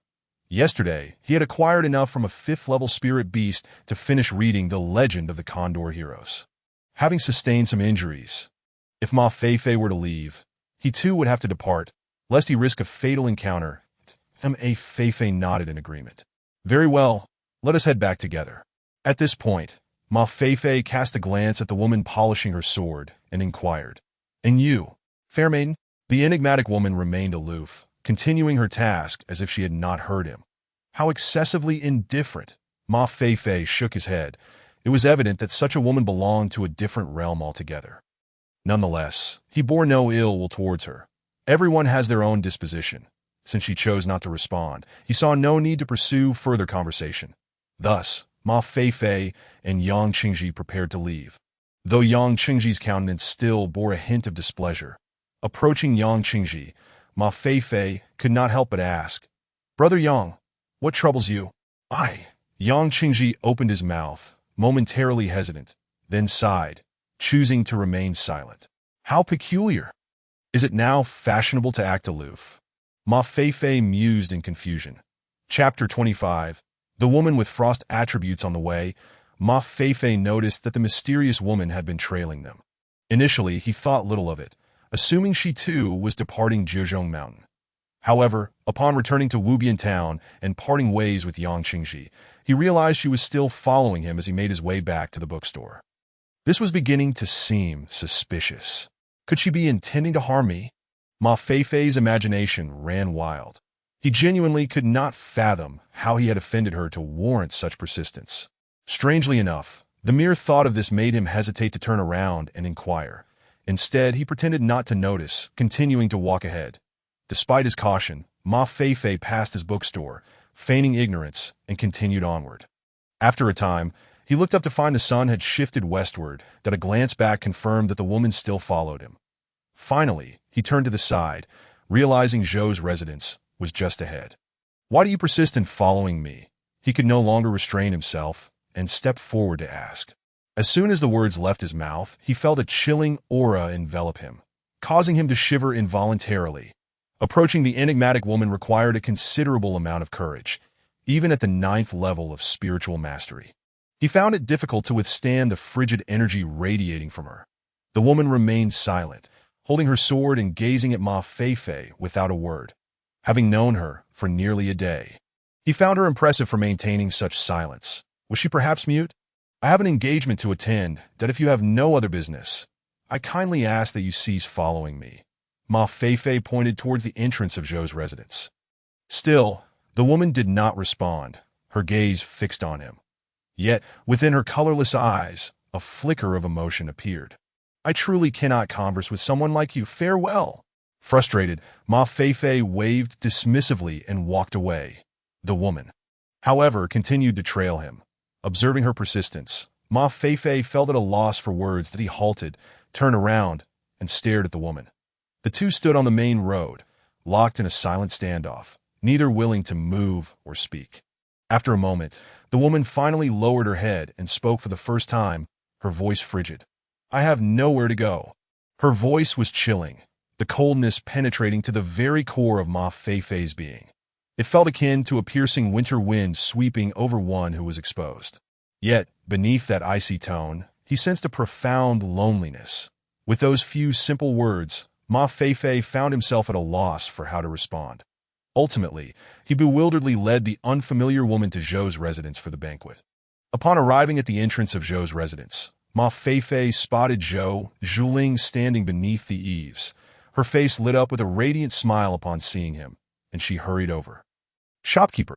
Today, Zhou Zhuling had evidently put considerable effort into her appearance. Donning a flowing purple gown and white embroidered shoes that accentuated her graceful demeanor, she adorned herself with exquisite accessories, and her pale complexion was now tinged with a lovely rosy hue. Ma Feifei found himself momentarily entranced. Such a classical beauty was something he had never encountered in his previous life. Did I arrive a tad early? He asked, noting the sun had yet to set. Typically, the bookstore closed around this hour, indicating he was indeed ahead of schedule. Zhou Zhuling shyly shook her head, preparing to respond when her gaze inadvertently fell upon the unfamiliar woman standing behind Ma Feifei. Her smile faltered, and with a hint of inquiry, she asked, "Shopkeeper, who is this?" Ma Feifei, offering a nonchalant "oh," briefly introduced the mysterious woman. "This is my newly hired guard. Pay her no mind." "Oh." Zhou Zhuling instinctively nodded, offering a smile to the woman, though receiving no reply. Undeterred, she turned her attention back to Ma Feifei. "Shopkeeper, please come in." This time, however, the exuberance in Zhou Zhuling's voice had noticeably diminished, and Ma Feifei, oblivious to the subtle shift in her demeanor, nodded and followed her into Zhou's residence. As he stepped inside, an inexplicable sense of discomfort washed over him, though he could not pinpoint the source. Zhou's residence was vast. The exact size was beyond Ma Feifei's comprehension. But he knew they had been walking for nearly 10 minutes since entering, traversing through countless doors. They finally arrived at a small courtyard, which appeared to be their destination. However, as Ma Feifei surveyed his surroundings, it did not resemble a place meant for receiving guests. The courtyard was adorned with vibrant blossoms of various hues, fragrant scents wafting through the IT featured pavilions and towers, a clear lake filled with multicolored fish. This was clearly a space designed for a lady. Was it customary for affluent families to host guests in such a manner?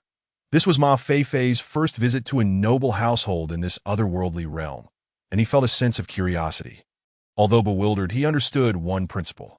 In such situations, it was best to remain silent, observe, and listen. What was termed a small courtyard was, in reality, quite substantial. Ma Feifei estimated it to span over 1,000 square meters. Such a residence could only belong to the wealthiest and most powerful individuals of ancient times. The group arrived at a pavilion featuring a stone table, where maidservants were already setting out an array of exquisite dishes and drinks. Today's banquet was to be held here.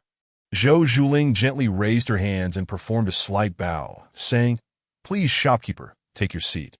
Heeding her invitation, Ma Feifei sat down, glancing around to find that aside from their party, no one else was present. Unable to contain his curiosity, he inquired, "May I ask where Uncle Zhou is?" Wasn't it agreed that Zhou Zhuling's father would host him for dinner? Why had he not yet made an appearance? And where was that young rascal Zhou Guanyu? In response, Zhou Zhuling replied, "This morning, we received news that the Qin army clashed with the Chu army last night. My father left for the front lines early today and is yet to return. That is truly unfortunate. I had hoped to meet Uncle Zhou." Ma Feifei expressed regret. Well aware of Zhou Wujia's esteemed status, that he was indeed curious about the legendary figure. However, would the conflict persist? How long would it last? Surely, it would not drag on until a climactic conclusion.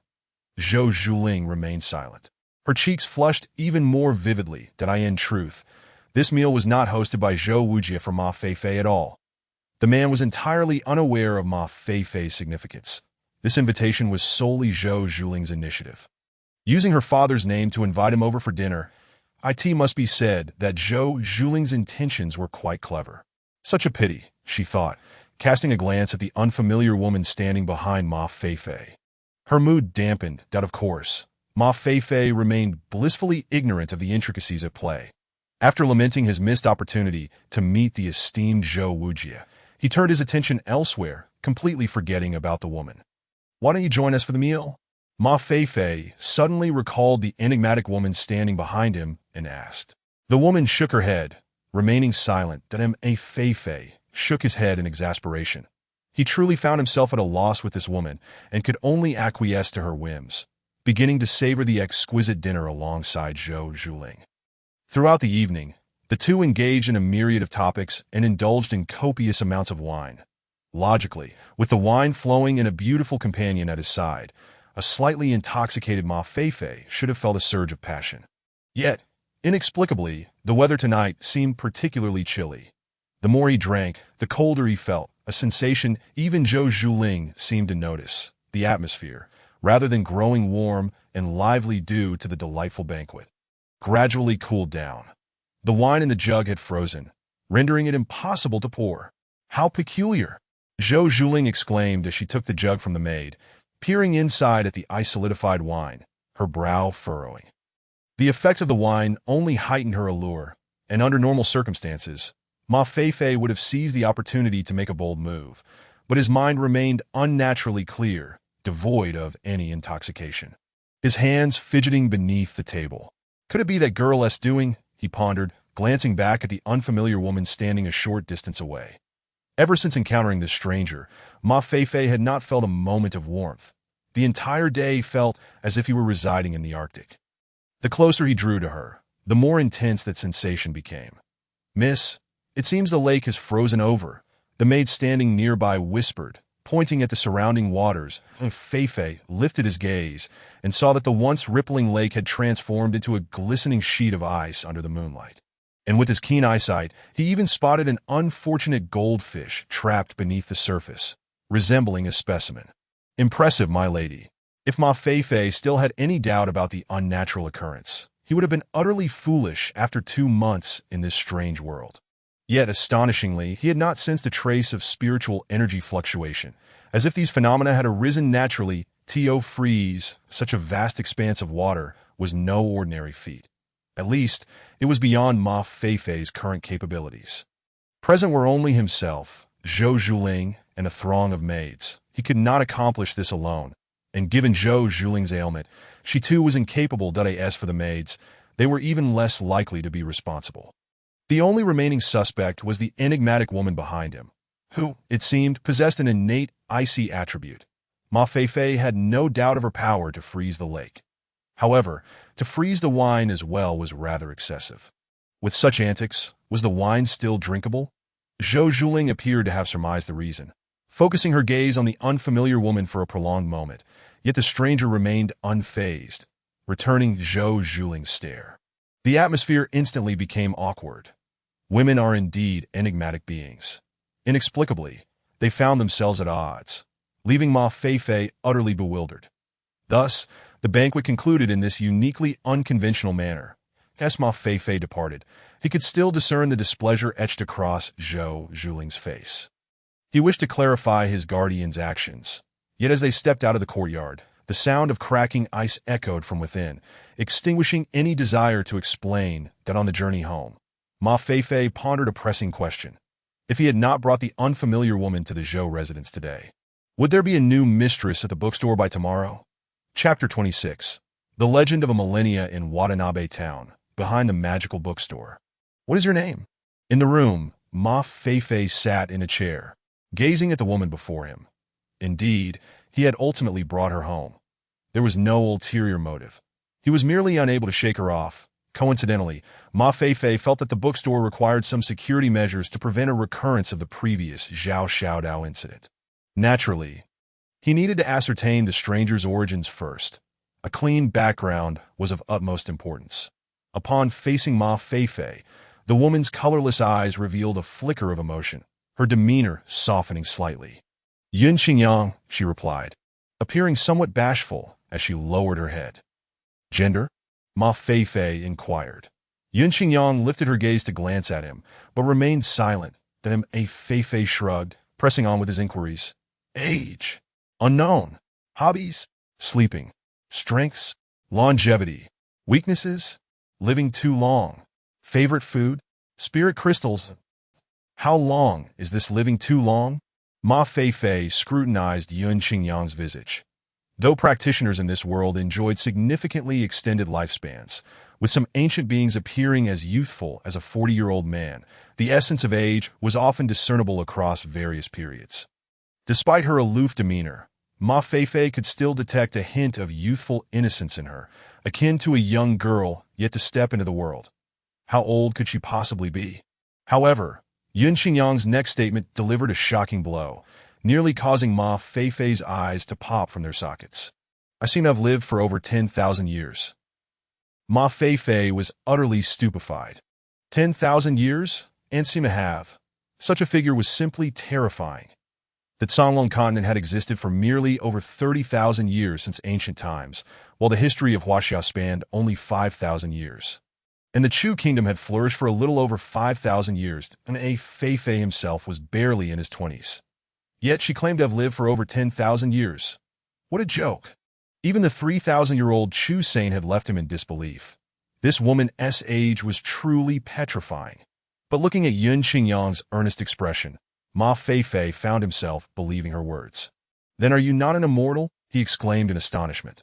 According to the historical records of the Songlong continent, there indeed existed individuals who had lived for millennia, but those were from over 30,000 years ago, during the ancient era.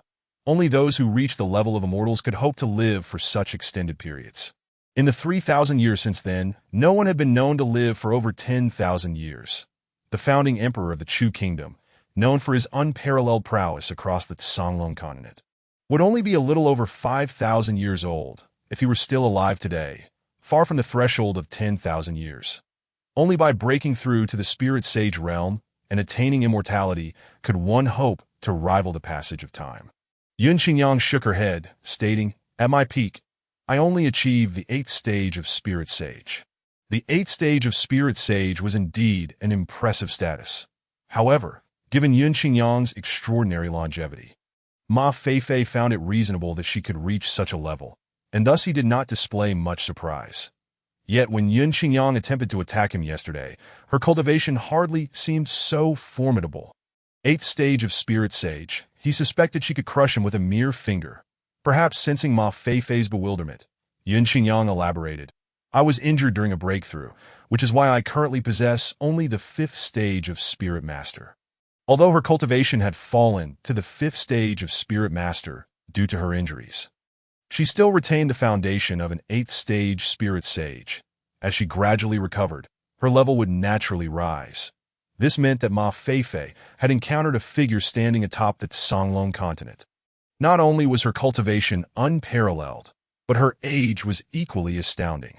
"I have truly latched onto a powerful ally." Ma Feifei's gaze toward Yun Qingyang shifted significantly. Though the system was formidable, it required a gradual process. In terms of security, it could only guarantee safety within the bookstore, leaving him vulnerable elsewhere. Should he ever encounter someone intent on his demise, the system would be of no assistance. However, Yun Qingyang was different. With her 8th stage spirit sage prowess, she was a human shield. If he brought her along, there would be no place on the Songlong continent he could not traverse. "If you have nowhere else to go, feel free to stay with me for now," Ma Feifei added as an afterthought. "By the way, if your injuries require any assistance, do not hesitate to ask that my father was a physician, and we have plenty of medicinal herbs at home. Feel free to take what you need." Yun Xingyang regarded Ma Feifei, asking, "Take what I need?" Ma Feifei waved dismissively, exuding a sense of grandeur. "As long as it aids in your recovery, take whatever you require." What a joke! The medicinal herbs left by his father were merely for treating superficial wounds. The most valuable being a 1,000-year-old ginseng that could scarcely fetch 100 gold coins on the market. At one point, when Ma Feifei could hardly afford meals, he considered selling it, only to discover that his father had used the ginseng to infuse wine, rendering it unsellable. An entire ginseng root. It had all been soaked. Ma Feifei even suspected that his thrifty father had overindulged, leading to his demise. Beyond that, he could hardly think of any other valuable herbs. Moreover, being able to ingratiate himself with a powerful being of 8th stage spirit sage, Ma Feifei would unhesitatingly offer any precious herbs he could muster. Upon hearing this, Yun Qingyang nodded silently, observing her response. Ma Feifei ceased the conversation, stating, "It is quite late. Allow me to show you to your quarters." Though Ma Feifei's courtyard was modest, it did contain several rooms. Aside from his own, there were 3 others, including a master bedroom, 2 guest rooms, a kitchen, and a lavatory. The master bedroom had previously belonged to his late father, and since his father's passing, Ma Feifei had never moved in, leaving that room unoccupied all this time. At present, Ma Feifei has settled Yun Xingyang in the master bedroom. "This room will be yours from now on. The bedding and such have all been freshly changed, but the room is a bit dirty. You'll have to make do for one night, and I'll have someone come to clean it up tomorrow." Unfortunately, Ma Feifei is quite lazy. She seldom cleans her own room, let alone these vacant ones. The fallen leaves in the courtyard are strewn all over the ground, and Ma Feifei couldn't even muster the energy to tidy them up. Yun Xingyang remained silent, merely nodding her head with an aloof demeanor that if Ma Feifei previously thought her demeanor was merely cold. It now seemed entirely justified. A legendary being that has lived for over 10,000 years might find conversing a tiresome endeavor. Just think about it. After speaking for millennia, who would still wish to continue? Naturally, one would prefer silence than a Fei even indulged in a whimsical thought about whether Yun Qingyang harbored any desire to cease living. After all, living for over 10,000 years must be exhausting. At the very least, all her contemporaries must have perished by now. How lonely. After settling Yun Qingyang, Ma Feifei dazedly returned to her own room, lying down and staring blankly at the ceiling, her eyes devoid of focus. Her mind a muddled mess of chaotic thoughts. Having made a trip to the Ninefold Mountains and returned with a colossal Buddha statue felt almost like a tale spun by a storyteller. Could this be the treatment reserved for protagonists and legends? With that thought, Ma Feifei couldn't help but chuckle. However, as she laughed, the mirth faded. She suddenly recalled that Yun Qingyang's behavior seemed rather peculiar. Just the night before, she had intended to kill her. Yet after a single night, not only did she refrain from murder, but she also chose to stay and reside in Ma Feifei's home. I've heard that those ancient beings who have lived for many years possess secret arts for soul capture and body snatching. Could it be that she has set her sights on my body? Surely. How could one possibly live for so long without ascending? It must be through the method of body snatching to prolong life. Oh no! I've invited a wolf into my home. I'm doomed. With that thought, Ma Feifei felt increasingly uneasy. The consequences of her wild imaginings led to a sleepless night, and the next day she rose with dark circles under her eyes. Chapter 27. The birth of the first employee. Upon opening the door, Ma Feifei took in her small courtyard, sensing something was amiss. After 30 seconds of contemplation, it dawned on her that the tree in her yard had frozen over. Not a single leaf remained, only the bare trunk enveloped in a shimmering layer of ice. It was late autumn, and while she could understand all the leaves falling overnight, how could it possibly be frozen? Frost doesn't usually manifest in such a dramatic fashion. Is this a taunt for having never experienced winter in the Songlong continent? Casting a glance at the master bedroom in the center, its door tightly shut, it seemed Yun Qingyang had yet to rise. Shaking her head, Ma Feifei took her toiletries to fetch water. That in these times, there was no such thing as running water. Every household relied on well water. It was a mystery whether the Songlong continent rested above an ocean or what, but every home could strike water by digging into the ground. Hence, every household had its own well. Oh my! Even the well is frozen. Peering down into the well, with the sun beginning to rise, the sunlight reflected off the frozen water at the bottom, casting Ma Feifei's silhouette.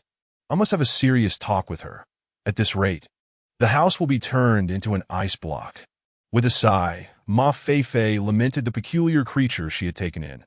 After using her spiritual power to melt the ice, Ma Feifei completed her morning routine and opened the shop. Meanwhile, the door to the master bedroom in the back opened, and Yun Qingyang appeared at the threshold, still clad in black, clutching her sword, observing Ma Feifei as she departed. Upon opening the door, as expected, the first figure to catch her eye was Yang Qingji, now a devoted fan of the miraculous bookstore, never arriving late except on weekends. The thought of returning to the academy had long been cast aside. To her surprise, Zhou Zhuling had also arrived early, patiently waiting at the entrance. Upon seeing Ma Feifei, she gracefully greeted her, causing Ma Feifei's heart to swell with joy, instantly brightening her mood. I do prefer this kind of girl. The more Ma Feifei looked at Zhou Zhuling, the more she found her agreeable, pondering whether she should pursue her. Zhou Zhuling, initially composed, soon felt the weight of Ma Feifei's gaze and, unable to bear it, blushed and lowered her head. Please come inside. Ma Feifei chuckled, inviting the two into the shop. Once inside, Yang Qingji hurriedly handed over his spiritual crystals, took the Legend of the Condor Heroes, and settled down at a nearby table, immersing himself in the world of the book. Zhou Zhuling, however, strolled leisurely beside Ma Feifei, engaging her in quiet conversation. Miss Zhou, I must apologize for yesterday. Ma Feifei felt it necessary to extend an apology, as Yun Qingyang was her bodyguard, and the incident of the drinks freezing was something she believed Yun Qingyang could not escape responsibility for. You're being too serious. In fact, I was quite happy yesterday. Zhou Zhuling replied bashfully when they were alone together. Please don't call me shopkeeper anymore. It feels too formal. Just call me by my name. Ma Feifei walked over to the cash register, counting the spiritual crystals Yang Qingji had given her. Brother Ma, Zhou Zhuling called softly to at the sound. Ma Feifei's eyelids twitched involuntarily, and for the first time, the thought of wanting to change her name crossed her mind. Why does that sound so awkward? While pondering whether to adopt a new name, she opened the drawer to place the spiritual crystals inside, only to be struck dumb. The drawer was completely empty, vanished without a trace. Brother Ma, what's wrong? Zhou Zhuling, noticing Ma Feifei's dazed expression, couldn't help but inquire. Oh, it's nothing. You go ahead and read that I have a little matter to attend to. Ma Feifei replied distractedly. Zhou Zhuling blinked her sparkling eyes and, not pressing further, handed her some spiritual crystals before wandering off to read. System, can you tell me what on earth is going on? After Zhou Zhuling left, Ma Feifei quickly vented her frustration towards the system in her mind. Over 1,000 spiritual crystals, although she had no immediate use for them. They represented her hard work. It had taken her 2 months of effort to earn those, and now they had inexplicably disappeared. How could she not be furious? Unfortunately, the system remained silent, leaving Ma Feifei with no choice but to keep staring at the system panel. Gradually, she began to notice something unusual. The system panel was quite simple. Aside from the host's basic information, it contained task details and progress. However, this time, when Ma Feifei looked at the system panel, she unexpectedly found the word employee beneath the host's information. Level 1 employee, Yun Qingyang. Gender, female. Age, exceeds system's calculation range. Race, dragon. Description, direct descendant of the frost giant dragon from the ancient era of Songlong. Abilities, unknown permissions. Level 1 access, benefits. Free access to all books in the bookstore. What is this? Ma Feifei stared at the description on the system panel, utterly perplexed. When did Yun Qingyang become her employee? She certainly did not recall granting her such a position. Moreover, according to the system, did that mean the spiritual crystals were most likely taken by Yun Qingyang? Ma Feifei vaguely remembered Yun Qingyang mentioning her fondness for a particular food, spiritual crystals. At that moment, she noticed another entry under the employee description, titled Employee Operation Log. There was a record that read, in the early hours of October 12,350 of the Chu Kingdom, employee Yun Qingyang took away 125 spiritual crystals. Are level 1 permissions really this powerful? Can they openly take the boss's money? Ma Feifei was taken aback.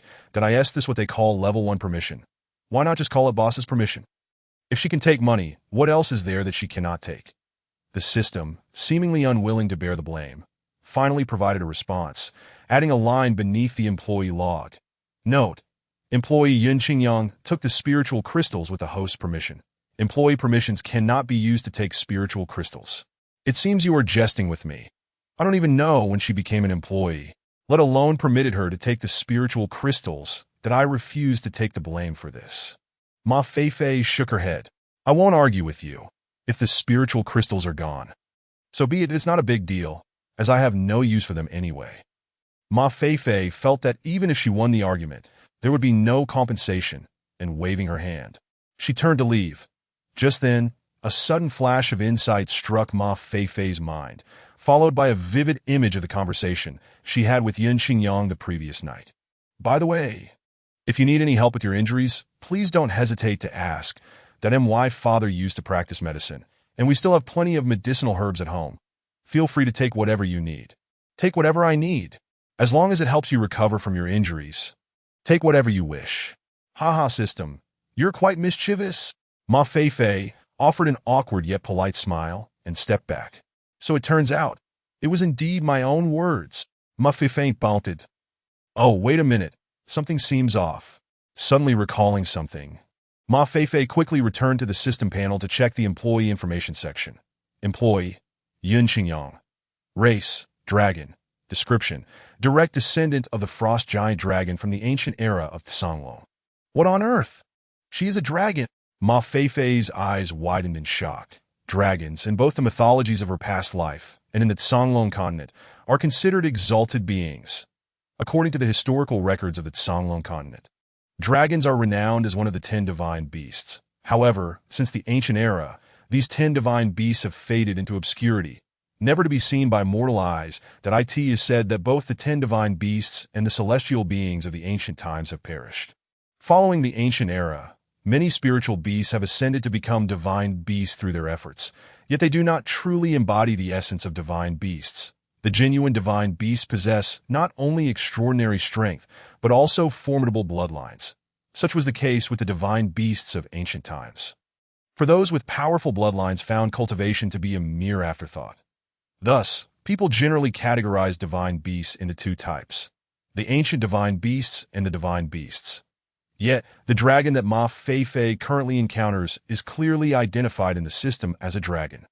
A direct descendant of the frost giant dragon from the ancient era, that a pure blood lineage. It is quite possible that her parents lived during the ancient times. Wow, this is a tremendous windfall, Ma Feifei pondered, no longer concerned about Yao Qingyang taking her spiritual crystal, and began contemplating how to ensure this dragon would remain with her. The mere thought of having a dragon as a bodyguard for her bookstore sent waves of excitement through Ma Feifei. What an impressive spectacle that would be. Just as she envisioned this delightful future, two figures appeared at the entrance, and Ma Feifei looked up, her eyes sparkling. New customers, two graceful young men, one clad in a white robe and the other in blue.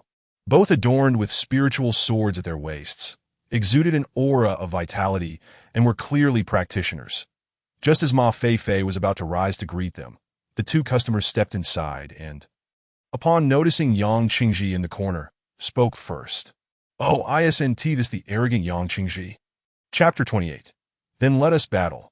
In truth, Yang Qingji had already seen the two the moment they entered the bookstore.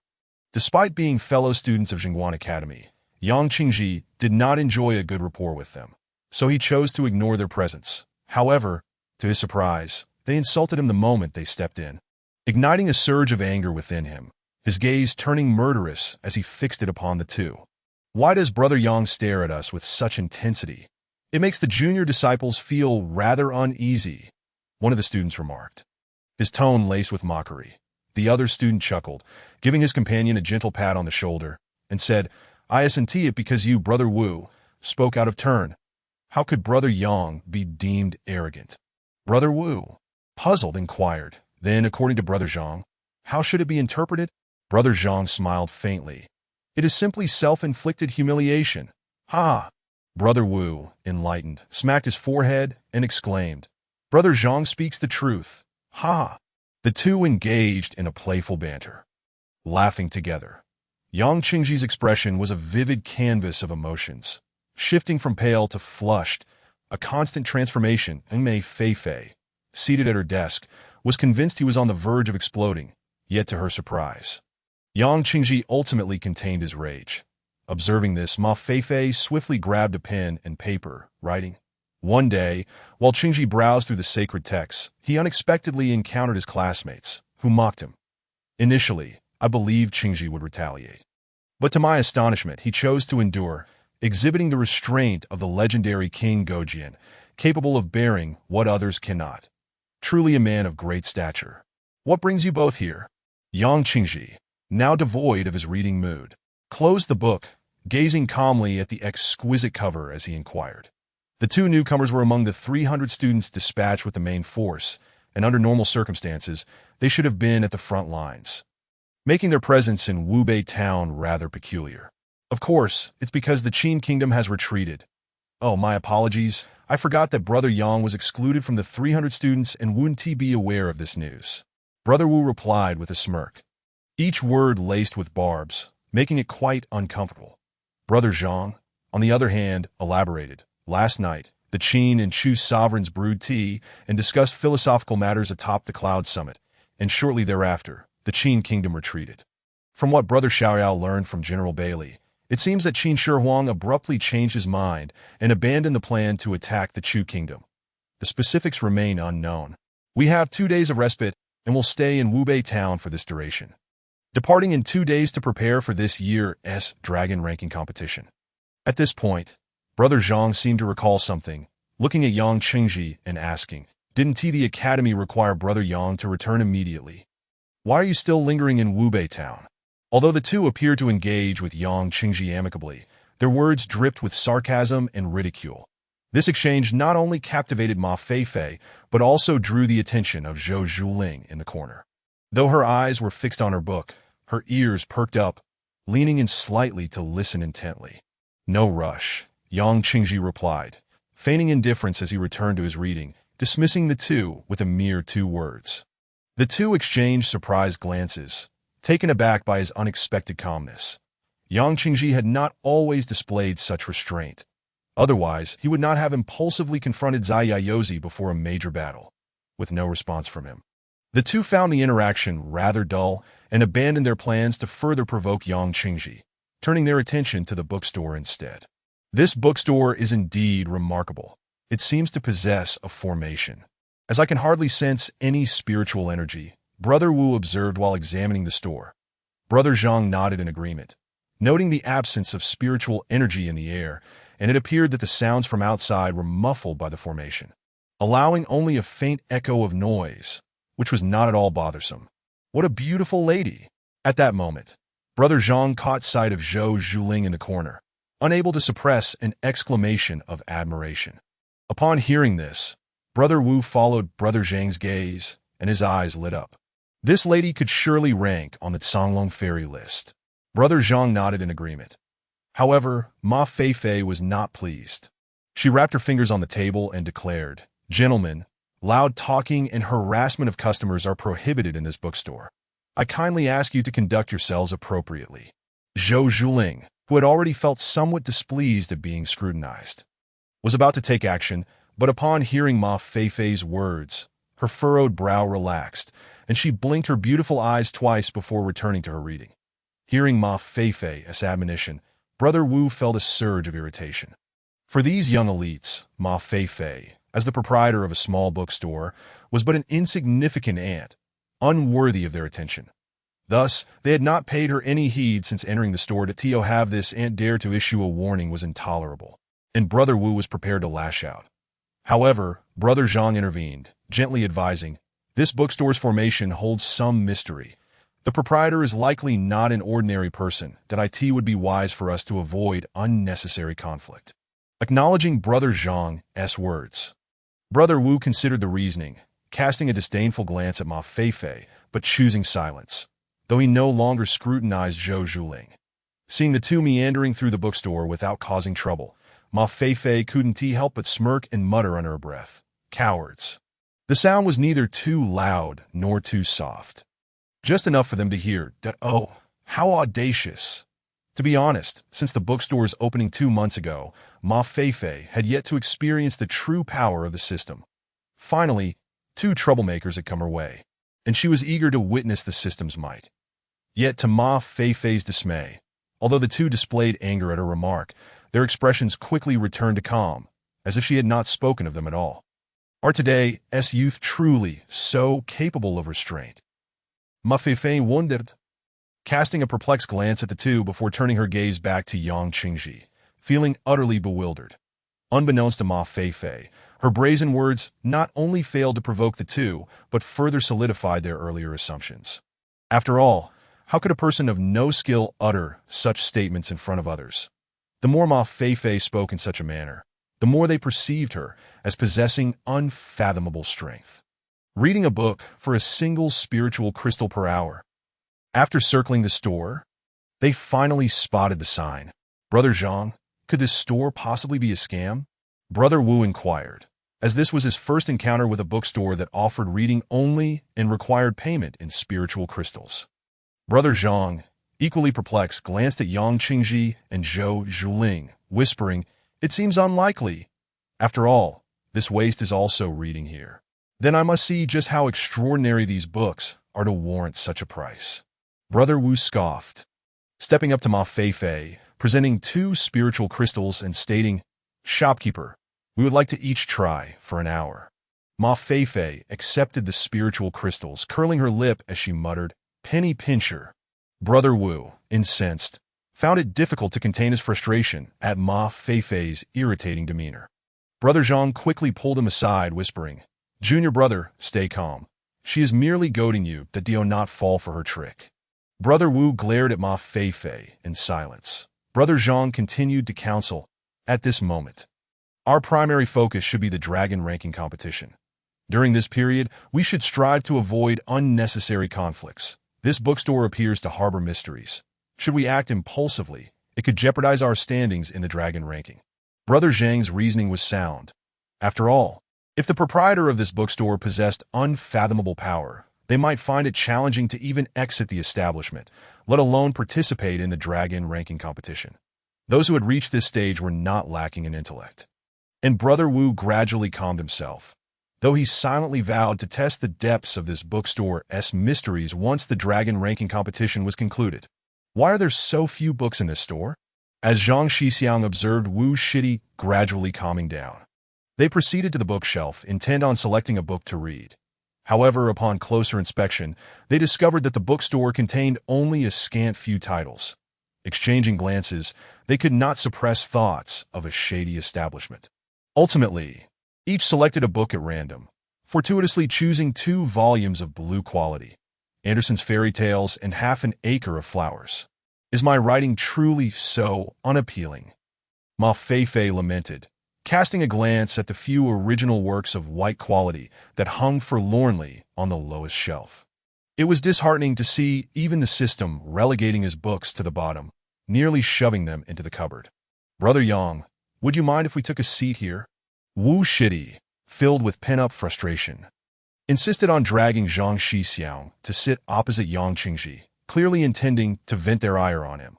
Yang Qingji had overheard Ma Feifei's earlier disparagement of the duo and secretly wished they would confront him, hoping Ma Feifei would teach them a lesson and relieve his own frustrations. However, to his disappointment, the two displayed a modicum of restraint and chose not to provoke Ma Feifei. Am I truly so easy to bully? Yang Qingji remarked coldly, eyeing the pair. That won't do.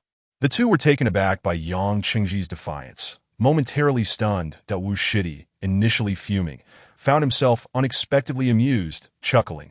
But we've already taken a seat. What now? Faced with the enigmatic shopkeeper, they had cowered. Yet, against someone they deemed ineffectual, they felt emboldened.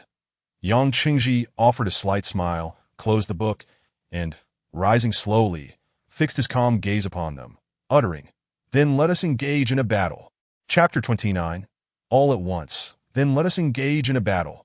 His serene tone and simple words captured the attention of everyone in the shop. Zhou Zhuling diverted her gaze from her book, finally regarding Yang Qingji with intent. Then Ma Feifei tapped his pen against the table, contemplating Yang Qingji with a look of intrigue. Unbeknownst to them, Yin Qingyang had also appeared behind Ma Feifei. Observing the unfolding scene with an impassive expression as for Wu and Zhang, they gaped at Yang Qingji before exchanging incredulous glances, and then burst into laughter. Zhang Shixiang, did I hear correctly? Brother Yang wishes to challenge us?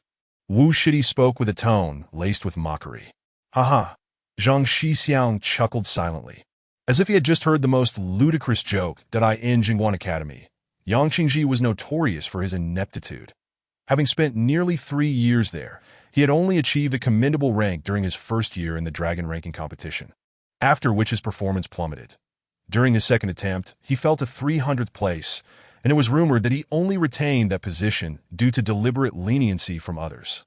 Ultimately, his stagnation stemmed from the fact that, since that first competition, he had failed to advance beyond the 6th stage of Spirit Master.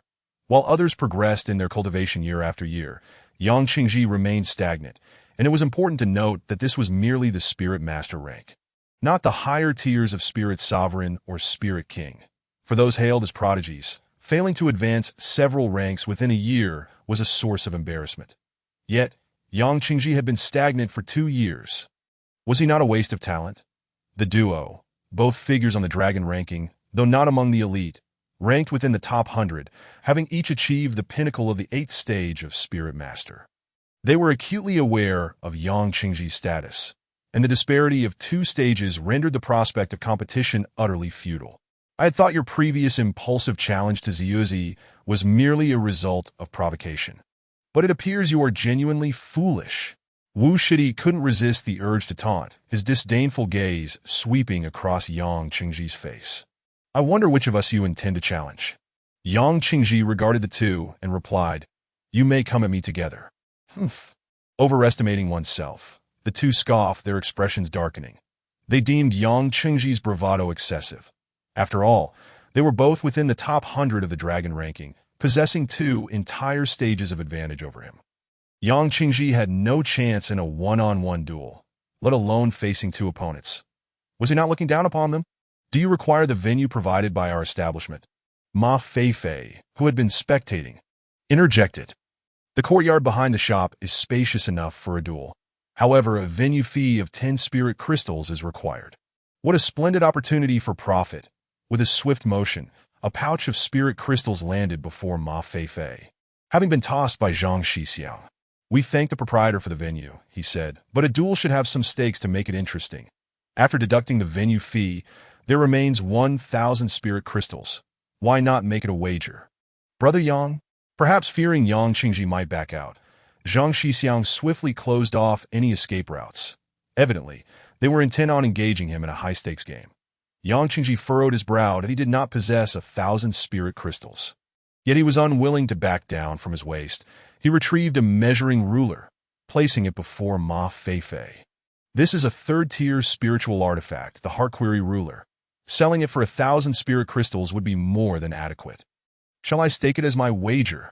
In the realm of the Songlong continent, everything was ranked in levels. Spiritual beasts, artifacts, precious materials, elixirs, and even spiritual energy varied in purity.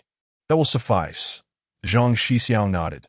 Thus, the wager was set, and Ma Feifei barely had time to register the turn of events. Good heavens, have I just become the house?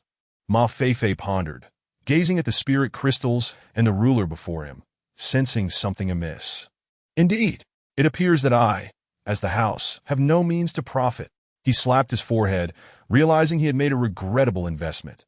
The group entered the courtyard, ample space for their display of prowess. However, prior to the bout, Ma Feifei made it clear that no destruction of property would be tolerated. Any damage to the courtyard would incur triple compensation. He set up a small stool at the entrance to the courtyard, allowing him to witness the duel while keeping an eye on the shop. Zhou Zhuling seemed intrigued by the impending clash. Book in hand, she stood beside Ma Feifei, her gaze fixed on the 3 combatants in the courtyard. On the other side, Yun Qingyang stood, her attention not on the duel, but rather on the spirit crystals in Ma Feifei's possession, an enigmatic glimmer in her eyes. Unaware of her scrutiny, Ma Feifei was busy counting the spirit crystals. This Qinquan pouch is truly remarkable. Such a small bag can hold 1,000 spirit crystals. Ma Feifei smacked his lips, a hint of envy creeping in, for he lacked such a treasure. Zhou Zhuling, overhearing, glanced at him before returning her gaze. By the way, Miss Zhou, Ma Feifei suddenly recalled something, calling out to her. Ah! Zhou Zhuling jumped, her cheeks flushing inexplicably as she lowered her head, leaving Ma Feifei bewildered. Miss Zhou, who do you think will win? He inquired, gesturing towards the 3 engaged in a standoff in the courtyard. Realizing Ma Feifei was merely testing her, Zhou Zhuling felt relieved and raised her head to assess the situation. Yang Qingji was indeed holding his ground against Wu and Zhang, but the obvious disparity in their cultivation levels was evident. Yang Qingji stood at the 7th stage of Spirit Master, while Wu and Zhang had both reached the pinnacle of the 8th stage. While a one-on-one duel might have offered some suspense, facing 2 opponents rendered any hope virtually non-existent. After all, battling across stages was inherently challenging, let alone taking on 2 foes simultaneously. Unless something unexpected occurs, it seems likely he will suffer defeat. Zhou Zhuling concluded slowly that Ma Feifei nodded thoughtfully. To be frank, he too believed Yang Qingji would lose. Nonetheless, there was an undeniable confidence radiating from him. Had Yang Qingji not visited his bookstore, Ma Feifei might have dismissed him as merely boasting. But he had been there. He had even read The Legend of the Condor Heroes. Thus, Ma Feifei pondered that perhaps Yang Qingji had gleaned something from that book, a hidden advantage. While it was impossible for him to have enhanced his cultivation, Ma Feifei would have noticed any such improvement. Unfortunately, despite owning the bookstore, he remained oblivious to the properties of the various books. leaving him unable to discern Yang Qingji's hidden cards. However, this uncertainty did not diminish Ma Feifei's confidence in Yang Qingji's potential victory. Rather, he trusted the system's abilities. Miss Zhou, how about we make a wager ourselves, predicting who will win? Seizing the opportunity to play the role of the house, Ma Feifei felt it was only right to secure some spirit crystals for himself. Zhou Zhuling's sparkling eyes fixed on Ma Feifei, her cheeks flushing as she shyly produced a pouch from her waist. If Brother Ma is in need of spirit crystals, do not hesitate to ask me for them. Ma Feifei stared at Zhou Zhuling's outstretched hand, her fingers long and delicate, pure as snow, with faint veins barely visible, a truly exquisite hand. I can hardly believe I'm being flirted with, he thought, his face flushing with embarrassment as he awkwardly rubbed his hands together. Perhaps we should simply watch the show. Zhou Zhuling noticed that Ma Feifei was evading her gaze, and an unexpected shyness appeared on her face, causing a surge of delight to well up within her heart. Her sparkling eyes could not resist giving Ma Feifei a playful wink. Then, Ma Feifei felt as though he might take flight, his heart racing to such an extent that he feared it might leap from his chest. The atmosphere was somewhat enchanting. Meanwhile, Yan Qingying cast a puzzled glance, unable to comprehend the situation. Chapter 30. The benefits derived from the legend of the Condor heroes. Brother Yang, please don't blame us for taking advantage of our numbers, Wu Shidi remarked leisurely as he faced Yang Qingji, slowly drawing his spiritual sword with a teasing smile. Upon exiting the bookstore, he was taken aback to discover that Yang Qingji's cultivation had surprisingly reached the 7th stage of the Spirit Master Realm, which was indeed astonishing for the two of them. This was the very reason they had refrained from insisting on a one-on-one duel. After 2 years without a breakthrough, Yang Qingji had unexpectedly advanced, suggesting that there must be some intriguing circumstances surrounding this development, prompting the duo to exercise caution at this moment. Yang Qingji adopted an air of aloofness, ignoring the pair, and instead withdrew a spiritual sword from the pouch at his waist, brandishing both swords with their tips angled towards the ground at a 45-degree angle. Enough with the idle chatter. Let us engage in battle. Wu and Zhang exchanged glances, bewildered by Yang Qingji's choice to wield 2 weapons. Yet there was no time to ponder. They unsheathed their swords and charged at him, engaging in combat. Goodness! This lad couldn't he possibly have mastered the technique of dual wielding? Could he? While others were unaware, Ma Feifei was well informed. The dual wielding technique from the legend of the Condor heroes, an ingenious trick created by the old rogue Zhou Badong, had significantly boosted the combat prowess of the little dragon girl when she learned it in the story.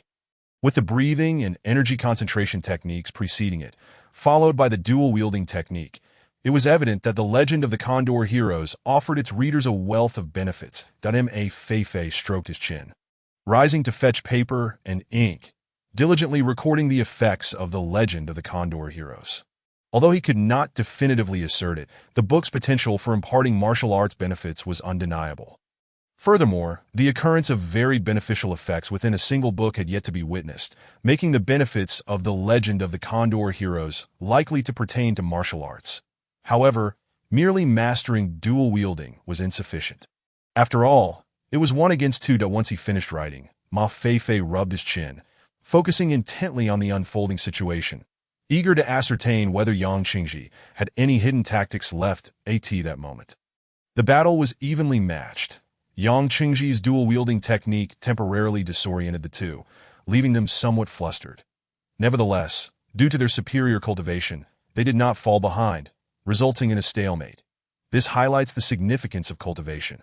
Had Yang Qingji's cultivation been at the peak of the 8th stage of the Spirit Master Realm, his unexpectedly adept dual-wielding technique could have caught the duo off guard. Alas, the dual-wielding technique could only be deemed a skill, and in the context of this world, it barely qualified as a martial art. Gradually, Wu and Zhang adapted to Yang Qingji's peculiar fighting style, reclaiming the initiative step by step, ultimately gaining the upper hand. In this world, flamboyant and dazzling battles are rare, especially in close combat, where the emphasis is on technique. It is uncommon for combatants to exchange attacks from a distance of several dozen meters. Of course, one could attempt such tactics, but after a few exchanges, their internal spiritual energy would diminish significantly. Without sufficient spiritual energy, one would only marginally surpass an ordinary person. More often than not, in close combat, both parties carefully manage their spiritual energy, striving to inflict maximum damage with minimal expenditure. For instance, Ma Feifei's reckless use of a light sphere on Ninefold Mountain exemplified a strategy that could inflict significant self-harm. Most individuals would not dare to employ such tactics. Thus, although the two combatants engaged fiercely, occasionally soaring through the air, they inflicted no damage upon the courtyard, not even disturbing the tree that was on the verge of freezing to death under Ynq Ing's gaze. Speaking of the tree, Ma Feifei could not help but glance at Ynq Ing, feeling compelled to converse with this dragon girl. "Did you happen to take over 1,000 spirit crystals this morning?" Upon hearing this, Ynq Ing slightly lifted her head, remaining silent while holding her sword, exuding an air of coolness. "Well, quite the proud one, aren't we?" Ma Feifei scoffed, counting the spirit crystals while casually saying, "Feel free to take as many spirit crystals from the drawer as you like." Ynq Ing glanced at Ma Feifei, her eyes reflecting a mix of surprise and skepticism. Of course, there are conditions. Once he had counted the spirit crystals, Ma Feifei retrieved 10 of them, placing them in his palm and extending them toward Ynq Ing, saying, "1. Protect me. 2. Help me manage the store." Ynq Ing stared at the spirit crystals in Ma Feifei's hand, took them, and uttered 2 words, "Penny pincher." Ma Feifei's expression darkened. Ah! Zhou Zhuling, who had been eavesdropping, could no longer contain her laughter. While we momentarily set aside Ma Feifei's embarrassment, the battle between the three had gradually reached its climax. Despite Yang Qingji's mastery of the dual-wielding technique, he was at a disadvantage due to being 2 cultivation stages lower than Wu and Zhang, and began to be overwhelmed in the fight that in the realm of cultivation. Techniques often only grant advantages when both parties possess similar levels of cultivation, when the disparity is too great. Even the most sophisticated techniques prove futile. The difference between an early-stage spirit master of the 7th rank and a peak spirit master of the 8th rank is not insurmountable. There have been instances of individuals surpassing their rank to defeat stronger foes. But those are exceptional cases. Yang Qingji was an ordinary person who had reached this point due to some aptitude. Yet he lacked the profound foundation necessary for such a feat. He was not merely facing an opponent of a higher rank. But this was no simple addition. The difficulty escalated significantly. Despite having learned the dual-wielding technique, the vast difference in cultivation left him with no choice but to adopt a defensive stance. Wu and Zhang, both ranked among the top 100 on the dragon list, were no ordinary challengers that as they fought, they could sense Yang Qingji's spiritual energy dwindling. Exchanging glances, they intensified their assault. Thud! Wu Shidi lunged forward with his sword.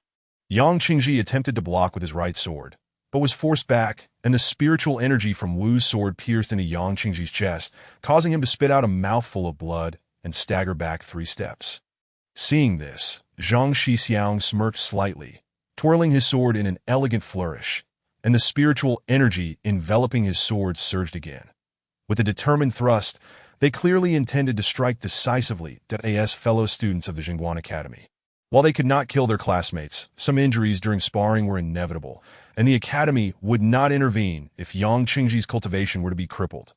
Yang Qingji was well aware of their intentions. However, confident in his ability to face 2 opponents, he surely had some hidden trump cards at this moment. He unexpectedly discarded both of his swords. With his palms facing upwards, fingers spread, he raised his hands above his head. Bringing his palms together, fingertips pointing skyward, this instant, Yang Qingji's internal spiritual energy began to converge towards his fingertips, swirling in a spiral formation. Concurrently, the surrounding spiritual energy from the environment was drawn toward him, coalescing at his fingertips. Why does this gesture seem familiar? Not far away, Ma Feifei stroked his chin, watching the scene unfold, murmuring to himself. Meanwhile, Wu and Zhang were taken aback by Yang Qingji's maneuver. Zhang Shixiang's thrusting sword was repelled even before it could reach Yang Qingji, disrupted by the surrounding spiritual energy. Both retreated several steps, exclaiming, "The spiritual energy of heaven and earth." Chapter 31. the spiritual energy of heaven and earth. This was no ordinary spiritual energy. Cultivators rely on absorbing the spiritual energy from the heavens and earth into their bodies for their own use, enhancing their cultivation. Typically, ordinary cultivators can only utilize the spiritual energy they have absorbed and cannot freely manipulate the spiritual energy in the environment unless their cultivation reaches a certain height. The principle of flight operates similarly, relying on the spiritual energy of heaven and earth to achieve the ability to soar through the skies that are in the hearts of cultivators on the Songlong continent. There exists a common understanding. Below the rank of Spirit King, one cannot control the spiritual energy. Below the rank of Spirit Sovereign, one cannot fly. The term uncontrollable refers to the spiritual energy in the environment, which cannot be manipulated until one reaches the rank of Spirit King. The inability to fly is self-explanatory. Without reaching the rank of Spirit Sovereign, one cannot soar through the skies, unless, of course, one possesses a flying spirit beast. Yet, to everyone's astonishment, Yang Qingji was actually harnessing the spiritual energy of heaven and earth for his own use. How could this not astonish Wu and Zhang? It is well known that the spiritual energy of heaven and earth is the most formidable force in existence. Cultivators below the rank of Spirit King must adopt specific methods to absorb and utilize it.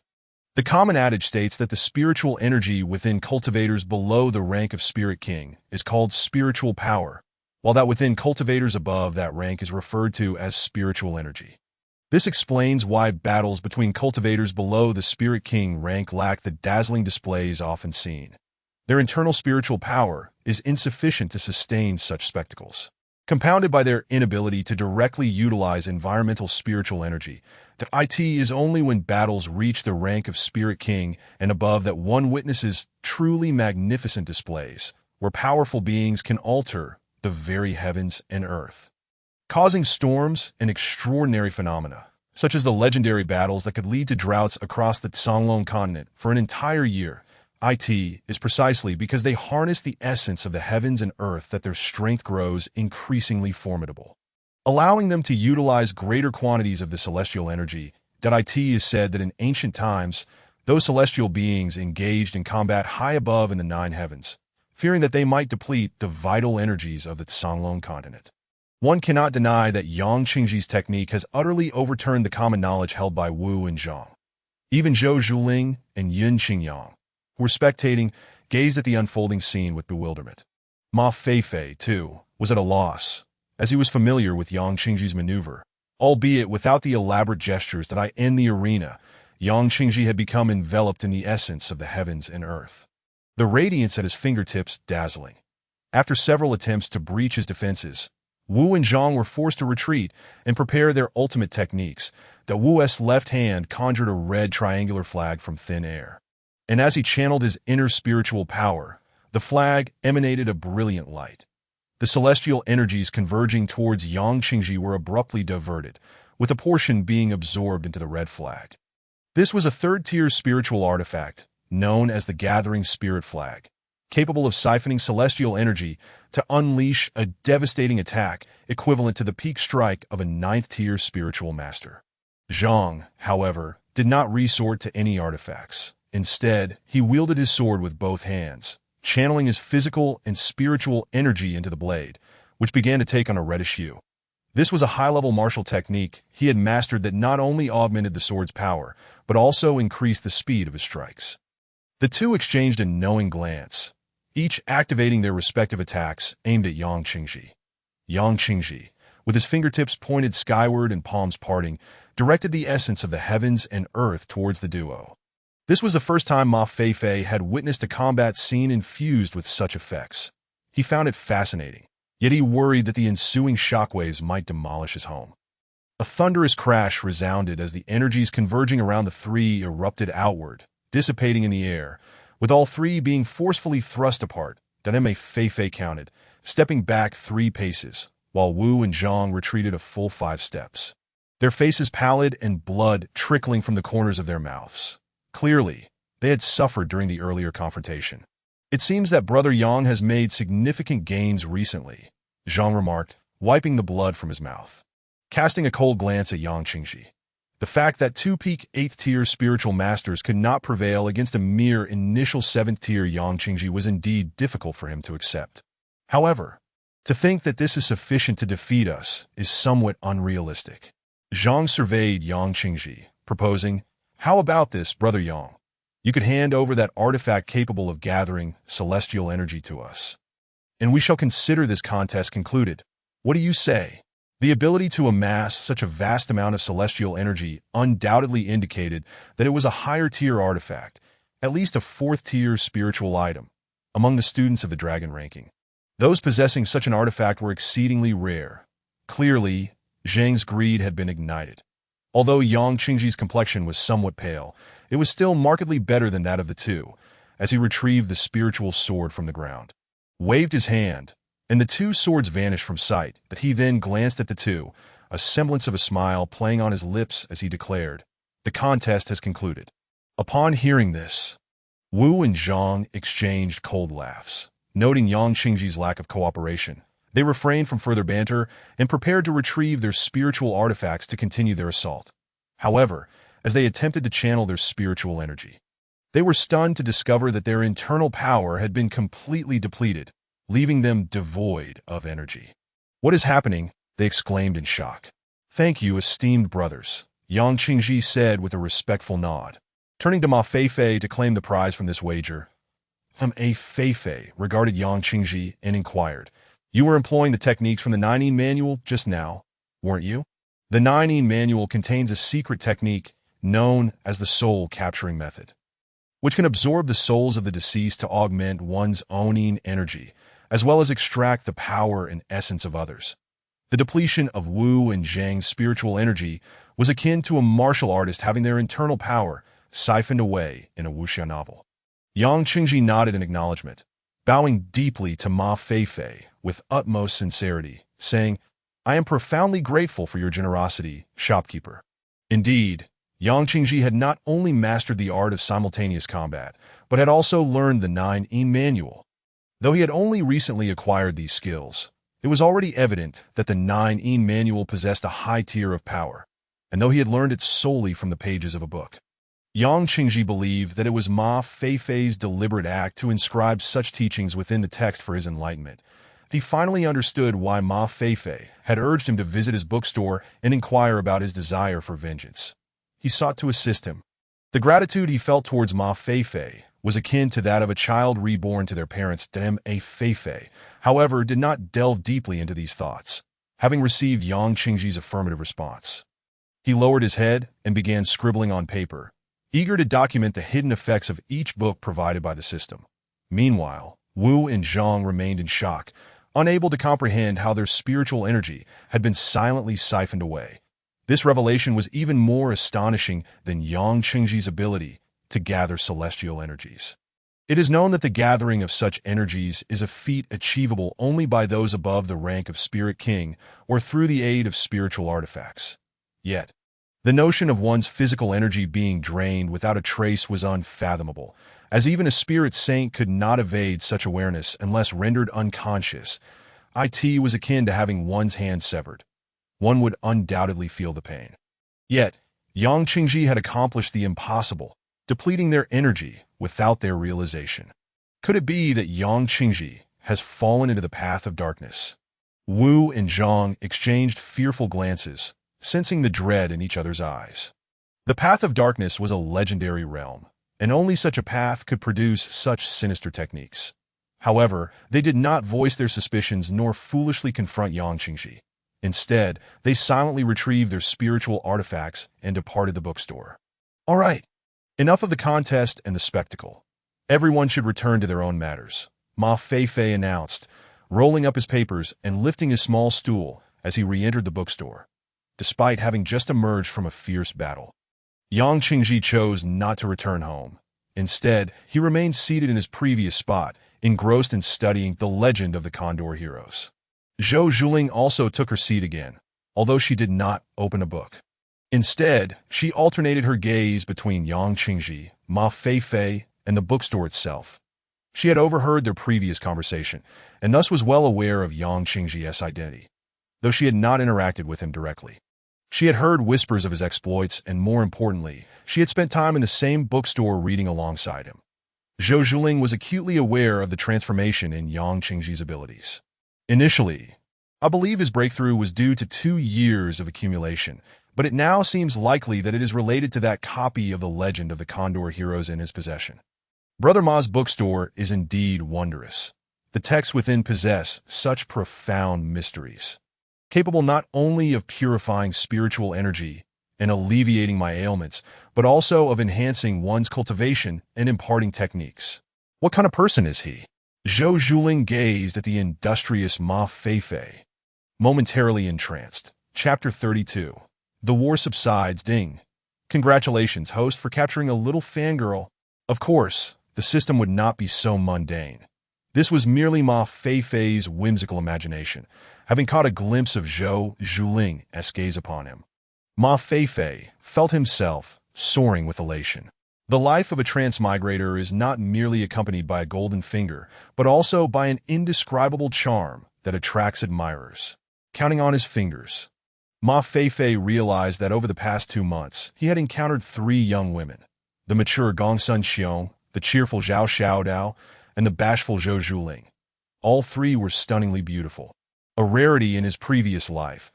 To encounter 3 such exquisite women in one go could only be seen as a benefit of his transmigration, a notion even Ma Feifei struggled to believe. I wonder what the customs are in this world. Can men have multiple wives? Although he had yet to woo any of them, this did not deter Ma Feifei from indulging in delightful fantasies. Oh, it seems there is another. Glancing at the young woman, Yun Qingyang, standing beside him, he shook his head. She barely counted as half. A mere dragoness that he patted the cash register before him, announcing, "From now on, this position is yours. You will be responsible for collecting fees from patrons wishing to read, charged at 1 spiritual crystal per hour. Of course, you are welcome to keep all the spiritual crystals you collect. That is your rightful reward. However, you must adhere to our agreement, ensuring that no patrons are allowed to remove any books from the store. That is of utmost importance, while other matters can be negotiated as necessary. Additionally, the bookstore will be closed on weekends, but that does not imply you will have a holiday. When I need to venture out, you are to accompany me and ensure my safety." Spiritual crystals are merely a trivial matter for Ma Feifei, serving little purpose beyond exchanging them for a few coins. The bookstore was not established for the purpose of accruing spiritual crystals. Although he had yet to discern the rationale behind the system's decision to charge spiritual crystals as reading fees, he recognized that while they may currently lack utility, trading them for the protection of a peak 8th-tier spiritual master was a highly favorable exchange. Yun Qingyang truly epitomizes the essence of coolness. As Ma Feifei spoke at length, she stood there quietly, her gaze fixed on the door, her expression impassive. Only when the topic of spirit crystals arose did a flicker of emotion cross her eyes that Ma Feifei did not mind. Her silence was an implicit agreement. As for Yun Qingyang's attitude, even if she were to act haughty, Ma Feifei would still cater to her needs. "What? You say I lack boundaries? That I have no dignity? What a jest! If you are seeking the descendant of an ancient frost giant dragon of the 8th Order Spirit Sage, do you believe I would hesitate to kneel? Not to mention a dragon's offspring. Even a human spirit sage of the 8th Order is nearly extinct on the entire Songlong continent. The current Saint of Chu has already surpassed 3,500 years. As the exalted Saint of Chu, he stands above all, revered by the populace. How many have sacrificed their fortunes just to catch a glimpse of him? Is it feasible? Absolutely not. Yet, what is the saint's cultivation level? A mere 6th Order Spirit Sage, that be why the hierarchy of power. Yun Qingyang surpasses the Saint of Chu by 2 tiers that I in this world. Strength reigns supreme. Moreover, Yun Qingyang is currently an employee at the magical bookstore. As the proprietor, what is wrong with me spending a bit of spirit crystals on my own staff? Is there a problem with that? Regrettably, this employee seems rather unqualified, as she displays no semblance of respect in the presence of her employer, merely standing there coolly with her sword in hand. Ma Feifei felt somewhat hurt and rose, taking his paper and pen as he moved his small stool to the backyard to bask in the sunlight. After all, he now had his own subordinates. It was rather inappropriate to linger at the entrance. The war between Qin and Chu concluded abruptly, with both sides retreating hundreds of thousands of troops without a single battle fought. No one knows the exact reason, but the official announcement indicated that the kings of Qin and Chu reached a consensus prior to the conflict, believing that war would adversely affect the common people of the Songlong continent, which ultimately led to the decision to withdraw troops. However, whispers from numerous private channels suggest that turmoil had erupted within Qin, forcing Emperor Qin Shi Huang to order a retreat and abandon the plan to attack Chu. For the citizens of the Songlong continent, the cessation of hostilities brought a sigh of relief, for the world was already chaotic enough. If nations were to engage in warfare, it would spell disaster for the populace. As for Chu, facing the formidable Qin, they were more than eager for a withdrawal, let alone resistance to it. Must be said that this is also the tragedy of Chu, nominally still the foremost among the five nations. But in reality, Qin has already claimed the top position in strength. Here, it is essential to mention Emperor Qin Shi Huang. He is the second ruler of Qin, having succeeded only the founding Emperor Qin Taizu. Indeed, Qin Shi Huang is the 11th descendant of Qin Taizu. The reason for Qin Shi Huang's formidable reputation lies in his ruthless ambition. He has outlasted 10 generations of ancestors and has even caused the demise of his 18th descendant. With a cultivation level of spirit sage, he has reached the venerable age of 3,000. Since his ascension to the throne, 2 millennia have passed, despite the demise of so many ancestors and descendants. Under his leadership, Qin has transformed from the weakest of the 5 nations into the strongest. He remains beloved among the Qin populace. According to rumors, the reason Qin sought to attack Chu was due to Emperor Qin Shi Huang's ambition to unify the Songlong continent. Of course, this is hardly mere speculation, as most individuals on the Songlong continent are well aware of Qin Shi Huang's aspirations. Targeting Chu was strategic, as the Saint of Chu is now aged and his strength has waned significantly, making him the weakest among the saints of the various nations. Thus, the recent retreat of Qin's forces undoubtedly reflects not a desire to spare the populace from suffering, as the official narrative suggests, but rather the emperor's compelling reasons to withdraw. Regardless of the underlying motivations, the impending war has been temporarily halted. With the departure of the troops and the spread of news, adventurers and merchants from south to north began flocking to Dubian Town once more. The populace of Dubian Town gradually increased. This place is not only the sacred ground of adventurers, the nine-tiered mountain, but also a central hub connecting the various nations, making it an essential stop for merchants. As long as there is no war, its prosperity remains evident. With the war's conclusion, the 300 students of Jingguan Academy also began to return to the imperial capital in preparation for the annual dragon ranking competition. In Chu, the dragon ranking competition at Jingguan Academy is a grand event, garnering significant attention. Every year, notable figures from various nations attend, and the ruler of Chu often appears to rally encouragement for the participants. The cessation of hostilities and the arrival of the dragon ranking competition have lifted the previously oppressive atmosphere in Chu, allowing joy to permeate once more. At this moment, the individual Ma Feifei has been monitoring. Yang Qingji has experienced a breakthrough. Chapter 33. Spirit crystals are always in short supply after several days of contemplation, as Yang Qingji delved deeper into the book, The Legend of the Condor Heroes. His cultivation surged from the 7th Order Spirit Master to the 9th Order, skipping the 8th Order altogether. Early in the morning, Yang Qingji rushed to the bookstore, eager to share this good news with Ma Feifei that he never anticipated that his cultivation, stagnant for 2 years, would leap 3 tiers in just half a month. The sole catalyst for this transformation was reading a book titled The Legend of the Condor Heroes. When do you plan to return to the Academy for this year's dragon ranking competition? Ma Feifei, unfazed by Yang Qingji's cultivation increase, was more concerned about his timely return for the competition. The time allotted for the task given by the system was running short, and Ma Feifei needed to act swiftly. Yang Qingji, cradling the book, The Legend of the Condor Heroes, gently caressed its blue cover and replied, "There are still 12 days until the dragon ranking competition. I wish to finish this book before I return. Will you have enough time?" Ma Feifei inquired. Jingguan Academy is located in the imperial capital, while Dubian Town lies at the border, a considerable distance of 18,000 miles apart. Based on Yang Qingji's cultivation level, it would take him at least 7 or 8 days to return to the imperial capital. I've already read nearly 2/3 of the Legend of the Condor Heroes. In another 6 or 7 days, I should be able to finish it. Afterward, I will take a great rock back to the academy, and time will be sufficient. Yang Qingji had made his plans, although he could not fly. There exist flying spirit beasts in this world, trained by beast tamers to serve as modes of transportation. A Fei smacked his lips, having heard of the Great Rock, reputed for its incredible speed and ability to fly thousands of miles daily. If Yang Qingji rents a Great Rock, he could reach the imperial capital in just 2 days. However, aerial transportation is not accessible to everyone. A journey of 10,000 miles costs 100 spirit crystals per person.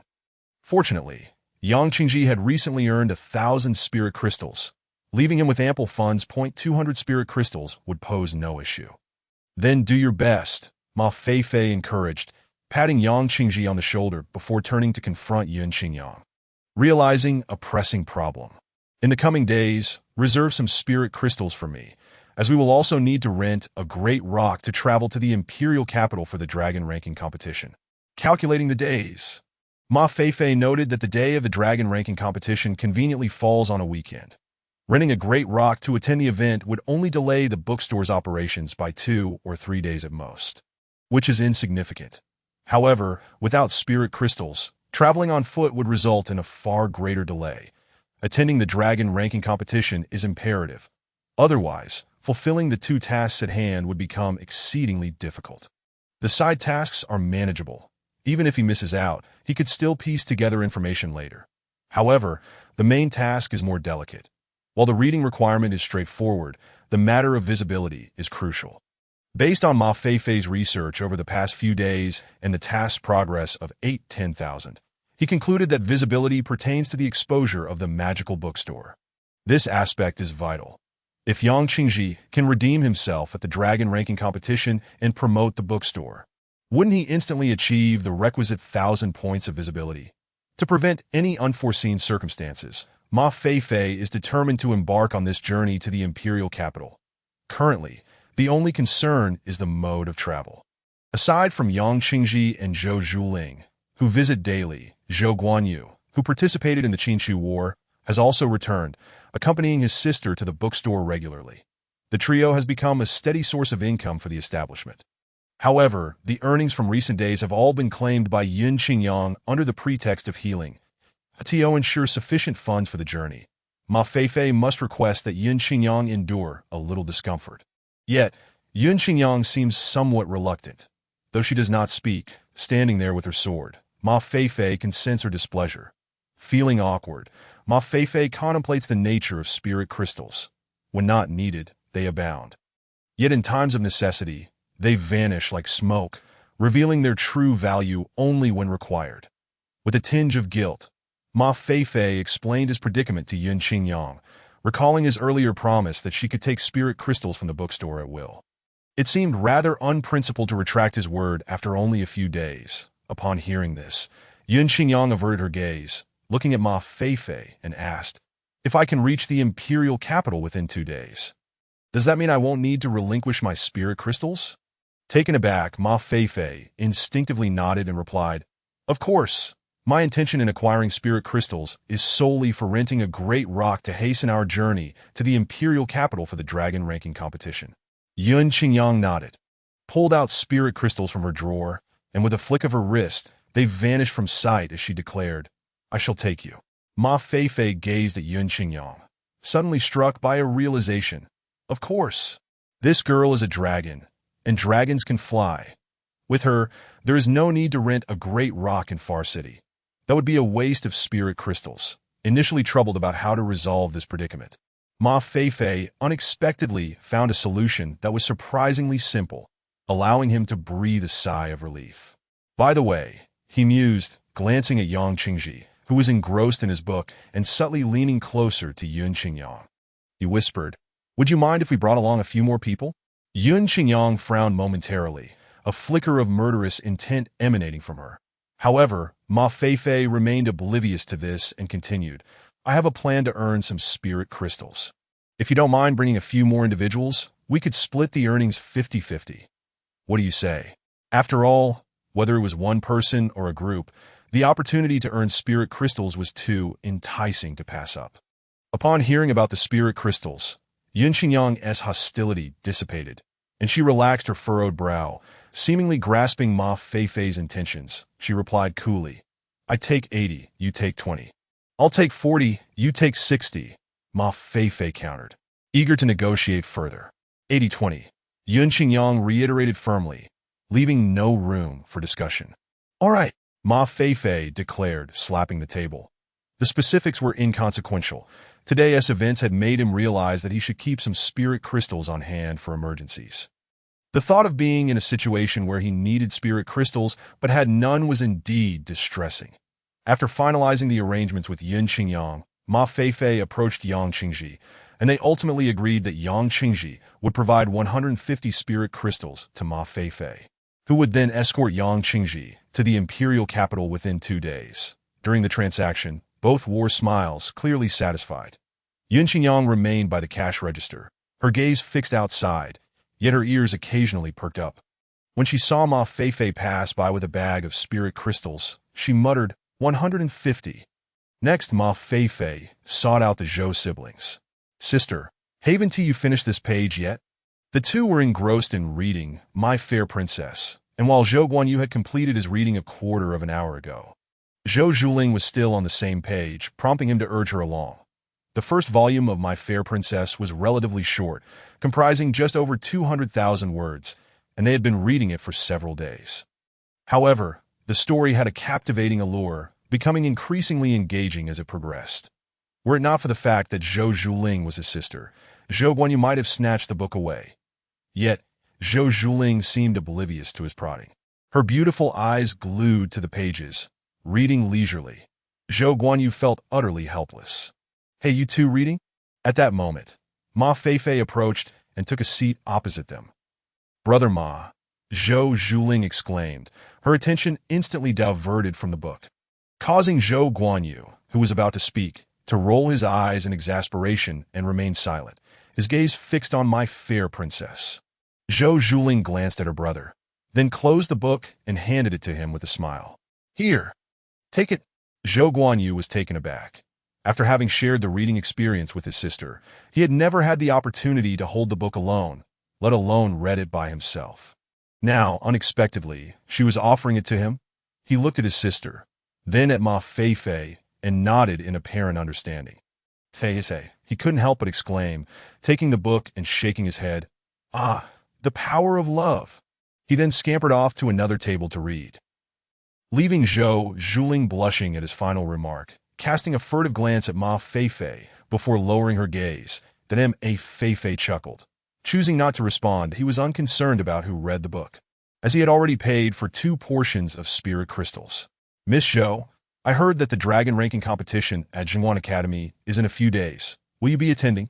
Zhou Zhuling was taken aback by this sudden inquiry. My father is the vice president of Jingguan Academy, and he presides over the dragon ranking competition every year. However, I haven't attended for several years due to my health issues. She glanced at Ma Feifei and asked, Are you planning to go to the imperial capital to watch the competition? Brother Ma? Ma Feifei nodded, replying, Yes, I've heard the dragon ranking competition is quite lively, and I want to see it. However, he refrained from pursuing any business with Zhou Zhuling, knowing her condition was unsuitable for long journeys. Resting at home would be the wisest choice. Then I shall attend this year's dragon ranking competition as well, Zhou Zhuling said, her large eyes sparkling with excitement as she looked at Ma Feifei. Then Ma Feifei shook his head, cautioning, Your health is quite fragile. It would be best not to go. He genuinely feared for her well-being. Zhou Zhuling smiled gently. I've been feeling much better these days. It won't be a problem. She was being truthful. Although her condition had not improved, it had been stabilized, and she had not coughed up blood for quite some time, resulting in a healthier complexion than before, at least not as pallid. That Ma Feifei felt he had no valid reason to dissuade her, so he ultimately agreed, though he refrained from mentioning the possibility of traveling to the imperial capital together, almost forgetting his original purpose for being there. Meanwhile, Zhou Zhuling appeared more at ease. Noticing Ma Feifei's lack of opposition, her spirits lifted. She looked at him with newfound confidence and asked, May I accompany you to the imperial capital?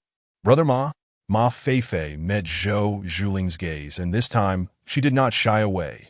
Her bright eyes fixed on him. He could even see his reflection in them. Instinctively, he nodded, "All right." Smack! At some point, Yin Xingyang had approached Ma Feifei's side, slapping the table with a cool demeanor. "Together is fine, but you must pay." With that, she cast a disdainful glance at Ma Feifei, her expression rife with contempt. That moment, en route to the imperial capital, 300 students from Jingguan Academy soared through the clouds aboard a giant rock, gathering in small clusters to chat. Although the Qin and Chu nations had not engaged in battle this time. For these 300 students, regardless of whether the war had commenced, they were already deemed heroes, adding a significant chapter to their life stories. They could now boast of having participated in the Qin-Chu conflict. Such an honor was rare in 5,000 years. News had also reached them that upon their return, all 300 students would receive dual rewards from both the nation and the academy, which only heightened the excitement among these young elites. Oh, but let us not forget, out of the 300 students, only 299 would receive accolades. The remaining one would be expelled from the academy. Yang Qingji. Are you certain Yang Qingji hasn't he returned to the academy? On the foremost giant rock, Brother Wu stood at the rear, while a young man in a blue robe, handsome and standing at around 6 feet tall, stood before him. He was none other than the illustrious Zia Yozi, who had held the top position on the dragon ranking since entering Jingguan Academy. Beside him stood a beautiful woman, and upon hearing Yang Qingji's name, her brow involuntarily twitched. Brother Wu, slightly bowing his head in the presence of Zia Yozi, spoke softly. "Yes, Brother Zhang and I encountered him in town." Brother Zhang nodded in confirmation. "Is he afraid of being expelled by the academy upon his return?"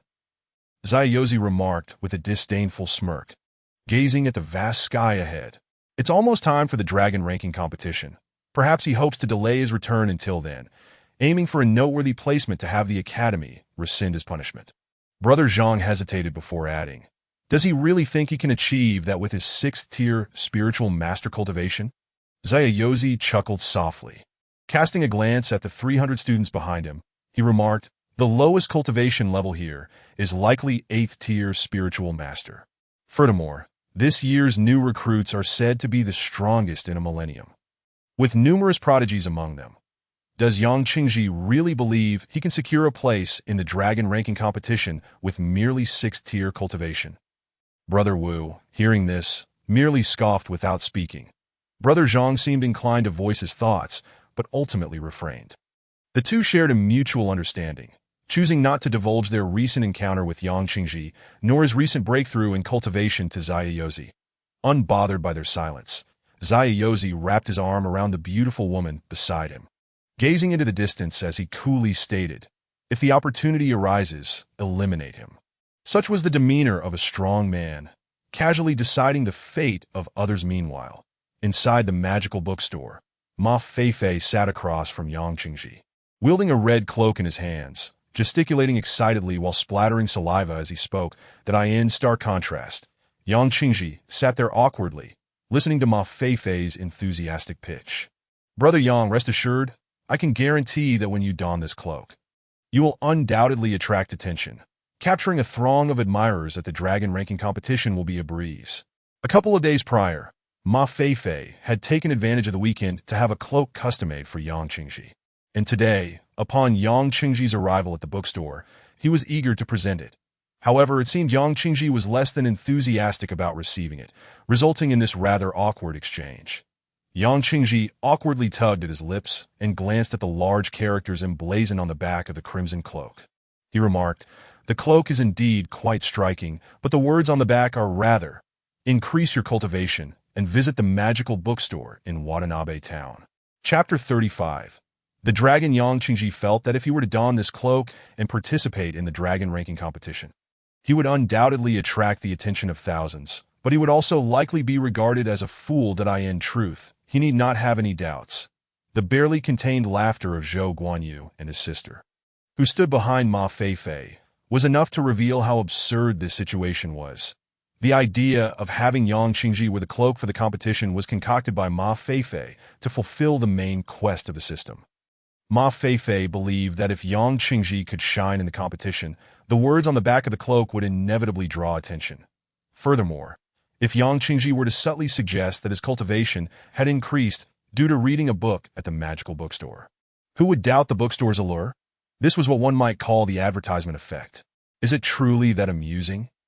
Ma Feifei glanced up at Zhou Zhuling, whose long acquaintance with him seemed to render her oblivious to her own demeanor. Upon meeting Ma Feifei's gaze, Zhou Zhuling quickly assumed a serious expression, although her large eyes, nearly squinting shut, and her fluttering lashes betrayed her struggle to contain her mirth. With a sigh, Ma Feifei turned to Yang Qingji and earnestly said, "Brother Yang, I understand that asking you to wear this cloak for the dragon ranking competition is somewhat burdensome.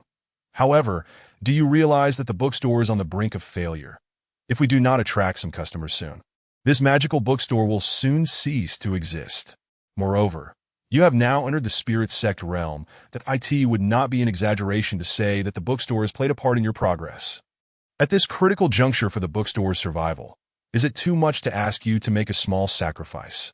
Indeed, Yang Qingji had broken through, ascending from the 9th stage of the Spirit Master realm to the 1st stage of the Spirit Sect, without encountering any bottleneck that if one were to claim that this was not due to the magical bookstore, even Yang Qingji himself would find it hard to believe.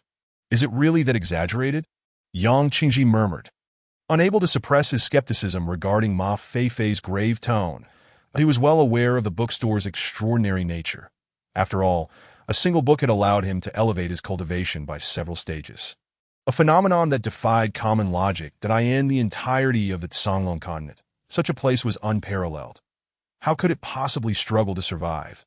It seemed ludicrous. Moreover, deep down, Yang Qingji harbored a desire for the bookstore to remain a closely guarded secret, even entertaining the notion that it would be better if he could claim it for himself. The latter was undoubtedly a mere fantasy. Yang Qingji was fully cognizant that Ma Feifei's displayed prowess was beyond the reach of someone as insignificant as himself. However, Ma Feifei's insistence on having him participate in the dragon ranking competition to promote the bookstore conflicted with his own desires. Everyone knew about the bookstore, and if it became a popular destination for cultivation, wouldn't his own advantages vanish? How could Yang Qingji bear such a burden? "Do you think I would jest about such matters?" Ma Feifei said with utmost seriousness. Despite the discrepancies in their conversation, Ma Feifei was not deceiving him. If the task were not completed, who knew if the system would vanish? If the system truly did disappear, would these books still possess their miraculous powers? That was simply impossible.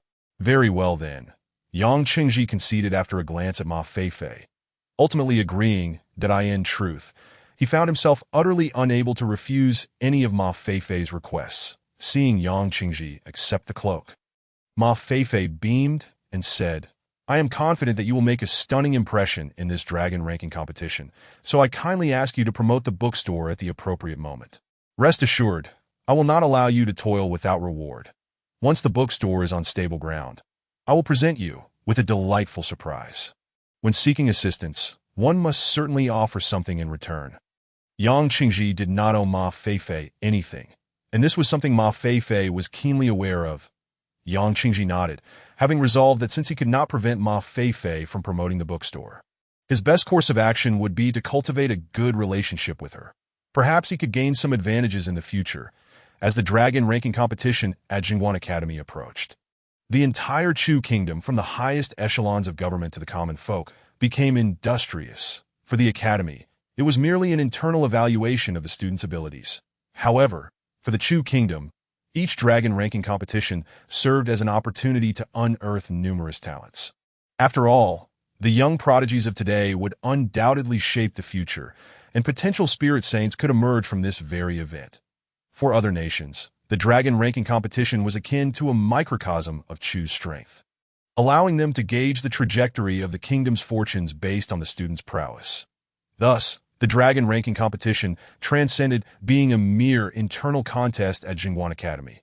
It became a measure of the entire Chu kingdom's strength. The vast landscapes of the Chu kingdom were dotted with countless academies, but only this institution, one of the 7 great academies of Songlong, could represent the kingdom, being the sole academy under the stewardship of a spirit saint. Xinguan Academy gathered the elite of the Chu kingdom, uniting them in one place. Today marked the day of departure for Ma Feifei and her companions. Early in the morning, everyone had gathered at the bookstore.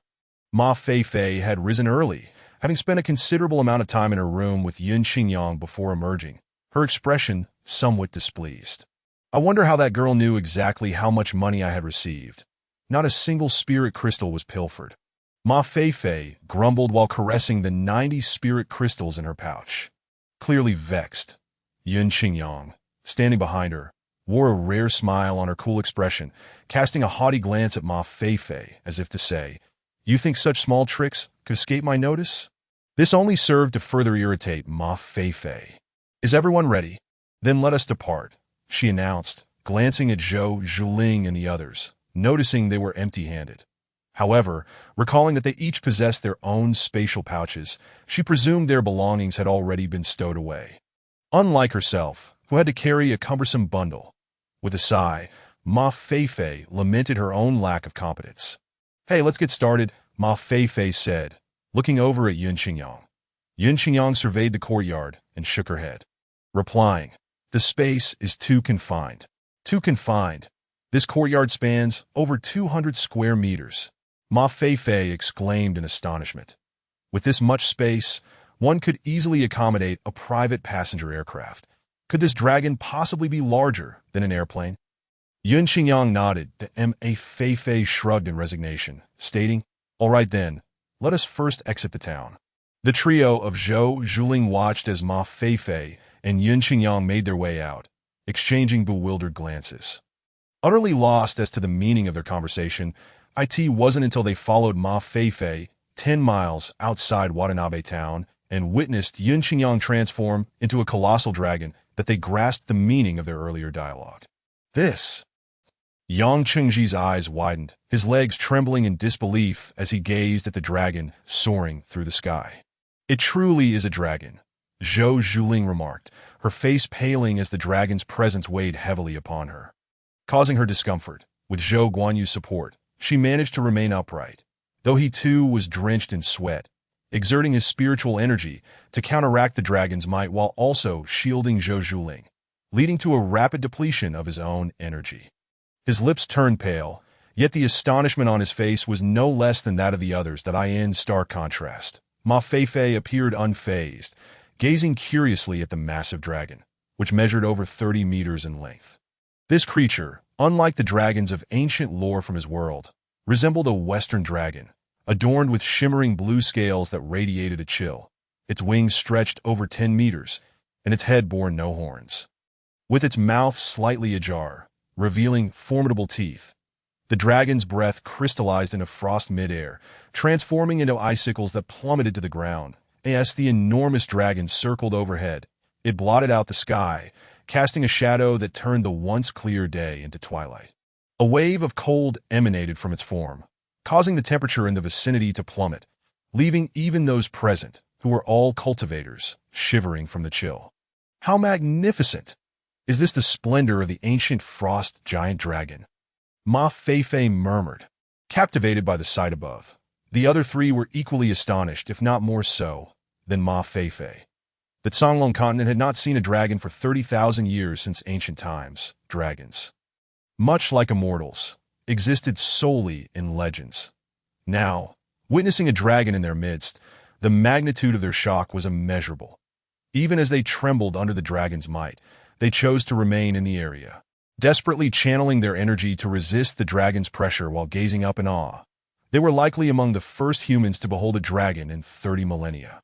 "Come aboard." The dragon's mouth parted slightly, and Yun Xingyang's voice resonated in that instant. Everyone felt the oppressive might of the dragon lift, leaving only the lingering chill in the air. With a gentle flap of its wings, the dragon descended gracefully, its massive feet landing on the ground with a thunderous boom, akin to an explosion.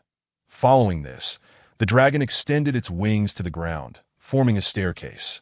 However, Zhou Zhuling and the other two exchanged glances, hesitant to step forward, ultimately directing their gaze towards Ma Feifei. "What are you looking at me for? Go on." Ma Feifei, seeing a dragon for the first time, was exhilarated that he called out, and was the first to step onto the dragon's wing. So hard, so cold. Standing on the wing, Ma Feifei felt as though he were treading upon the most solid and frigid stone in the world. With each step, his feet not only throbbed with pain, but also trembled from the cold. No wonder they say this is the descendant of the ancient frost giant dragon. The mere aura it exudes is likely enough to crush practitioners of the spirit realm. Ma Feifei marveled. Looking down at the exquisite, vividly depicted dragon scales, he couldn't help but bend down to touch them. So delightful, he exclaimed, reveling in the sensation of the scales. Whoosh, the wings suddenly flapped, and Ma Feifei was flung off. Thud, he fell to the ground. Damn! Ma Feifei landed awkwardly. His mouth filled with grass, that as he rose and prepared to speak, a gust of wind swept towards him, and the dragon head of Yun Qingyang appeared before him. Whoosh, the enormous dragon head gazed silently at Ma Feifei. Its jaws slightly parted, the dragon's breath washing over him at Ma Feifei, confronted by a dragon head larger than himself, awkwardly removed the grass from his mouth and tossed it at Yun Qingyang's face. Stammering, I say, my hand seems to have a mind of its own. Do you believe me? Chapter 36. Born equal being playful comes at a price. High above the imperial capital, Ma Feifei reclined in a corner of the dragon's back, quietly licking his wounds that he had just been bitten by Yun Qingyang and sustained some injuries. More importantly, Yun Qingyang had been quite playful as well, retorting that her mouth had its own ideas. Wasn't that just absurd? Who could possibly be unable to control their own mouth? Did they think me a fool? It was clearly a blatant act of revenge, a personal vendetta. Once we returned to the bookstore, I must find a way to withhold her spirit crystals, Ma Feifei resolved silently. Truly, as expected of the Dragon Clan, their flying speed must surpass even that of the cloud beast of King Chu. Zhou Guanyu stood atop the dragon's back, gazing at the retreating white clouds, unable to suppress his awe. I had the fortune of riding King Chu's cloud beast once, and compared to the Dragon Clan, it is indeed quite slow. Yang Tengzi glanced downward, only to find the mist swirling below, obscuring their current location. Every year after the dragon ranking competition, the Kingdom of Chu would have their cloud beasts carry the top 300 students of the dragon ranking on a flight above the kingdom, allowing the citizens to glimpse their nation's prodigies. That as one of the top 300 students, Yang Qingji had naturally experienced this twice. I never imagined that one day I, Yang Qingji, could soar through this vast sky upon a mighty dragon. I have no regrets in this life. Yang Qingji spread his arms wide, closing his eyes against the wind, lost in reflection. The Azure Dragon had existed for 30,000 years without a single dragon emerging. People only knew tales of dragons, but had never seen one in its true form. Such beings were on par with immortals, and immortals were the lifelong aspiration of every practitioner within the Azure Dragon continent. Standing atop the dragon's back, Yang Qingji felt an overwhelming surge of ambition, a desire to challenge the world, as his spiritual energy surged uncontrollably, beginning to pulsate. Boom! In an instant, Yang Qingji's aura grew formidable, and the spiritual energy of heaven and earth rushed into his body. He actually broke through again. Zhou Guanyu stared in disbelief at Yang Qingji, his eyes filled with astonishment that he had transitioned from the initial stage of the spirit realm to the second stage. This was the spirit realm. Ordinary practitioners could spend their entire lives without reaching this level. Yet Yang Qingji had not only just entered the spirit realm, but had also swiftly advanced from the first to the second stage. It felt as effortless as drinking water. His state of mind has shifted, and his thoughts have become clear. In that moment, he attained enlightenment. Zhou Zhuling observed Yang Qingji, her tone tinged with surprise. She had witnessed Yang Qingji's rise from the sixth stage of Spirit Master to the Spirit Realm within a month, and had initially believed his advancement was solely due to the book, The Legend of the Condor Heroes. Now, seeing him break through from the first to the second stage of the Spirit Realm, she realized that his innate talent was indeed extraordinary. Attaining enlightenment was something most individuals would never encounter in their lifetimes. Only those with exceptional gifts could enter such a state. At least in the present kingdom of Chu, Zhou Zhuling had yet to hear of any young person achieving enlightenment. Yang Qingji was the first. How intriguing. I wonder what he has experienced in these past 2 years. Ma Feifei mused as he approached Zhou Zhuling. Watching Yang Qingji's breakthrough with admiration, Deng Feifei knew little about Yang Qingji, but he could discern his character through daily interactions. He was undoubtedly a person of integrity, although he was unaware of the conflict between Yang Qingji and the carefree one. Ma Feifei's subjective impression leaned towards Yang Qingji. The fact that Yang Qingji had managed to secure a place among the top 100 of the Dragon ranking 2 years prior proved his exceptional talent. Furthermore, the books in Ma Feifei's bookstore were not accessible to just anyone, and Yang Qingji's ability to learn techniques from the Legend of the Condor indicated the system's recognition of him. Hence, the reasons behind Yang Qingji's stagnation and cultivation over the past 2 years were undoubtedly complex. Now that his state of mind had changed, it was likely that he had realized something profound. Zhou Zhuling regarded Yang Qingji thoughtfully, remarking, "There must be secrets surrounding him." Upon hearing this, Ma Feifei couldn't help but chuckle. But as he inadvertently tugged at his wound, he winced and instinctively lifted his foot to step on the dragon's back a couple of times. After a moment's consideration, he restrained himself, mentally cursing Yun Qingyang 100 times. Only then did he relent and address Zhou Zhuling. "Silly girl. Everyone should have their own secrets. That's what makes them themselves, that if everything were laid bare, what difference would it make between living and dying?" Zhou Zhuling, upon hearing Ma Feifei refer to her as silly girl, felt a flicker of shyness in her eyes. She subtly shifted her gaze towards Ma Feifei, her toes lightly lifting, her hands clasped behind her back. Intertwining as she inquired, "Does Brother Ma have secrets as well?" Although Yun Qingyang flew swiftly, the group standing atop the dragon's back did not feel the fierce winds, as most of the force was shielded by Yun Qingyang.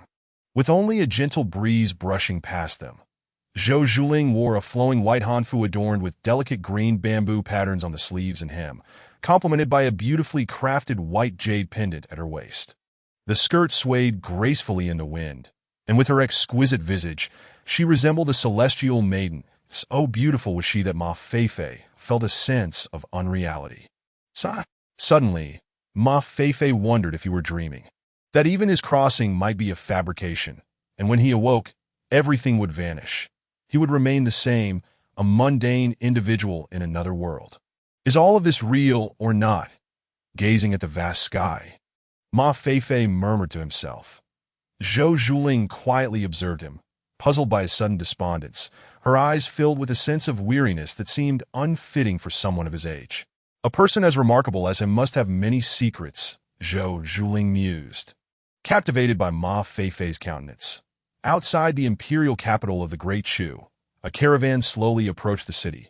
The caravan was extensive, stretching for miles, with over 1,000 individuals riding 3-tier unicorns on either side, while a group of sturdy oxen pulled numerous supplies in the center. Zhao Xiaodao rode atop one of the unicorns, gazing at the towering, seemingly endless city walls, his eyes brimming with wonder. Is this the imperial capital of Great Chu? How magnificent! The Azure Dragon continent harbors 9 great relics, all of which date back to ancient times.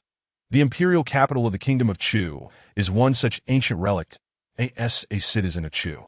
Visiting the imperial capital at least once in one's lifetime is a cherished aspiration for every Chu person. The sanctity and profound history of the imperial capital evoke deep respect within the hearts of its citizens, instilling a sense of pride in having such an ancient city as part of their nation. Do you feel an overwhelming sense of pride?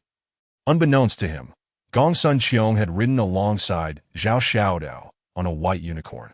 Smiling, President Zhao Xiaodao bowed respectfully. Gongsun Qiong gazed ahead at the majestic ancient city, exclaiming, "As a citizen of Chu, pride is only natural.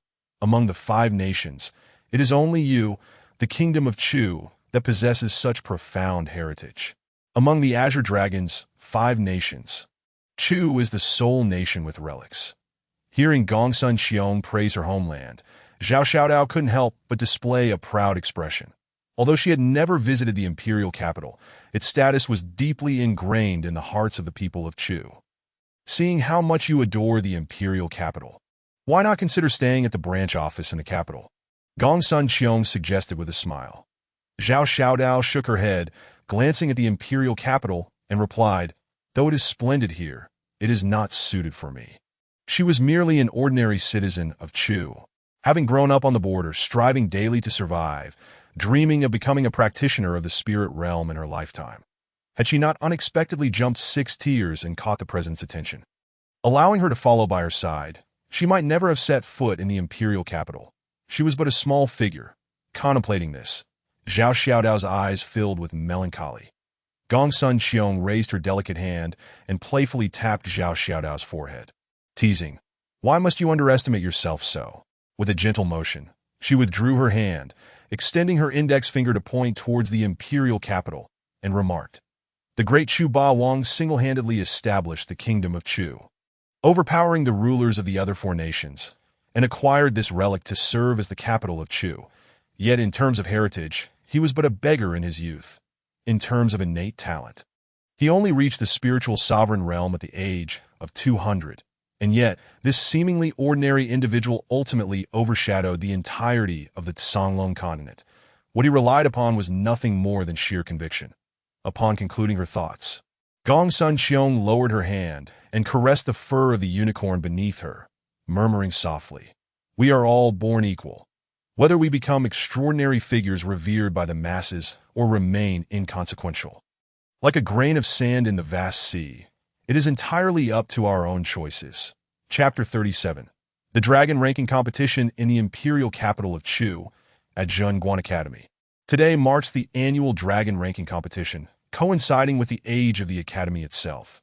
From the early hours, the vicinity of Zhenguan Academy buzzed with excitement as individuals from all corners of the world gathered to witness this grand event. The competition is divided into 2 phases. The first phase, known as defending the ranking, requires the 300 students from the previous year to maintain their positions on the Dragon ranking. During this phase, over 10,000 students from Zhenguan Academy are permitted to challenge those on the ranking. If a challenger prevails, they inherit the rank, and the same applies to the defenders.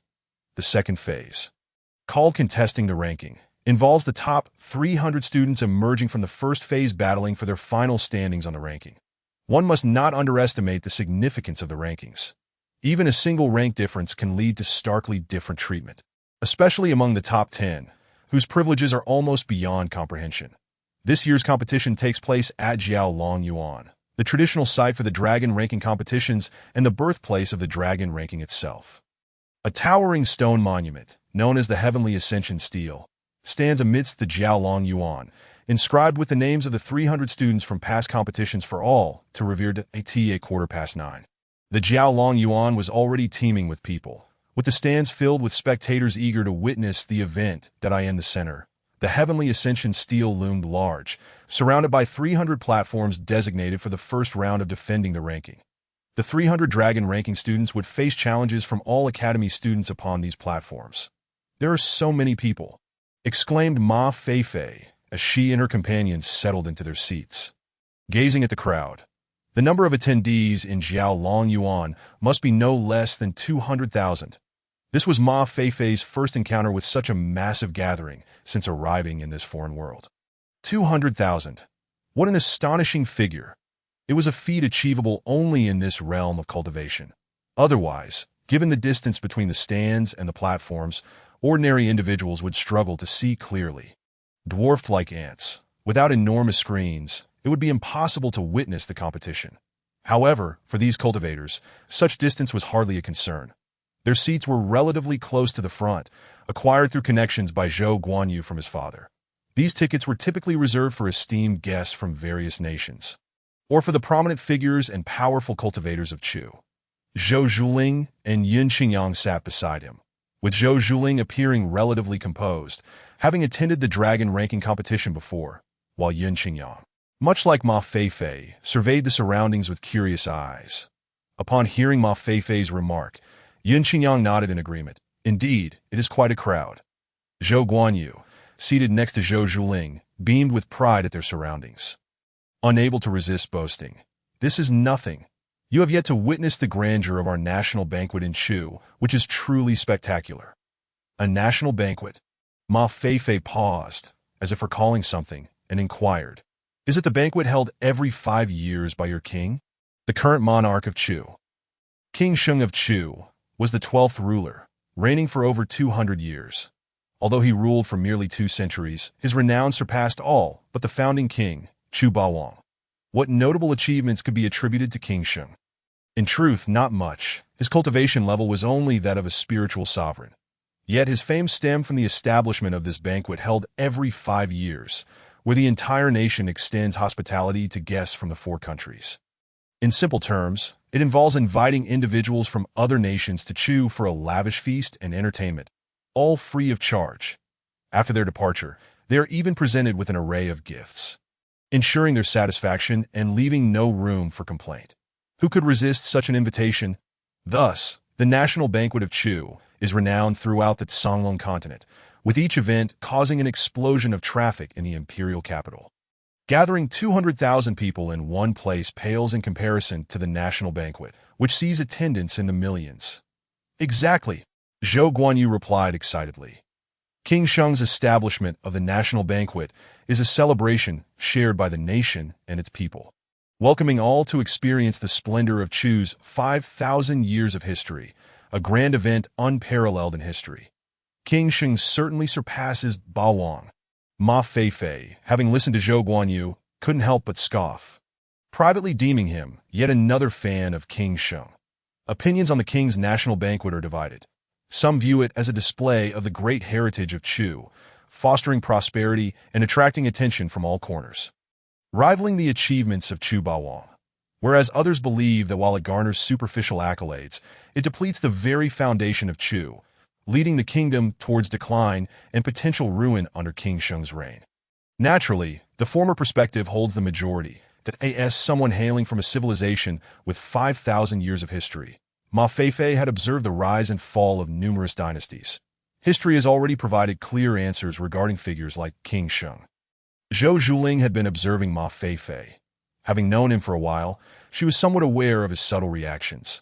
Noticing his disdainful expression, she couldn't resist asking, "Brother Ma, do you seem to hold a different view on the national banquet?" Ma Feifei shook his head, realizing it had little to do with him. What significance did discussing it hold? Just as he was about to speak, the surrounding environment suddenly fell silent. Ma Feifei glanced up to see everyone's gaze fixed on the platform below, where a middle-aged man stood in the air.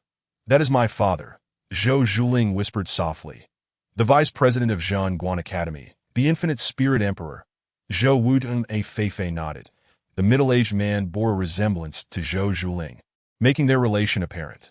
The vast expanse of Jiao Long Yuan quieted as Zhou Wujie surveyed the crowd, a smile gracing his face as he spoke. "Once again, it is time for the annual dragon ranking competition at Zhangguan Academy. As vice president, I, Zhou Wujie, extend a warm welcome to all who have traveled great distances to witness this event." As his words concluded, thunderous applause erupted for 9 seconds. Once the applause subsided, Zhou Wujie continued, "It is an honor to have invited renowned figures from the Songlong continent to attend this year's competition. I shall now introduce them one by one.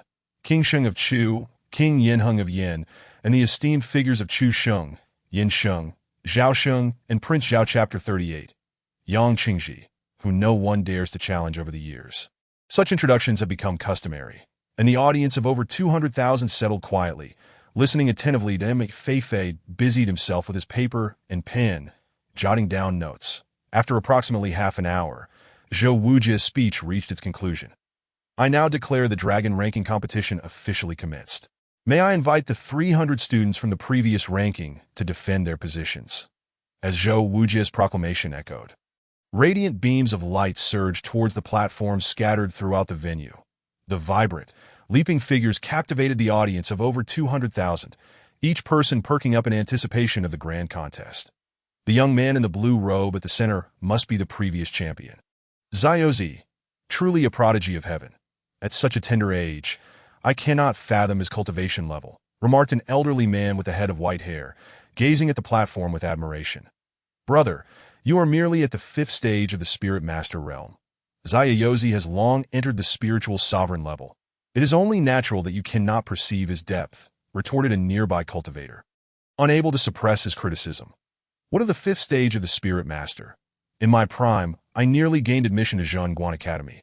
Had fate not played its hand, I would at least have attained the spiritual sovereign level by now," the old man argued defiantly.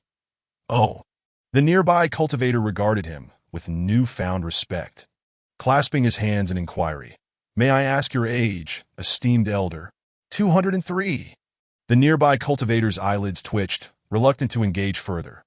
Generally, those who have not entered the spiritual sovereign realm have lifespans ranging from 2 to 300 years. This elderly man, having reached 230 years, yet only at the 5th stage of the spirit master realm, likely faced the twilight of his life.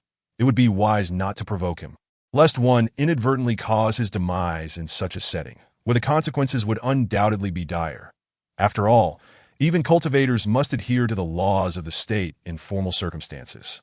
In the stands, the majority of spectators were fixated on the figure of Zayayozi, who had impressively claimed the top position on the dragon ranking for 2 consecutive terms, establishing himself as a prominent leader among the new generation of prodigies in the state of Chu.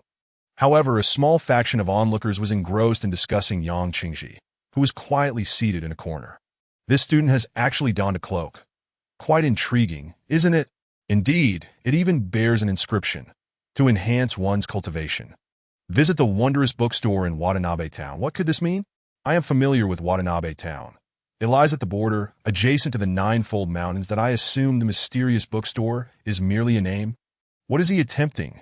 What connection could a bookstore possibly have with cultivation?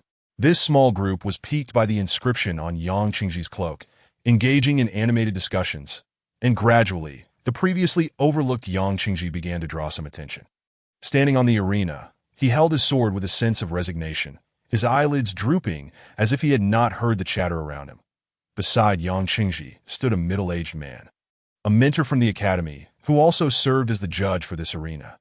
Being an educator, he possessed far more knowledge than the audience in the stands. Just the day before, Yang Qingji had returned to the academy alone, only to be swiftly taken away by the dean of the criminal law department. This incident had quickly stirred the curiosity of all teachers and students.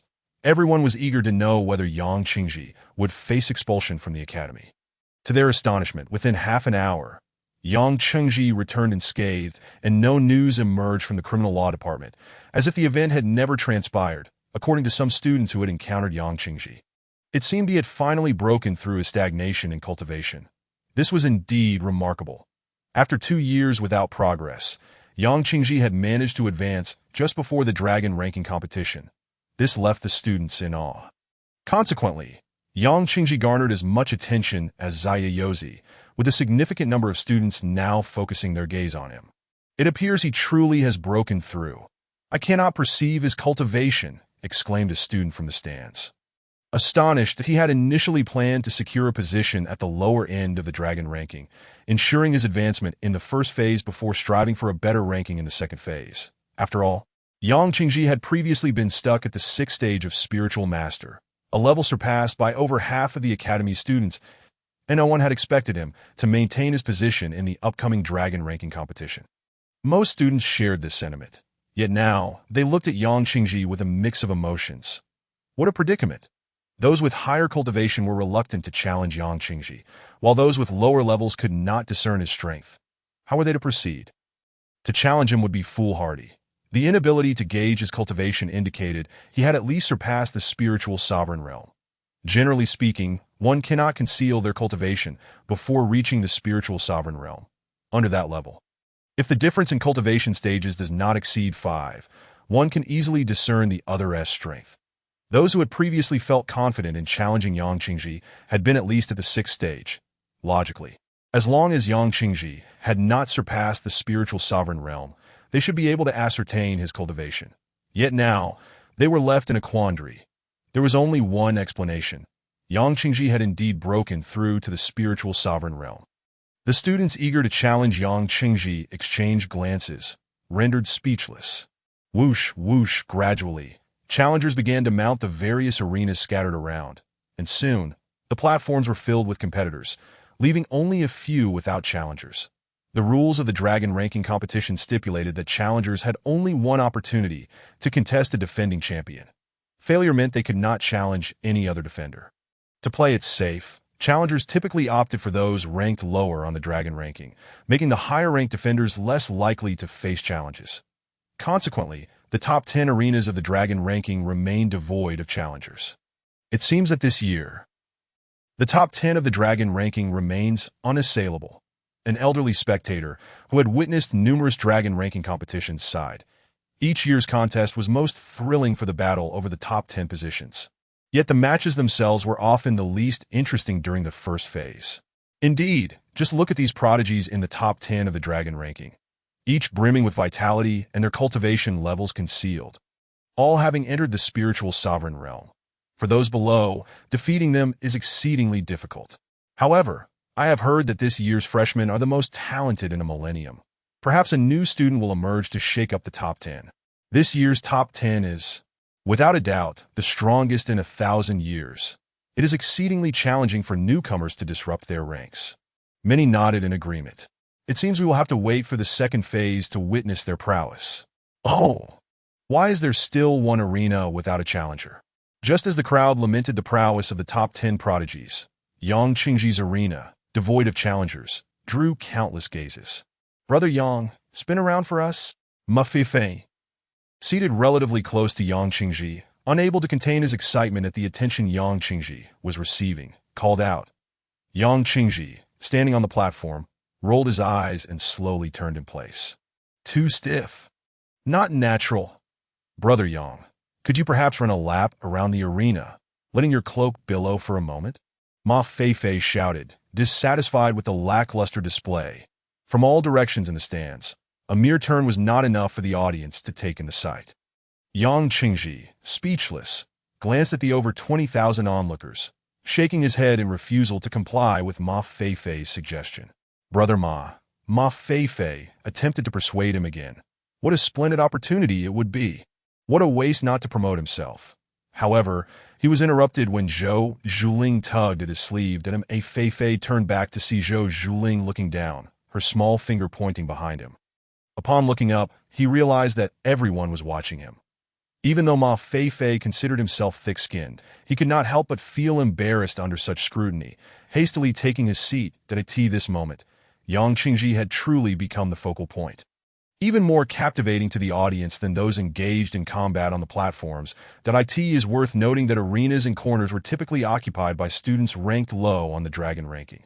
Challengers were usually plentiful, often comprising half of the total challengers.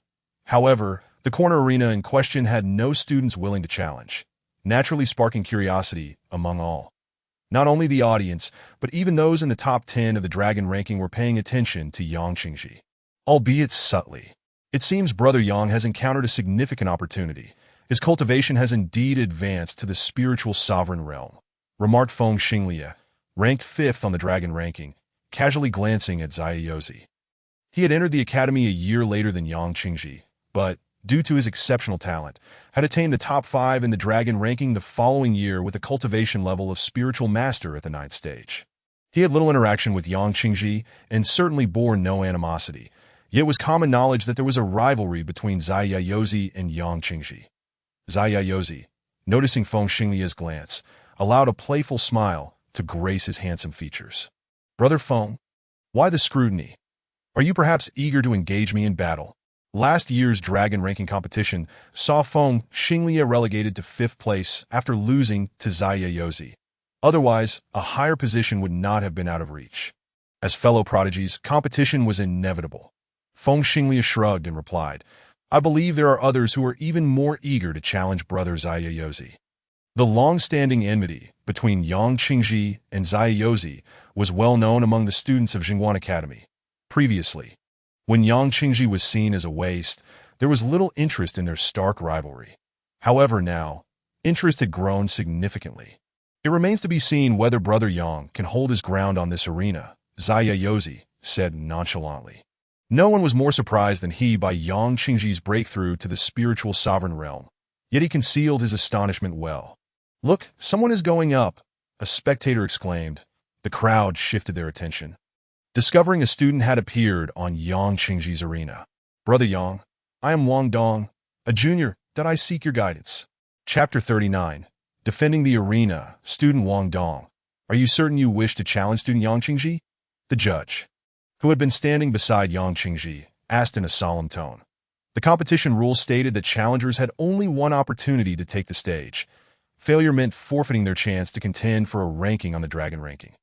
Thus, it was customary for the judge to pose this question each time a challenger stepped forward that he did not hold high hopes for this newcomer, although Wang Dong had reached the ninth stage of spiritual master. Facing someone who had already broken through to the spiritual sovereign realm left him with no chance of victory. Conversely, had he been allowed to switch arenas, his ninth stage cultivation would certainly earn him a place on the dragon ranking. Mentor, I am certain, Wang Dong replied, clasping his hands in respect to the judge. Yes, a newly admitted freshman this year, Wang Dong possessed ample reason to feel proud. At such a young age, he had attained the ninth stage of spiritual master, making him one of the elite among the thousands of students at Jingguan Academy. With high hopes for the dragon ranking competition, he aimed for a position in the top 10. His primary motivation for challenging Yang Qingji was to use him as a stepping stone to elevate his own status, as Yang Qingji's current prominence was undeniable. Defeating him would undoubtedly make Wang Dong a figure of note in this year's dragon ranking competition. As for the rumors surrounding Yang Qingji's breakthrough to the spirit realm, Wang Dong found them utterly unbelievable. Yang Qingji was notoriously known as a failure in the academy, having made no progress in his cultivation over the past 2 years. It was said that, were it not for someone easing the competition on the dragon ranking last year, he would not have even managed to cling to the bottom of the list. Could such a person truly achieve a breakthrough to the spirit realm? What a jest, surely. There must be some concealed spiritual artifact that obscured his true capabilities from outsiders. Very well. Let both parties adhere to the rules of the duel. I now declare that the contest for the 300th seat on the dragon ranking begins, announced the referee, stepping off the stage to stand aside. The only rule in this contest was that lethal force was prohibited. Beyond that, there were no restrictions on the tactics employed by either side. Yang Qingji and Wang Dong exchanged glances and performed a respectful salute to each other. Please instruct me, Wang Dong said, as a long spear materialized in his hand seemingly from thin air. This spear was most peculiar, being entirely crimson from the tip to the tassel and the shaft, which was engraved with intricate formations that it measured approximately 7 feet 2 inches in length. And as Wang Dong gripped it, his aura surged with newfound vigor. Remarkably, he has elevated his cultivation to the pinnacle of the Spirit Master 9th stage with just this spear, Yang Qingji remarked, a hint of envy flickering in his gaze as he observed the weapon. This spear could not possibly be of a lower grade than the 5th, for only artifacts of that caliber and above could bear such engravings. Anything below the 5th grade would shatter if such formations were forcibly inscribed upon them. Yang Qingji had yet to acquire even a single 5th grade artifact, let alone one adorned with formations. Were it any other year, with his level of prowess, he would undoubtedly secure a place among the top 10 of the dragon ranking. Yang Qingji could not help but lament. Once, he had naively believed himself to be a talent of the rarest kind, emerging once in a millennium. Yet now, it seemed he was no different from the average cultivators. Just look at Wang Dong. Barely in his 20s, already achieving the Spirit Master 9th stage. How could the former Yang Qingji even compare? However, now, Yang Qingji glanced up at Ma Feifei in the audience, who was engrossed in writing, before returning his attention to Wang Dong, gesturing courteously, "Junior brother Wang, please. Today, let me, Yang Qingji, engage with you." The pride of the heavens, with a swish, a beam of spear light flashed forth, piercing directly at Yang Qingji. Due to its incredible speed, Wang Dong's figure transformed into a series of afterimages, embellished with traces of spiritual energy, creating a mesmerizing spectacle. Such speed! On the spectator stands, Zhou Guanyu watched Wang Dong's velocity with astonishment. Yang Qingji was the only person they knew participating in this dragon ranking competition, having previously shared time at the bookstore, so their attention naturally remained fixed on him. This year's freshmen truly live up to their reputation as the strongest in a millennium, Zhou Zhuling remarked. Having just noticed a student ranked within the top 100 of the dragon ranking being defeated by a freshman, thus losing their chance to defend their position. And so what? Can they defeat Yang Qingji? Ma Feifei, who had been writing with his head down, interjected that no matter how strong they were, they could not surpass the talents cultivated by the system. Zhou Zhuling couldn't help but stifle a laugh at Ma Feifei's protective nature.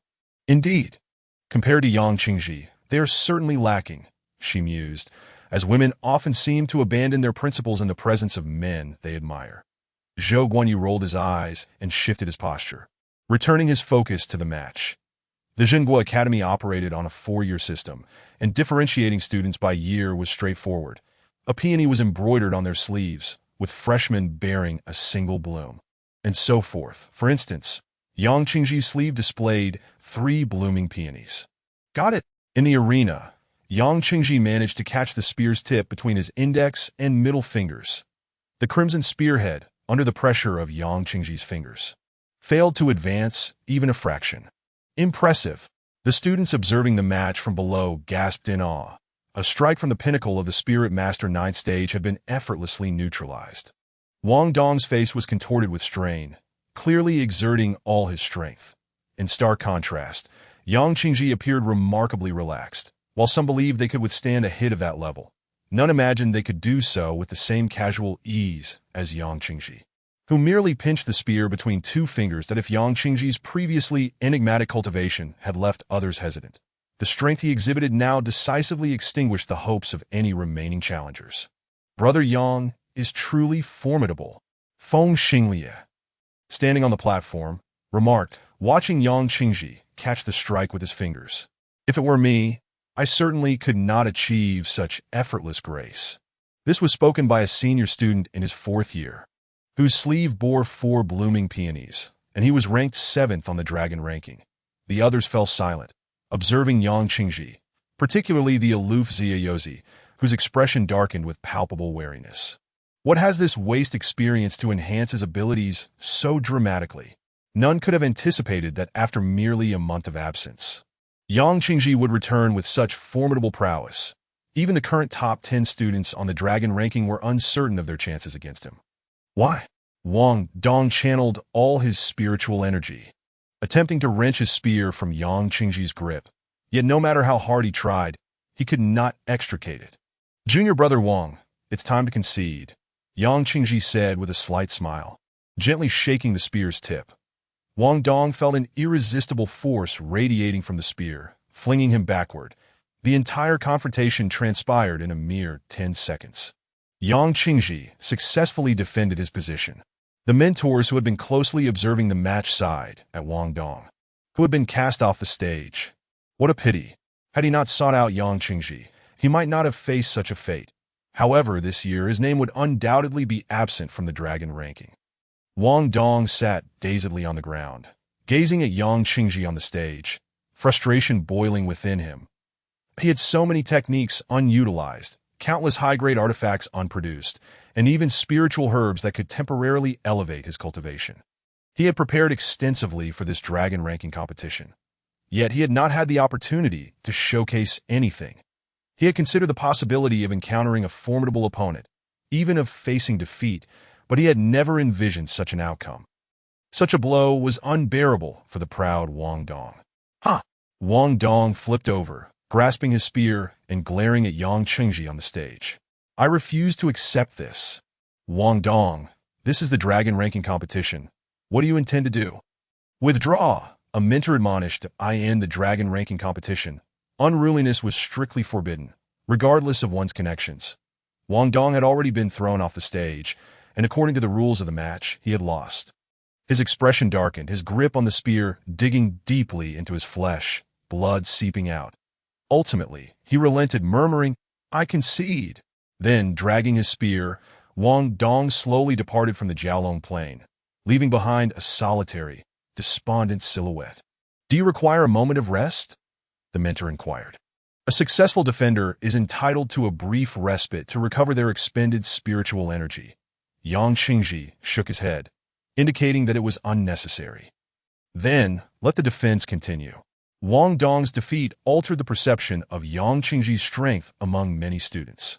Consequently, for a considerable time after Wang Dong, no one dared to challenge Yang Qingji again.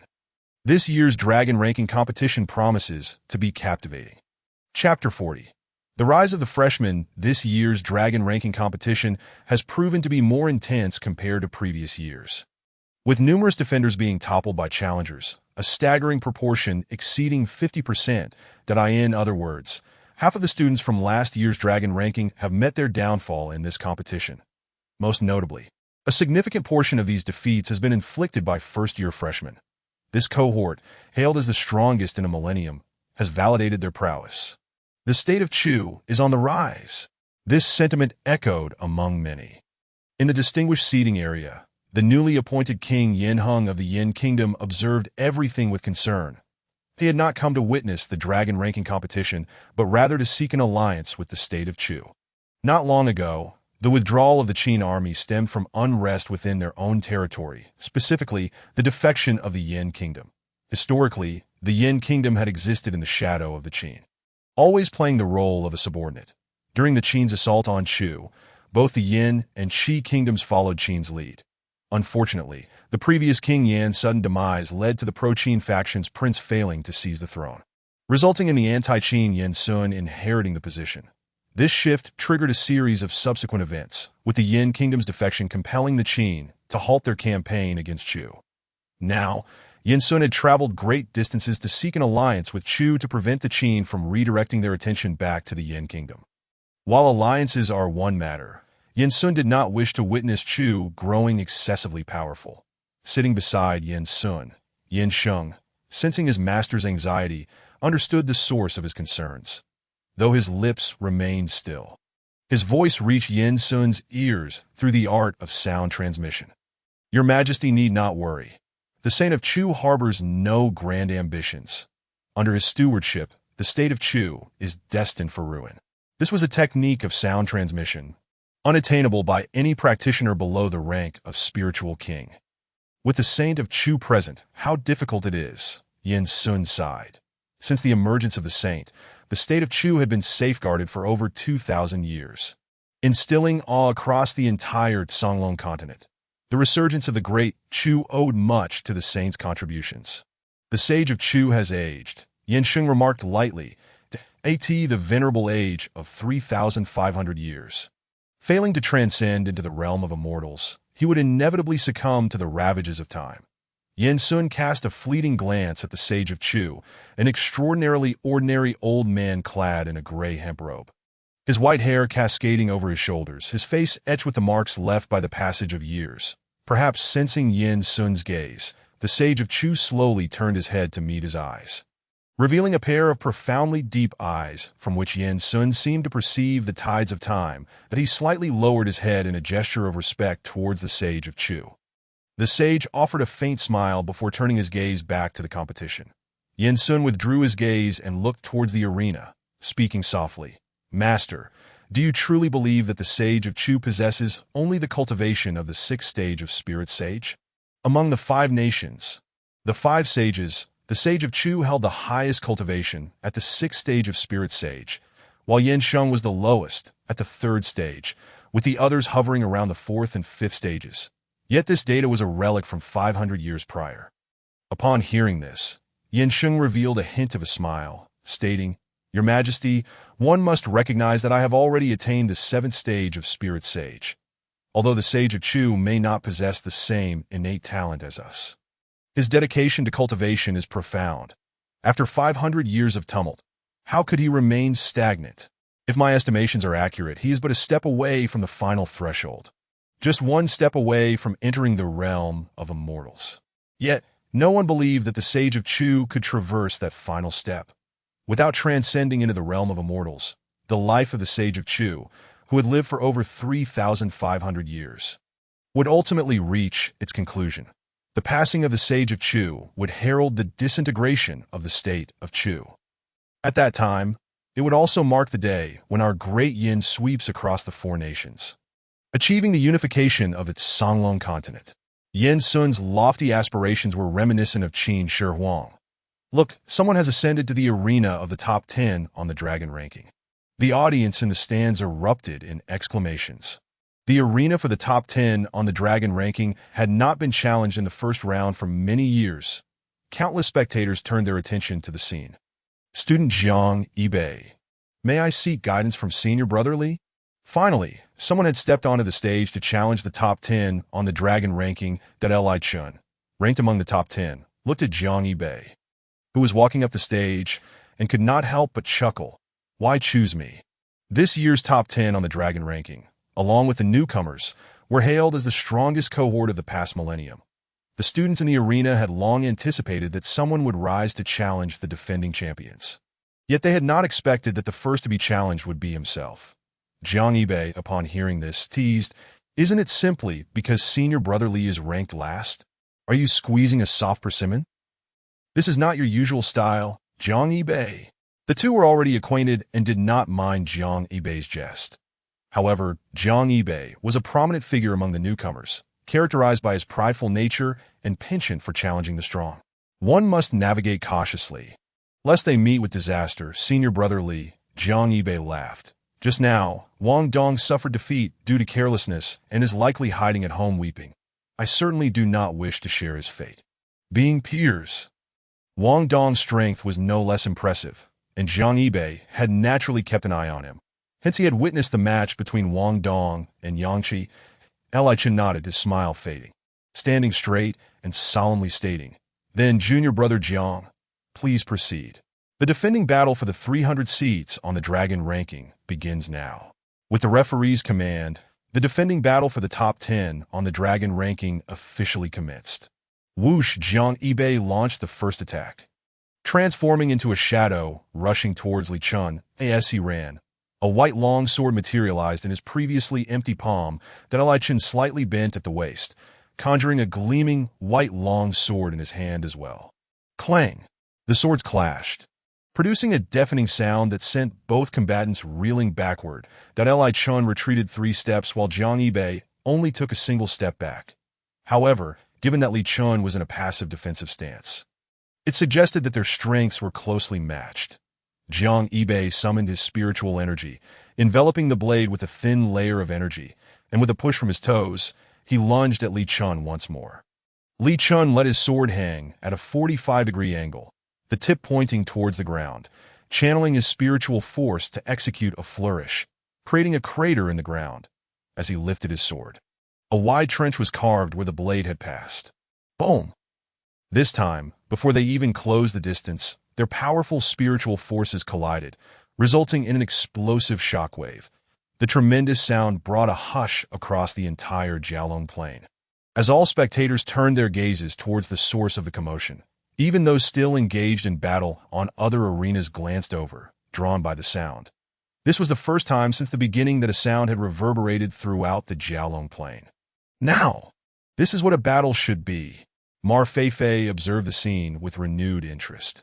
Initially, he had watched the defending battle with excitement, but soon realized that while the fights were spectacular, they lacked a certain essence. It was akin to comparing high martial arts worlds with low martial arts worlds. High martial arts battles featured stunning effects, with winds swirling and mountains collapsing, while low martial arts battles were mere exchanges of blows, occasionally punctuated by the names of their techniques. In Ma Feifei's view, this world was akin to a higher level of the high martial arts world. Battles here ought to be filled with dazzling effects. To have a battle in a cultivation world resemble that of a low martial arts world was utterly meaningless. Thus, after watching several matches, Ma Feifei lost interest and turned to writing, until the recent thunderous sound rekindled his desire to watch the competition. The two combatants on the arena did not cease their onslaught due to the explosive sound. Their figures morphed into fleeting shadows, appearing everywhere. Midair on the arena, in every corner. Practitioners below the spirit realm could hardly perceive them, only catching glimpses of their afterimages and the fleeting moments of their clashes. Whoosh! A crisp sound echoed as a luminous barrier suddenly rose around the arena, reaching towards the heavens. This protective formation was meant to activate in the second phase. Yet it had been triggered prematurely in the first phase due to the intensity of their battle. With the formation's activation, the two fighters felt liberated, unleashing a plethora of dazzling techniques and martial arts, drawing in the ambient spiritual energy from the heavens and earth, continuously converting it into formidable attacks. As their silhouettes flickered, Li Chen and Jiang Yibei appeared on the arena once more. Junior brother Jiang, I did not expect you to conceal your strength so well. You have reached the second stage of spirit realm. Li Chen observed Jiang Yibei with a pale expression. In mere minutes of combat, he had failed to gain an advantage over Jiang Yibei. What astonished him further was that Jiang Yibei's strength had indeed reached the second stage of spirit realm. Had this been the previous year, Zhang Yibei's cultivation would have easily crowned him first on the dragon ranking.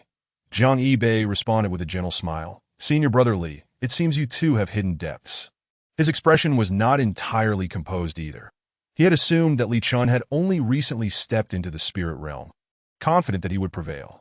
Yet, to his surprise, this fellow had been concealing his cultivation level, and only upon engagement did he realize that he too had reached the second stage of spirit realm, and was at a more advanced stage. That IT was fortunate they had often sparred together, shared drinks, and discussed matters, only to discover that both were adept actors, each better at concealing their true capabilities than the other. Li Chun chuckled, looking at Zhang Yibei, and remarked, facing the strongest cohort of newcomers in a millennium, I dare not hold back, lest I be left in ruins by you youngsters. Zhang Yibei replied with a playful smile, by coincidence. Facing the strongest top 10 on the dragon ranking, I too shall hold nothing back, and I humbly request your guidance, senior brother. With that, Zhang Yibei closed his eyes, and the surrounding spiritual energy began to surge violently towards him. In an instant, his aura reached its zenith. The long sword in his hand levitated autonomously, and as Zhang Yibei opened his eyes, he positioned his hands across his chest, forming a sword seal before him. The long sword split into 2, then 4, then 8. In the blink of an eye, countless long swords appeared, suspended in the air, each radiating with powerful spiritual energy and shimmering with light, resembling a celestial constellation from afar. 6th-tier martial technique. Star sword art. Among the many powerful figures in the stands, some recognized Zhang Yibei's technique. On the Songlong continent, all things are ranked, including martial arts techniques. Techniques are categorized into 9 grades. The top 3, the middle 3, and the bottom 3. The top 3 techniques are rare, the middle 3 are mainstream, and the bottom 3 are inferior. 6th-tier martial techniques belong to the highest quality among the middle 3. It was astonishing that Zhang Yibei, at such a young age, had mastered a 6th-tier martial technique. Faced with such a technique, Li Chun's expression turned grim. As a top 10 on the dragon ranking, he had the fortune of receiving a 5th-tier martial technique as a reward from the academy, which was his most prized possession. Yet Zhang Yibei wielded a 6th-tier martial technique. How could he possibly contend with that? Nevertheless, Li Chun had no intention of conceding. Instead, he channeled his spiritual energy, engulfing himself in flames, transforming into a fiery figure. As the spiritual energy surged violently into him, the flames grew larger. Strangely, despite the flames' eyes, the spectators could clearly see Li Chun within.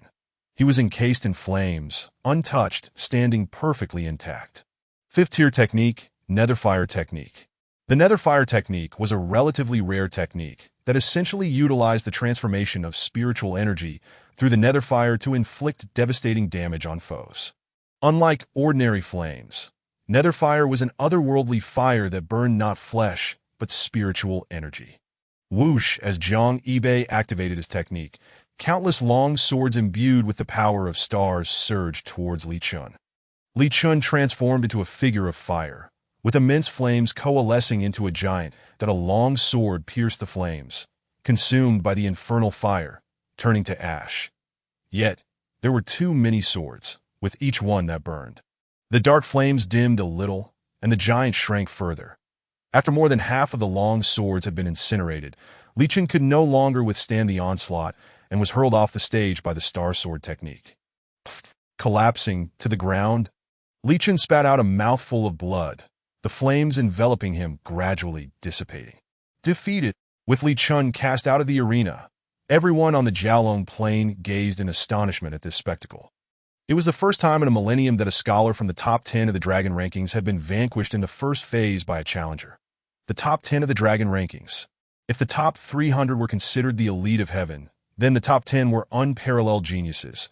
Among the over 100 million cultivators of Chu, only a little over 300 could ascend the dragon rankings, and those who reached the top 10 were, without exception, the paragons of their era, possessing extraordinary talents. Yet now, one of the top 10 had fallen, in the first phase, no less, defeated by a newcomer. The tides of change were upon us. Brother Li, I concede. Zhang Yibei stood on the stage with cupped fists. Fully exerting the star sword technique had left his face pale, his spiritual energy nearly depleted. One could say his victory was a stroke of luck, having taken advantage of the technique. Otherwise, the outcome would have been uncertain. Congratulations. Li Qin managed a bitter smile. This defeat not only brought him shame, but also cost him the chance to remain on the dragon rankings. Even the position among the top 300 was now beyond his reach. Once a defender was defeated, they would miss the opportunity to compete in this year's dragon rankings altogether. Scholar Jiang Yibei. Challenge successful, now ranked 10th on the dragon rankings. At that moment, the referee announced the result. Thus, Jiang Yibei became the first challenger in a millennium to successfully defeat a defender from the top 10 of the dragon rankings. This result sent ripples throughout the entire Jiaolong Plain. Furthermore, Jiang Yibei's actions seemed to open a door for challengers, as in the following days, defenders from the top 10 faced numerous challenges. Even the top-ranked Xie Yaozi was not spared. It appeared that heaven sought to continuously create surprises for this year's dragon rankings. After Jiang Yibei, defenders from the top 10 fell one after another, that be why the end of the first phase of the dragon rankings. 4 of the previous top 10 had been toppled. Such an unexpected outcome elevated this year's dragon rankings competition to a peak phase. Chapter 41. Lin Wuqi and Li Bei with a 2-day defense phase concluded. And the new top 300 of the dragon rankings were firmly established. It must be said, from the outset, this year's dragon rankings competition had been rife with surprises, beginning with Yang Qingji's disqualification, which set the tone for the event. The first phase saw the top 300 defenders swept away, with over half failing to hold their ground. 4 of the top 10 were dethroned, all by newcomers. Now, there was a consensus that the final standings of this year's top 10 were anyone's guess, especially for Xie Yaozi, who had dominated the top spot for 2 consecutive terms. His position was now at risk. The newcomers were ferocious. Lauded as the strongest cohort in a millennium, they lived up to their reputation, sweeping through the dragon rankings. Among them was also Yang Qingji, who previously ranked at the bottom. Now an unpredictable factor in the rankings battle. I heard Yang Qingji was only at the 6th stage of Spirit Master a month ago, and now he has miraculously broken through to the Spirit Sovereign realm. I wonder what great fortune he encountered. The night in the imperial capital was as bright as day, with countless lights aglow. Spectators who had witnessed the first phase of the defense battles during the day dispersed throughout the capital, gathering in taverns, entertainment venues, and other bustling locales, discussing the developments of the dragon rankings competition in groups. The most talked-about topic was still Yang Qingji, the notorious underachiever from Jingguan Academy, who had made a stunning appearance in this competition. After all, the triumph of an underdog is far more captivating than that of a genius. Who knows? Perhaps he stumbled upon the tomb of some powerful being and obtained their legacy. TSK. That powerful being must be at least a spirit emperor. Otherwise, how could Yang Qingji advance from the 6th stage of Spirit Master to the Spirit Sovereign realm in just 1 month?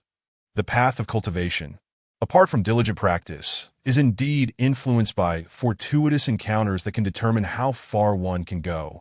Yet in the 30,000 years since the ancient era, there has not been a single case of someone gaining fortune to advance so rapidly. This isn't cultivation.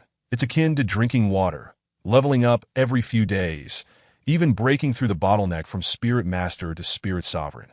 Such ability is something even great powers cannot achieve. I envy him a bit. If only I could have such fortune. A practitioner mused. In this world, there are indeed many who enjoy dreaming. Brother, do you wish to be like Yang Qingji? Suddenly, the practitioner felt a pat on his shoulder, turning to see a young man smiling at him. Accompanied by 2 stunning women and a youth clad in white, that it was Ma Feifei and his entourage. The practitioner initially intended to nod in agreement, but upon seeing the 2 women beside him, completely forgot his previous thoughts. He straightened his attire, adjusted his forehead, and shook his hair, revealing a confident smile, saying, Yang Qingji merely took advantage of the situation. We cultivators should not rely on fortune, but should instead be grounded and rely on our own efforts to cultivate to sainthood. That is the righteous path. After the practitioner spoke, he noticed Ma Feifei roll his eyes, while one of the 2 women stifled a laugh, and the other regarded him with curious eyes, seemingly pleased with what he had just said.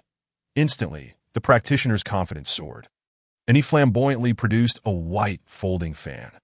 Snap! In the early winter season, he opened the fan and fanned himself. Brother, you weren't saying that a moment ago. Ma Feifei felt it was necessary to give the young man a chance, and kindly reminded him. Little did he know that upon hearing this, the practitioner glared, turning to his friend who had been chatting with him, and bellowed, "Li Bagua, was that line yours?" Li Bagua was taken aback, about to speak. No need to explain. As cultivators, we stand beneath the heavens and tread upon the earth, practicing the path to immortality and walking the righteous way. How can you, lacking ambition and resorting to opportunism, dream in broad daylight? I, Lin Wuqi, am ashamed to call you a friend. You needn't say more. From this day forth, we sever ties and end our friendship. Lin Wuqi gazed skyward, lifting his sleeve to wipe his eyes, adopting a righteous demeanor. Zhou Zhuling could no longer contain herself and burst into laughter, quickly stifling it, lowering her head while casting a glance at Ma Feifei. Brother, I concede, I've disturbed you. Ma Feifei clasped his fists, unable to endure the scene, preparing to withdraw. Hold on, brother. Lin Wuqi swiftly grasped Ma Feifei's arm, enthusiastically stating, Brother, I feel a strong affinity with you. How about we sit down and enjoy a drink together? That may not be necessary, Ma Feifei frowned. Feeling awkward? Oh, Lin Wuqi blocked Ma Feifei's way, snapping open the folding fan, saying, Surely you do not look down on me, Lin? Not at all. Ma Feifei shook his head. Lin Wuqi cast a glance at Zhou Zhuling, smiled slightly, closed the fan, and opened his palm, revealing a string of necklaces instantly appearing in his hand. The beads were purple, 99 in total, emanating a faint aura of spiritual energy. This is a third-tier spiritual artifact. The Everlasting Beauty Pearl. When worn, it grants skin as smooth as jade and preserves one's beauty eternally. Lin Wuqi swayed the Everlasting Beauty Pearl in his palm, and under the light, it shimmered with a crystalline glow. Upon hearing skin as smooth as jade, beauty eternal, Zhou Zhuoling's eyes sparkled, while Yun Qingyang retained her indifferent demeanor, sword in hand. Seeing Lin Wuqi produce the Everlasting Beauty Pearl, Ma Feifei instantly understood his intentions. Anger bubbled within him. He had intended to assist Lin Wuqi, yet this fellow sought to undermine him, just as he was about to urge Yun Qingyang to teach Lin Wuqi a lesson. Unexpectedly, Lin Wuqi was kicked from behind, falling to his knees before Ma Feifei, the Everlasting Beauty Pearl slipping from his grasp and clattering to the ground.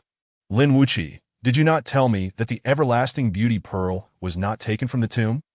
Why does it now appear in your possession? Behind Lin Wuqi, Li Bagua glared furiously at him, wielding a large blade infused with traces of lightning. Upon hearing this, Ma Feifei and the others realized the gravity of the situation. Lin Wuqi, kneeling on the ground, bore an expression of utter humiliation. Li Bagua had truly crossed the line, making him lose face before the beauty. Without a second thought, Lin Wuqi disregarded the fallen Everlasting Beauty Pearl. Rising to confront Li Bagua, shouting, You brutish fool! What else do you possess besides brute strength? I toiled to uncover the tomb, breaking through the array. What's wrong with taking a little extra? Bah! If it weren't for me shielding you, could you have survived the tomb? Li Bagua spat baminli. With your meager cultivation, do I even need your protection? Ridiculous! Lin Wuqi retorted disdainfully. Ali Bagua roared, glaring at Lin Wuqi. I shall settle this matter with you. Come then. I fear no one. Let us go. The two exchanged retorts, shoving each other out of the tavern for a duel. Brother, your Everlasting Beauty Pearl. Ma Feifei watched the two leave and quietly picked up the fallen pearl from the ground. I inquired. Yet he refused. Ma Feifei turned her head to look at Zhou Zhuling, speaking earnestly. Zhou Zhuling nodded, affirming Ma Feifei's assertion. Then if he does not want it, it is mine. Ma Feifei glanced at the youth retaining pearl, cradling it delicately in her palm, and presented it to Zhou Zhuling. Now, I bestow it upon you. Zhou Zhuling's cheeks instantly flushed, her small hands fidgeting with the hem of her garment, her feet playfully twirling on the floor. This was the first time Ma Feifei had gifted her something. Thank you, Brother Ma. Oh dear, I cannot bear it any longer. After a night of being a mere extra, Zhou Guanyu finally had a line. Faced with the embarrassment of Ma Feifei and his sister, He ultimately succumbed, slapping his forehead as he exited. Chapter 42. The ranking contest the following day. The sun shone brightly overhead. The dragon ranking competition officially entered its second phase, wherein the 300 students on this year's dragon list would strive to improve their standings over the next 2 days. One must not underestimate this ranking. Often, the difference of a single place can lead to a chasm of disparity in the resources one receives. Take Yang Qingji, for instance. When he first broke into the top 100 of the dragon list, he received resources worth tens of thousands of spirit crystals provided by the Academy in a single year. However, after plummeting to the bottom of the list, he only received a meager 1,000 spirit crystals annually. The discrepancy in numbers was staggering, almost unbearable to witness. Besides spirit crystals, the Academy also rewards students on the dragon list with various martial arts techniques and spiritual artifacts, all contingent upon their rankings. Thus, those ranked lower receive increasingly diminished rewards. Therefore, for the students on the dragon list, this second phase of ranking contention is of paramount importance, essentially determining the height of their future cultivation. On the dragon plane, 300 students stood atop the arena, observed by over 200,000 spectators. The vice president, Zhou Wuji, continued to host the second phase of the competition. This time, he did not ascend into the air, but remained on the ground, facing the 300 students with a smile, saying, "First, I congratulate you all on successfully passing the first phase of the test. Next, you shall soon face the second phase of the ranking test. Allow me to briefly explain the rules of this second phase of ranking since its establishment. Jingguan Academy has endured 5,018 years following this." Zhou Wuji engaged in a lengthy monologue, which concluded approximately 10 minutes later. "I wish you all the best in achieving an excellent rank in the forthcoming contest. Now, I declare that the second phase of the dragon ranking competition officially begins." Upon finishing, Zhou Wuji retreated to the stands to accompany the esteemed guests. At that moment, an elderly figure clad in a white robe stepped into the center, his sleeves embroidered with a blooming peony, an emblem of the Academy's instructors. He gazed at the 300 students, his voice resonating like a morning bell, declaring, "Are there any challengers?" 290 students. Zhao Minggang, currently ranked 99th. 208 students. Qianlong, currently ranked 149th. 160 students. Sun Ganglai, currently ranked 49th. The proclamations of challengers echoed continually across the dragon plain, each voice resounding powerfully, reverberating throughout the arena. "What a thrilling spectacle!" Ma Feifei exclaimed, unable to contain her excitement. This was the first time she felt the allure of this otherworldly competition deep within her. The sounds of the challenges prior to the contest were akin to stirring music, each note striking Ma Feifei's heart and causing it to tremble. The more than 200,000 spectators, regardless of their cultivation levels, were similarly captivated by these proclamations, solemnly gazing towards the arena. It felt as if they could all sense the illustrious legacy of Jingguan Academy through the voices of these students, an embodiment of generations striving relentlessly to pursue their lifelong dreams. This was the essence of the dragon ranking competition. As the sounds of challenges erupted, those seeking to improve their ranks leaped onto the Challenger S platform, commencing the second round of the ranking contest. The rules of the second phase were quite straightforward. If a challenger emerged victorious, they would inherit the rank of the defender. If they lost, they could continue to swap challengers without limit until the conclusion of the competition. Conversely, if the defender lost, they would automatically exchange ranks with the challenger. Yet this was not their final standing, as the defeated defender could still transform into a challenger and seek out others to contest, also without limitations until the end of the competition. Hence, the second phase of ranking was, in essence, more chaotic than the first phase of defending. However, it was precisely due to the absence of failure constraints that the second phase of ranking became particularly exhilarating. After all, if one failed, they could simply swap out for another challenger. Thus, competitors would often start by challenging those slightly higher in rank, hoping for a stroke of luck. Even the top-ranked Zainuzi faced challengers at this moment. Naturally, some students were more cautious, opting to challenge defenders whose ranks were closer to their own, steadily climbing the ranks with careful deliberation. Regardless of the approach, the rules of the second phase transformed the contest into a chaotic melee, each participant showcasing their unique talents. Yet amidst this lively competition, one individual stood idly by, feeling rather bored. Yang Qingji. In truth, Yang Qingji did not wish to be in such a position, but he had no choice, after all. He was ranked 300. Who would willingly challenge someone at the bottom? If they were to win, what would it matter? Could there be anyone lower than Yang Qingji among the remaining 299 students? Any one of them would rank higher than he did. Losing would be even more embarrassing. How could he justify being ranked higher than those who defeated him? Thus, historically, students who ranked 300 on the dragon list were seldom challenged, provided they refrained from challenging others. Yang Qingji lounged on the arena, while Ma Feifei remained busy in the stands, diligently working on her manuscript titled The Revenge of Yang Qingji. After a month, Qingji's cultivation soared. Returning to the academy to participate in the dragon ranking competition, in the first round, he effortlessly defeated a pinnacle spirit master of the 9th rank. Entering the second phase, the arena erupted in battle. Yet Qingji remained unchallenged. "Brother Ma, why have you included Yang Qingji in your book?" Zhou Zhuling inquired curiously. Over the past few days, Ma Feifei had been scribbling away, and Zhou Zhuling had occasionally glanced at his work, discovering that the protagonist was none other than Yang Qingji. Without looking up, Ma Feifei replied, "It's nothing much.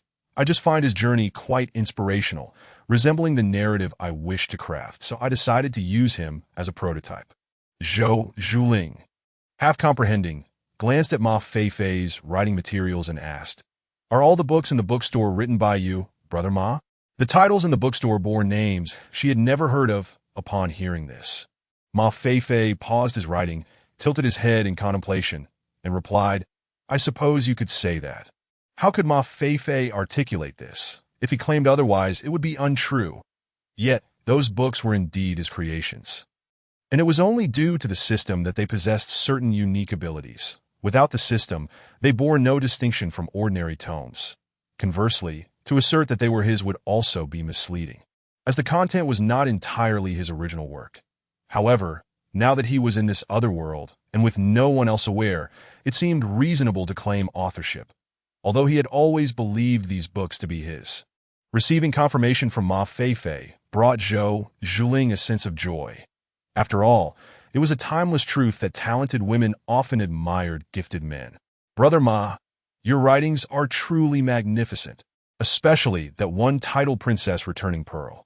The character of Xiao Yanzi is particularly endearing," Zhou Zhuling praised. "I find ZY to be the most compelling. She appears delicate, yet possesses an unyielding spirit." "Much like my sister," Zhou Guanyu interjected, having also read Princess Returning Pearl. Upon hearing this, Ma Feifei felt a bit embarrassed. That it was one thing to acknowledge that he authored the book, but being discussed as the author of the characters left him somewhat flustered, his modesty aside. The characters were not of his own creation. How could he know the perspective from which Aunt Xiong Yao crafted these figures? "I can't help but wonder if ZY from Princess Returning Pearl was inspired by the shopkeeper's sister," Zhou Guanyu teased. "Well, this fellow had quite the imagination." Zhou Zhuling remained silent, shyly lowering her head while discreetly observing Ma Feifei's reaction. Ever since she met Ma Feifei, it had become customary for her to bow her head, and blushing had become the norm. "Look, it appears someone is challenging Yang Qingji." Suddenly, a commotion erupted from the back of the stands. Since their section was closest to Yang Qingji's platform, they quickly noticed any activity there. Ma Feifei found it peculiar and raised her gaze. Could Yang Qingji's rank truly attract challengers? Indeed, someone was making their way toward Yang Qingji's platform. A young woman dressed in a white student robe, her sleeves adorned with 3 blooming peonies, a fellow student of the same cohort as Yang Qingji. Rank 15th, Yunxiang. Chapter 43. The Clash of the Bottom and the Top, They're Coming. Some spectators in the stands began to stir. Ma Feifei, puzzled, leaned toward Zhou Zhuling and whispered, "What is happening?" Zhou Zhuling furrowed her brow in contemplation, uncertain of the situation at hand. However, beside her, Zhou Guanyu interjected, "It is said that Yunxiang and Yang Qingji were childhood friends, both having entered the Jingguan Academy together. Yet, for reasons unknown, they eventually parted ways, with Yunxiang ultimately aligning herself with Xia Yozi." Upon hearing this, Ma Feifei felt an uncanny familiarity with the unfolding narrative. After some reflection, she realized that she had imagined a similar storyline while crafting a book for Yang Qingji, only to discover that it was, in fact, true. So this is the reason behind Yang Qingji's conflict with Zaiyozi prior to the National War? If that were the case, it would certainly elucidate Yang Qingji's deep-seated animosity towards Zaiyozi, as it could indeed be deemed a matter of stolen affections. Zhou Guanyu shook his head and remarked, "This is merely hearsay. Neither of them has ever confirmed their relationship. Whether they truly shared a romantic past remains uncertain. However, it appears that following Yunshang's public association with Zaiyozi, Yang Qingji's cultivation has stagnated. Moreover, during last year's Longbang competition, it was only with Yunshang's assistance that Yang Qingji managed to avoid falling off the rankings. Although the parties involved had not acknowledged the situation, the accumulation of various details allowed for some conjecture regarding the truth. This was why Yunshang's search for Yang Qingji had stirred a commotion among the audience in the stands. They were all aware of this love triangle and the intricate relationships among the three individuals. Ma Feifei stroked her chin, gazing at Yang Qingji, and murmured, "Now that you mention it, I can't help but feel he possesses a protagonist's aura." At that moment, Yunshang on the arena cast a gaze filled with complexity upon Yang Qingji, whose breakthrough to the spirit realm had utterly astonished her. "What brings you here?" Yang Qingji replied calmly, his voice carrying a hint of detachment. "Congratulations," Yunshang said softly. "Thank you." An awkward silence ensued. Yunshang wished to articulate something, but was at a loss for words, while Yang Qingji's emotions swirled within him, though he remained mute.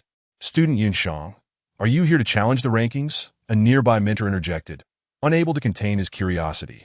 In response, "I affirm that student Yunshang intends to challenge the rankings," she replied nonchalantly. Gazing at Yang Qingji, a peculiar expression crossed Yunshang's face as she stated, "I will concede my ranking to you, provided you promise not to challenge him, all right?" During the ranking challenge phase, there were no restrictions preventing higher-ranked challengers from confronting those of lower rank, and the outcome allowed for a swap of standings. Yang Qingji shook his head, stealing a glance at Zaiyozi in the distance, who was currently engaged in a fierce battle with a newcomer. It appeared that Zaiyozi had encountered a formidable opponent, and their exchange was intense. "I have returned not for ranking, but for a confrontation," he declared. His history with Zaiyozi was fraught with grievances. The path of cultivation was one that demanded clarity of purpose. Since 2 years prior, Zaiyozi had become an obstacle in his journey, causing his progress to stagnate. Unless he removed this impediment, he would forever be unable to advance in his cultivation. Yunshang shook her head, her tone tinged with a hint of pleading. "You cannot defeat him. Heed my advice and abandon this thought, will you?" Yang Qingji shrugged, a self-deprecating tone coloring his words. "If I cannot win, then I cannot win. After all, this isn't the first time I've been bested by him. 2 years ago, during the inaugural Longbang competition, he had fallen to Zaiyozi.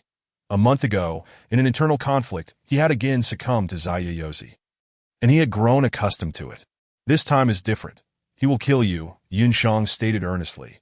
She understood Zaiyozi all too well. If previously Yang Qingji had been seen as insignificant in Zaiyozi's eyes, his recent surge in power now posed a genuine threat. Given Zaiyozi's character, he would undoubtedly not allow Yang Qingji to continue his ascent, even if it meant risking a breach of rules to eliminate him during the Longbang competition. Coincidentally, I, too, wish to eliminate him, Yang Qingji replied, drawing his sword and glancing at Yunshang. "Are you still going to fight? If not, step aside. I have matters to attend to." Yunshang glared at Yang Qingji, biting her lower lip. As if making a resolute decision, her hand extended outward, summoning a spirit sword that materialized in her palm. "Then I can only prevent you from seeking him." This marked the first time since their enrollment at Jingguan Academy that Yunshang had taken action against Yang Qingji. Looking at her, he felt a wave of nostalgia.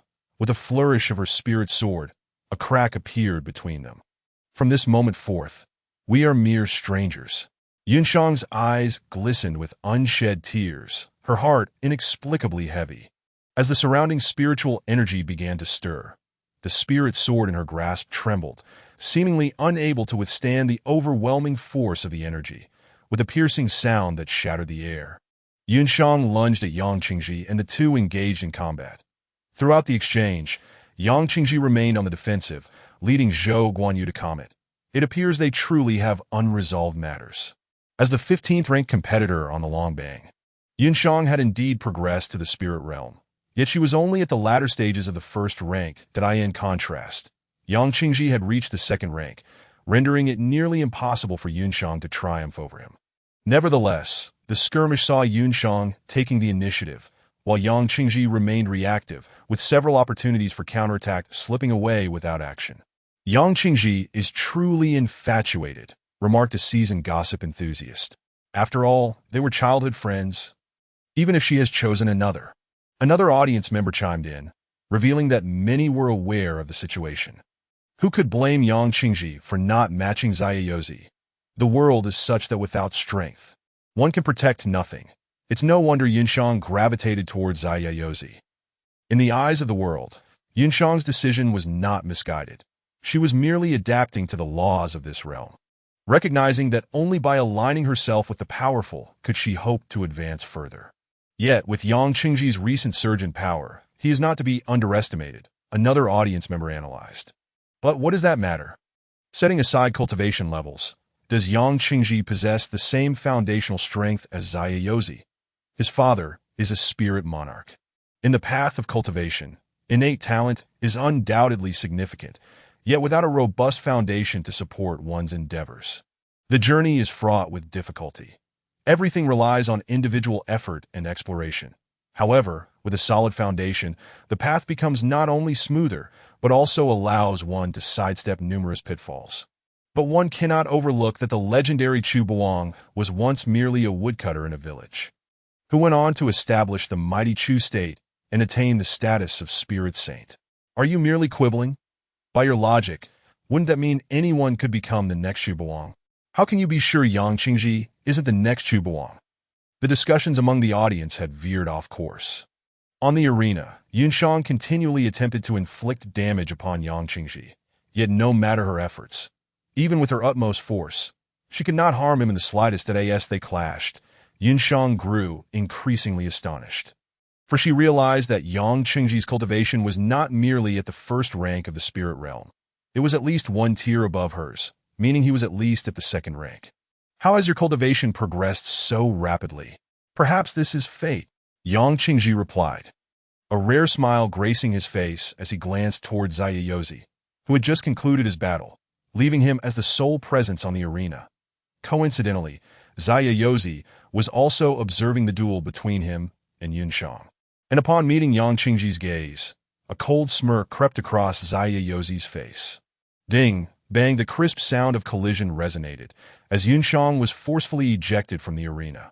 Student Yang Qingji is victorious, announced the mentor officiating the event. From here on, you shall watch closely as I demonstrate how I will vanquish your former choice, Yang Qingji said softly as he approached Yunxiang.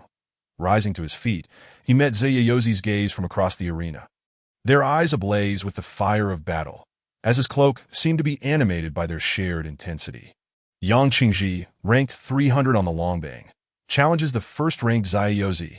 A declaration of earth-shattering magnitude echoed, inciting a wave of commotion across the Jiaolong plains. Is the tail end challenging the top? Am I hearing this correctly? Gasped the crowd in astonishment. This marked the first time in 5 millennia since the inception of the Longbang at Jingguan Academy that a challenger from the bottom had dared to confront the number 1 ranked fighter. While it remained uncertain whether anyone would follow in his footsteps, he had certainly achieved something unparalleled. This proclamation brought an uncanny silence over the Jiaolong plains, halting challenges and discussions alike, as even notable figures such as the Sage King of Chu turned their attention to the confrontation between Zayayozi and Yang Qingji. Interesting indeed, mused the esteemed onlookers. How dare he? Wondered the common cultivators. So the moment has finally arrived, thought the students of Jingguan Academy. Here it comes. The outcome of the mission hinges on this battle, was Ma Feifei's internal sentiment. Chapter 44, The Life and Death Pact. The Jiaolong Plains that in the vast arena. Silence reigned as over 200,000 spectators fixated on the platform beneath the heavenly steel, where the duel between Yang Qingji ranked 300 on the Longbang. And the top-ranked Zayayozi was about to unfold, and no one had anticipated that Yang Qingji, positioned at the bottom of the rankings, would directly challenge the first-place holder, Zayayozi. That a glance at their rankings revealed an insurmountable chasm between them. Not to mention that Zayayozi had emerged as a rising star in recent years within the Songlong continent, with Kangming Academy keen on enrolling him. Tio referred to Zayayozi as the foremost talent of the current generation in the Chu Kingdom would not be an exaggeration. Do you truly comprehend the gravity of your actions? With a cold gaze fixed upon Yang Qingji as he ascended the stage, Zayayozi spoke, his tone laced with a hint of astonishment. He had not anticipated that Yang Qingji would dare to challenge him in such a setting.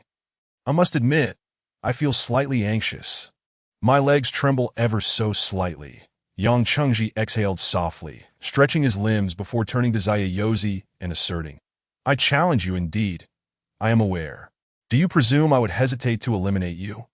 Observing Yang Qingji's nonchalant demeanor ignited an inexplicable fury within Zayayozi. What audacity did Yang Qingji possess to repeatedly provoke him? Did he think that merely stepping into the realm of the spirit sect granted him the upper hand? Or was it his belief that, as fellow students of Jingguan Academy, he would refrain from inflicting harm upon a comrade? Although Zayayozi's words were uttered softly, they resonated in the ears of all present, for few among the audience gathered at Jialongyuan were not practitioners themselves. The dignitaries remained largely impassive, though the vice president of the academy, Zhou Wujie, furrowed his brow slightly, yet chose to remain silent. Meanwhile, the spectators began to murmur among themselves. Did you hear? Zayayozi intends to take Yang Qingji's life. Surely, he is merely speaking out of anger. The academy has strict regulations against lethal force among peers, and violations are met with severe consequences. It's hard to say. Their enmity runs deep. Zayayozi may very well exploit his own talent and experience to eliminate Yang Qingji, and the academy may find themselves powerless to intervene. But this is the Dragon Ranking Tournament. If Zayayozi were to slay Yang Qingji before such an audience, no matter how gifted he is, the academy would have no choice but to impose sanctions upon him. After much deliberation, the audience reached a singular conclusion. The question was not whether Zayayozi would indeed kill Yang Qingji, but rather if he would face repercussions afterward. Sign the death warrant. Just as the crowd engaged in fervent discussion, a resonant voice echoed from the stage. The contest between Zayayozi and Yang Qingji had escalated to a life-and-death duel. Heavens! Yang Qingji has actually signed. A spectator gasped upon witnessing Yang Qingji's signature on the death warrant. The so-called death warrant, executed in the presence of a notary, allowed the two participants to engage in combat. Once signed, any unforeseen incidents occurring during the duel would absolve both parties of responsibility. This meant that should one party perish, the other would bear no culpability. Even the deceased family would be barred from seeking vengeance, as life and death would be determined solely by skill. Under the voluntary signing of the death warrant, all constraints would be lifted, and should one of them die, it would not be deemed a violation of Jingguan Academy's regulations. Today, let us settle this, Yang Qingji stated flatly, facing Zayayozi after affixing his signature to the death warrant. At this juncture, Zayayozi had grown serious. Yang Qingji's decisive act of signing the warrant instilled in him a strange sense of unease. No one was a fool. To knowingly engage in the unthinkable was to invite disaster. Yang Qingji's unwavering resolve, coupled with his rapidly ascending prowess, compelled Zayayozi to regard him as an equal. Though I cannot fathom how you managed to breach the spirit sect within a mere month. Your current presence undeniably exerts immense pressure upon me. This time, I shall show no mercy. With resolve, Zayayozi declared his intention to eliminate Yang Qingji in this contest. It's nothing much, merely a month's worth of reading that led to my breakthrough, Yang Qingji replied nonchalantly, before tugging at the cloak draped over his shoulders, gesturing to the bold characters inscribed upon it. Behold, it is this miraculous bookstore that facilitated my ascension to the spirit sect. Zayayozi regarded Yang Qingji with skepticism. Had he not appeared so sincere, Zayayozi might have suspected him of jesting. Reading to enhance one's cultivation? Zayayozi expressed his disbelief. Wow, did you hear that? Yang Qingji claims he achieved the spirit sect through reading a book. Is that true? Is he merely toying with Zayayozi? Miraculous bookstore? Could it truly be that extraordinary? Who knows? Yang Qingji's cloak clearly states its location in Watanabe town. If we have a chance, we should pay a visit and find out. Regardless of belief, the name Miraculous Bookstore swiftly spread throughout Jialongyuan. It is done! Just as the spectators engaged in speculation about the bookstore, Ma Feifei had been attentively monitoring the progress of his task, and in an instant, the goal of gaining 10,000 points of notoriety was achieved. Now, only the readership remains, he mused, feeling quite pleased as the main quest was halfway complete, and the side quests were nearing their conclusion. Brother Ma, are you not the least bit worried? Zhou Zhuling inquired, unable to contain her curiosity upon witnessing his demeanor. I have no cause for concern, Ma Feifei replied sincerely. Although Yang Qingji had read the entirety of the legend of the Condor heroes and gleaned some martial techniques from it, the fact remained that Zayayozi was recognized as the foremost talent of the new generation in the state of Chu, and his strength was indisputable. Ma Feifei did not harbor the delusion that Yang Qingji could simply crush Zayayozi after reading a single book. Yet, whether Yang Qingji emerged victorious or not held no bearing on Ma Feifei. Should he win, Ma Feifei would gain no advantage, and should he lose, Ma Feifei would incur no loss. Thus, what was there to worry about? Their relationship was purely transactional. In truth, they could hardly be considered friends. The book he authored was indeed inspired by Yang Qingji, but that did not imply the narrative would falter should Yang Qingji meet his demise. For the story had already reached its climax. Should Yang Qingji triumph, Ma Feifei would craft a favorable ending for him. Should he lose, a tragic conclusion would suffice. After all, many works in his previous life featured protagonists who met untimely ends, yet still achieved remarkable success. And sometimes a protagonist's death could even add depth, rendering the tale a classic. As for the promotional task, Yang Qingji had certainly succeeded. His meteoric rise in strength was evident. And regardless of the outcome, his miraculous bookstore would undoubtedly attract a surge of patrons. Upon reflection, did it not seem as though he were engaging in a bit of opportunism? Chapter 45. The Spirit Sword and the Crimson Sickle. The contest between the pinnacle and nadir commenced. Whoosh, the spiritual energy of the heavens and earth above Jialongyuan began to warp, encompassing the entire expanse. The ethereal energies rapidly converged upon the stage beneath the Heavenly Ascendance Monument, where the two contenders stood. Without hesitation, they began to draw upon the celestial energies, signaling their intent to unleash their most formidable techniques, eschewing any preliminary probing of one another's abilities. Buzz, a resonant hum emanated from the stage as a spirit sword manifested before Zayayozi. The blade measured approximately 3 feet and 7 inches in length, slender and elongated, exhibiting an unusual crimson hue. The spirit sword hovered before Zayayozi, seemingly imbued with sentience, pulsating with a reverberating buzz as if attempting to convey a message. A 7th-tier spirit artifact, gasped the spectators. In the Songlong continent, all things possess a spirit. Though spirit artifacts are inanimate, they can indeed awaken intelligence. However, only high-tier spirit artifacts are capable of such. The sword now before Zayayozi was undoubtedly of at least 6th-tier quality. Spirit artifacts are classified into 9 tiers. Upper 3 tiers, middle 3 tiers, and lower 3 tiers, with anything above 7th tier belonging to the upper echelon that a 7th-tier spirit artifact. Among the more than 200,000 spectators at Jialongyuan, over 90% lacked a 7th-tier spirit artifact. Once one ascends to the upper 3 tiers, such artifacts become rare and elusive. While the continent boasts a plethora of blacksmiths, many can forge 6th-tier spirit artifacts. The number of those capable of crafting 7th-tier artifacts is exceedingly scarce. The primary issue being that upper-tier spirit artifacts possess intelligence, and crafting such artifacts is no simple task, as it involves myriad complexities. This is the reward for last year's Dragon Ranking Champion. The Crimson Sickle, an informed spectator remarked. Zayayozi has even produced a 7th-tier spirit artifact. It seems he is intent on obliterating Yang Qingji. From the very first day of the Dragon Ranking Tournament until now, even when faced with fierce challengers among the new generation, Zayayozi had refrained from deploying his 7th-tier spirit artifact. Yet now, facing Yang Qingji, who occupied the lowest tier of the rankings. He revealed it with unmistakable intent. In stark contrast, Yang Qingji appeared somewhat underwhelming, wielding only a standard third-tier spirit sword. Now that Yang Qingji had attained the spirit sect, the lower-tier artifact could no longer withstand his formidable spiritual force, should he exert excessive strength. The artifact would easily shatter that on the stage. Zayayozi, armed with a 7th-tier spirit artifact, already held a decisive advantage over Yang Qingji.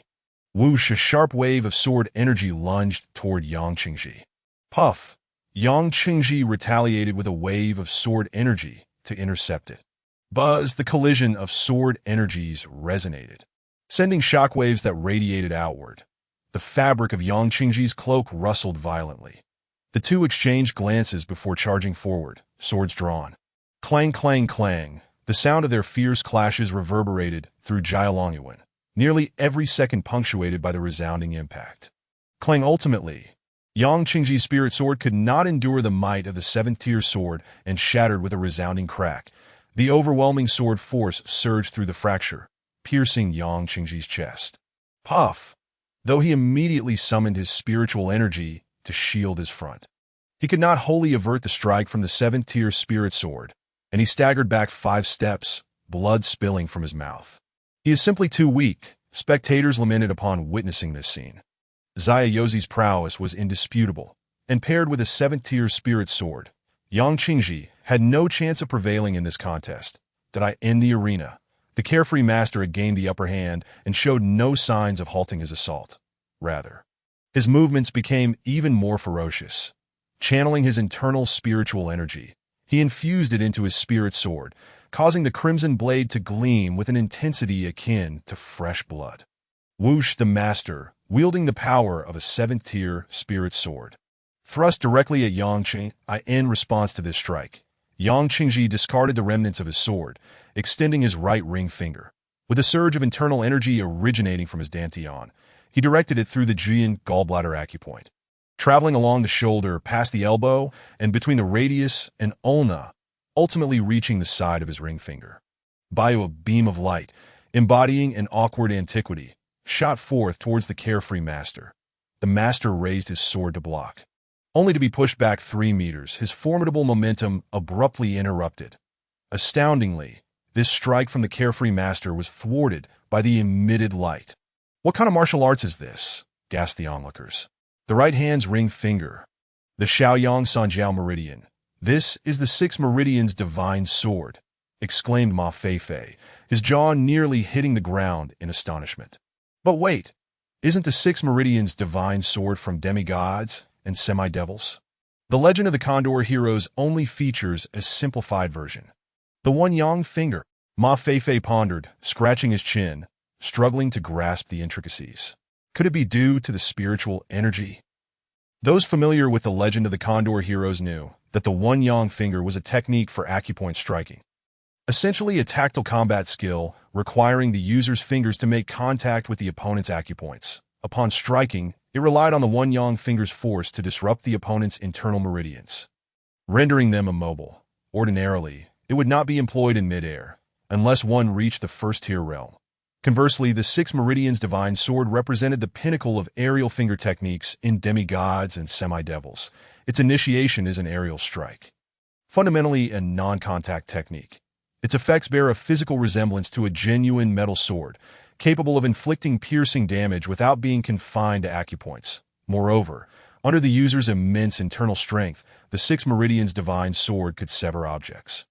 Yet, the one yang finger is merely the entry-level skill of the highest martial art in the Dali Duan lineage, the 6 Meridian's divine sword. For instance, in demigods and semi-devils, Duan Yu, having absorbed the internal energy of many individuals due to the Northern Darkness divine skill, developed a malady and was taken to the Heavenly Dragon Temple by his uncle Duan Jingming for assistance. There, Duan Yu was taught the one yang finger, ultimately mastering it into the 6 Meridian's divine sword. The reason the 6 Meridian's divine sword was lost in the Legend of the Condor Heroes boils down to the formidable cultivation threshold required. Ultimately, within the trilogy of the Legend of the Condor Heroes, only Master Eating managed to cultivate the one yang finger to the 1st-tier realm, the pinnacle of the one yang finger. while the fourth tier one yang finger serves as the foundation for cultivating the six meridians divine sword. Teo think that the six meridians divine sword, thought to be lost in the legend of the Condor heroes, was ultimately realized by Yang Qingji due to his own cultivation prowess, transforming the one yang finger into the top-tier martial art of demigods and semi-devils. He couldn't have possibly learned all those martial arts from the book, could he? Ma Feifei suddenly contemplated. If this were true, then Yang Qingji's capabilities were truly extraordinary. Is this also a martial technique learned from the legend of the Condor heroes? Zhou Guanyu inquired excitedly. Previously, news of Yang Qingji mastering the techniques of mutual combat and the 9 manual from the legend of the Condor heroes had already spread throughout the bookstore, and Zhou Guanyu was aware of it. However, at that time, the book was still in Yang Qingji's possession, so Zhou Guanyu had no opportunity to comprehend its contents. All along, the group had no concrete understanding of the formidable power of the martial arts Yang Qingji derived from the legend of the Condor heroes, only knowing that the 9 manual was a skill, and the mutual combat technique was a martial art, which Yang Qingji had used to defeat 2 8th-tier spirit masters from the dragon ranking. Initially, they assumed that the martial arts and techniques Yang Qingji gleaned from the legend of the Condor heroes would possess limited power, not exceeding a certain tier. Yet now, the newly comprehended martial art had successfully countered the carefree master's strike, and one must consider that he wielded a 7th-tier spirit sword, a high-tier spiritual artifact of the upper 3rd grade. Did this not imply that the martial art Yang Qingji had just executed had already reached the upper 3rd grade level? Indeed, what he just displayed was a martial art known as the Six Meridians Divine Sword from the book, Ma Feifei affirmed. Though he too was puzzled by the sheer power of the Six Meridians Divine Sword, it seemed that even Duan Yu from demigods and semi-devils did not wield such formidable strength when employing the Six Meridians Divine Sword. Perhaps this illustrates the distinction between internal energy and spiritual energy, Ma Feifei mused. The effectiveness of the Six Meridians Divine Sword depended on the practitioner's internal energy's depth, since internal energy and spiritual energy are fundamentally similar. If it were indeed the amplification from spiritual energy that endowed the Six Meridians Divine Sword with such potency, then if this technique were unleashed by a spiritual saint, would it not be utterly extraordinary? Contemplating this, Ma Feifei suddenly felt that the hourly fee of 1 spiritual crystal for the legend of the Condor heroes was indeed a meager price. Surely, there would be those willing to pay 1,000 spiritual crystals an hour for it.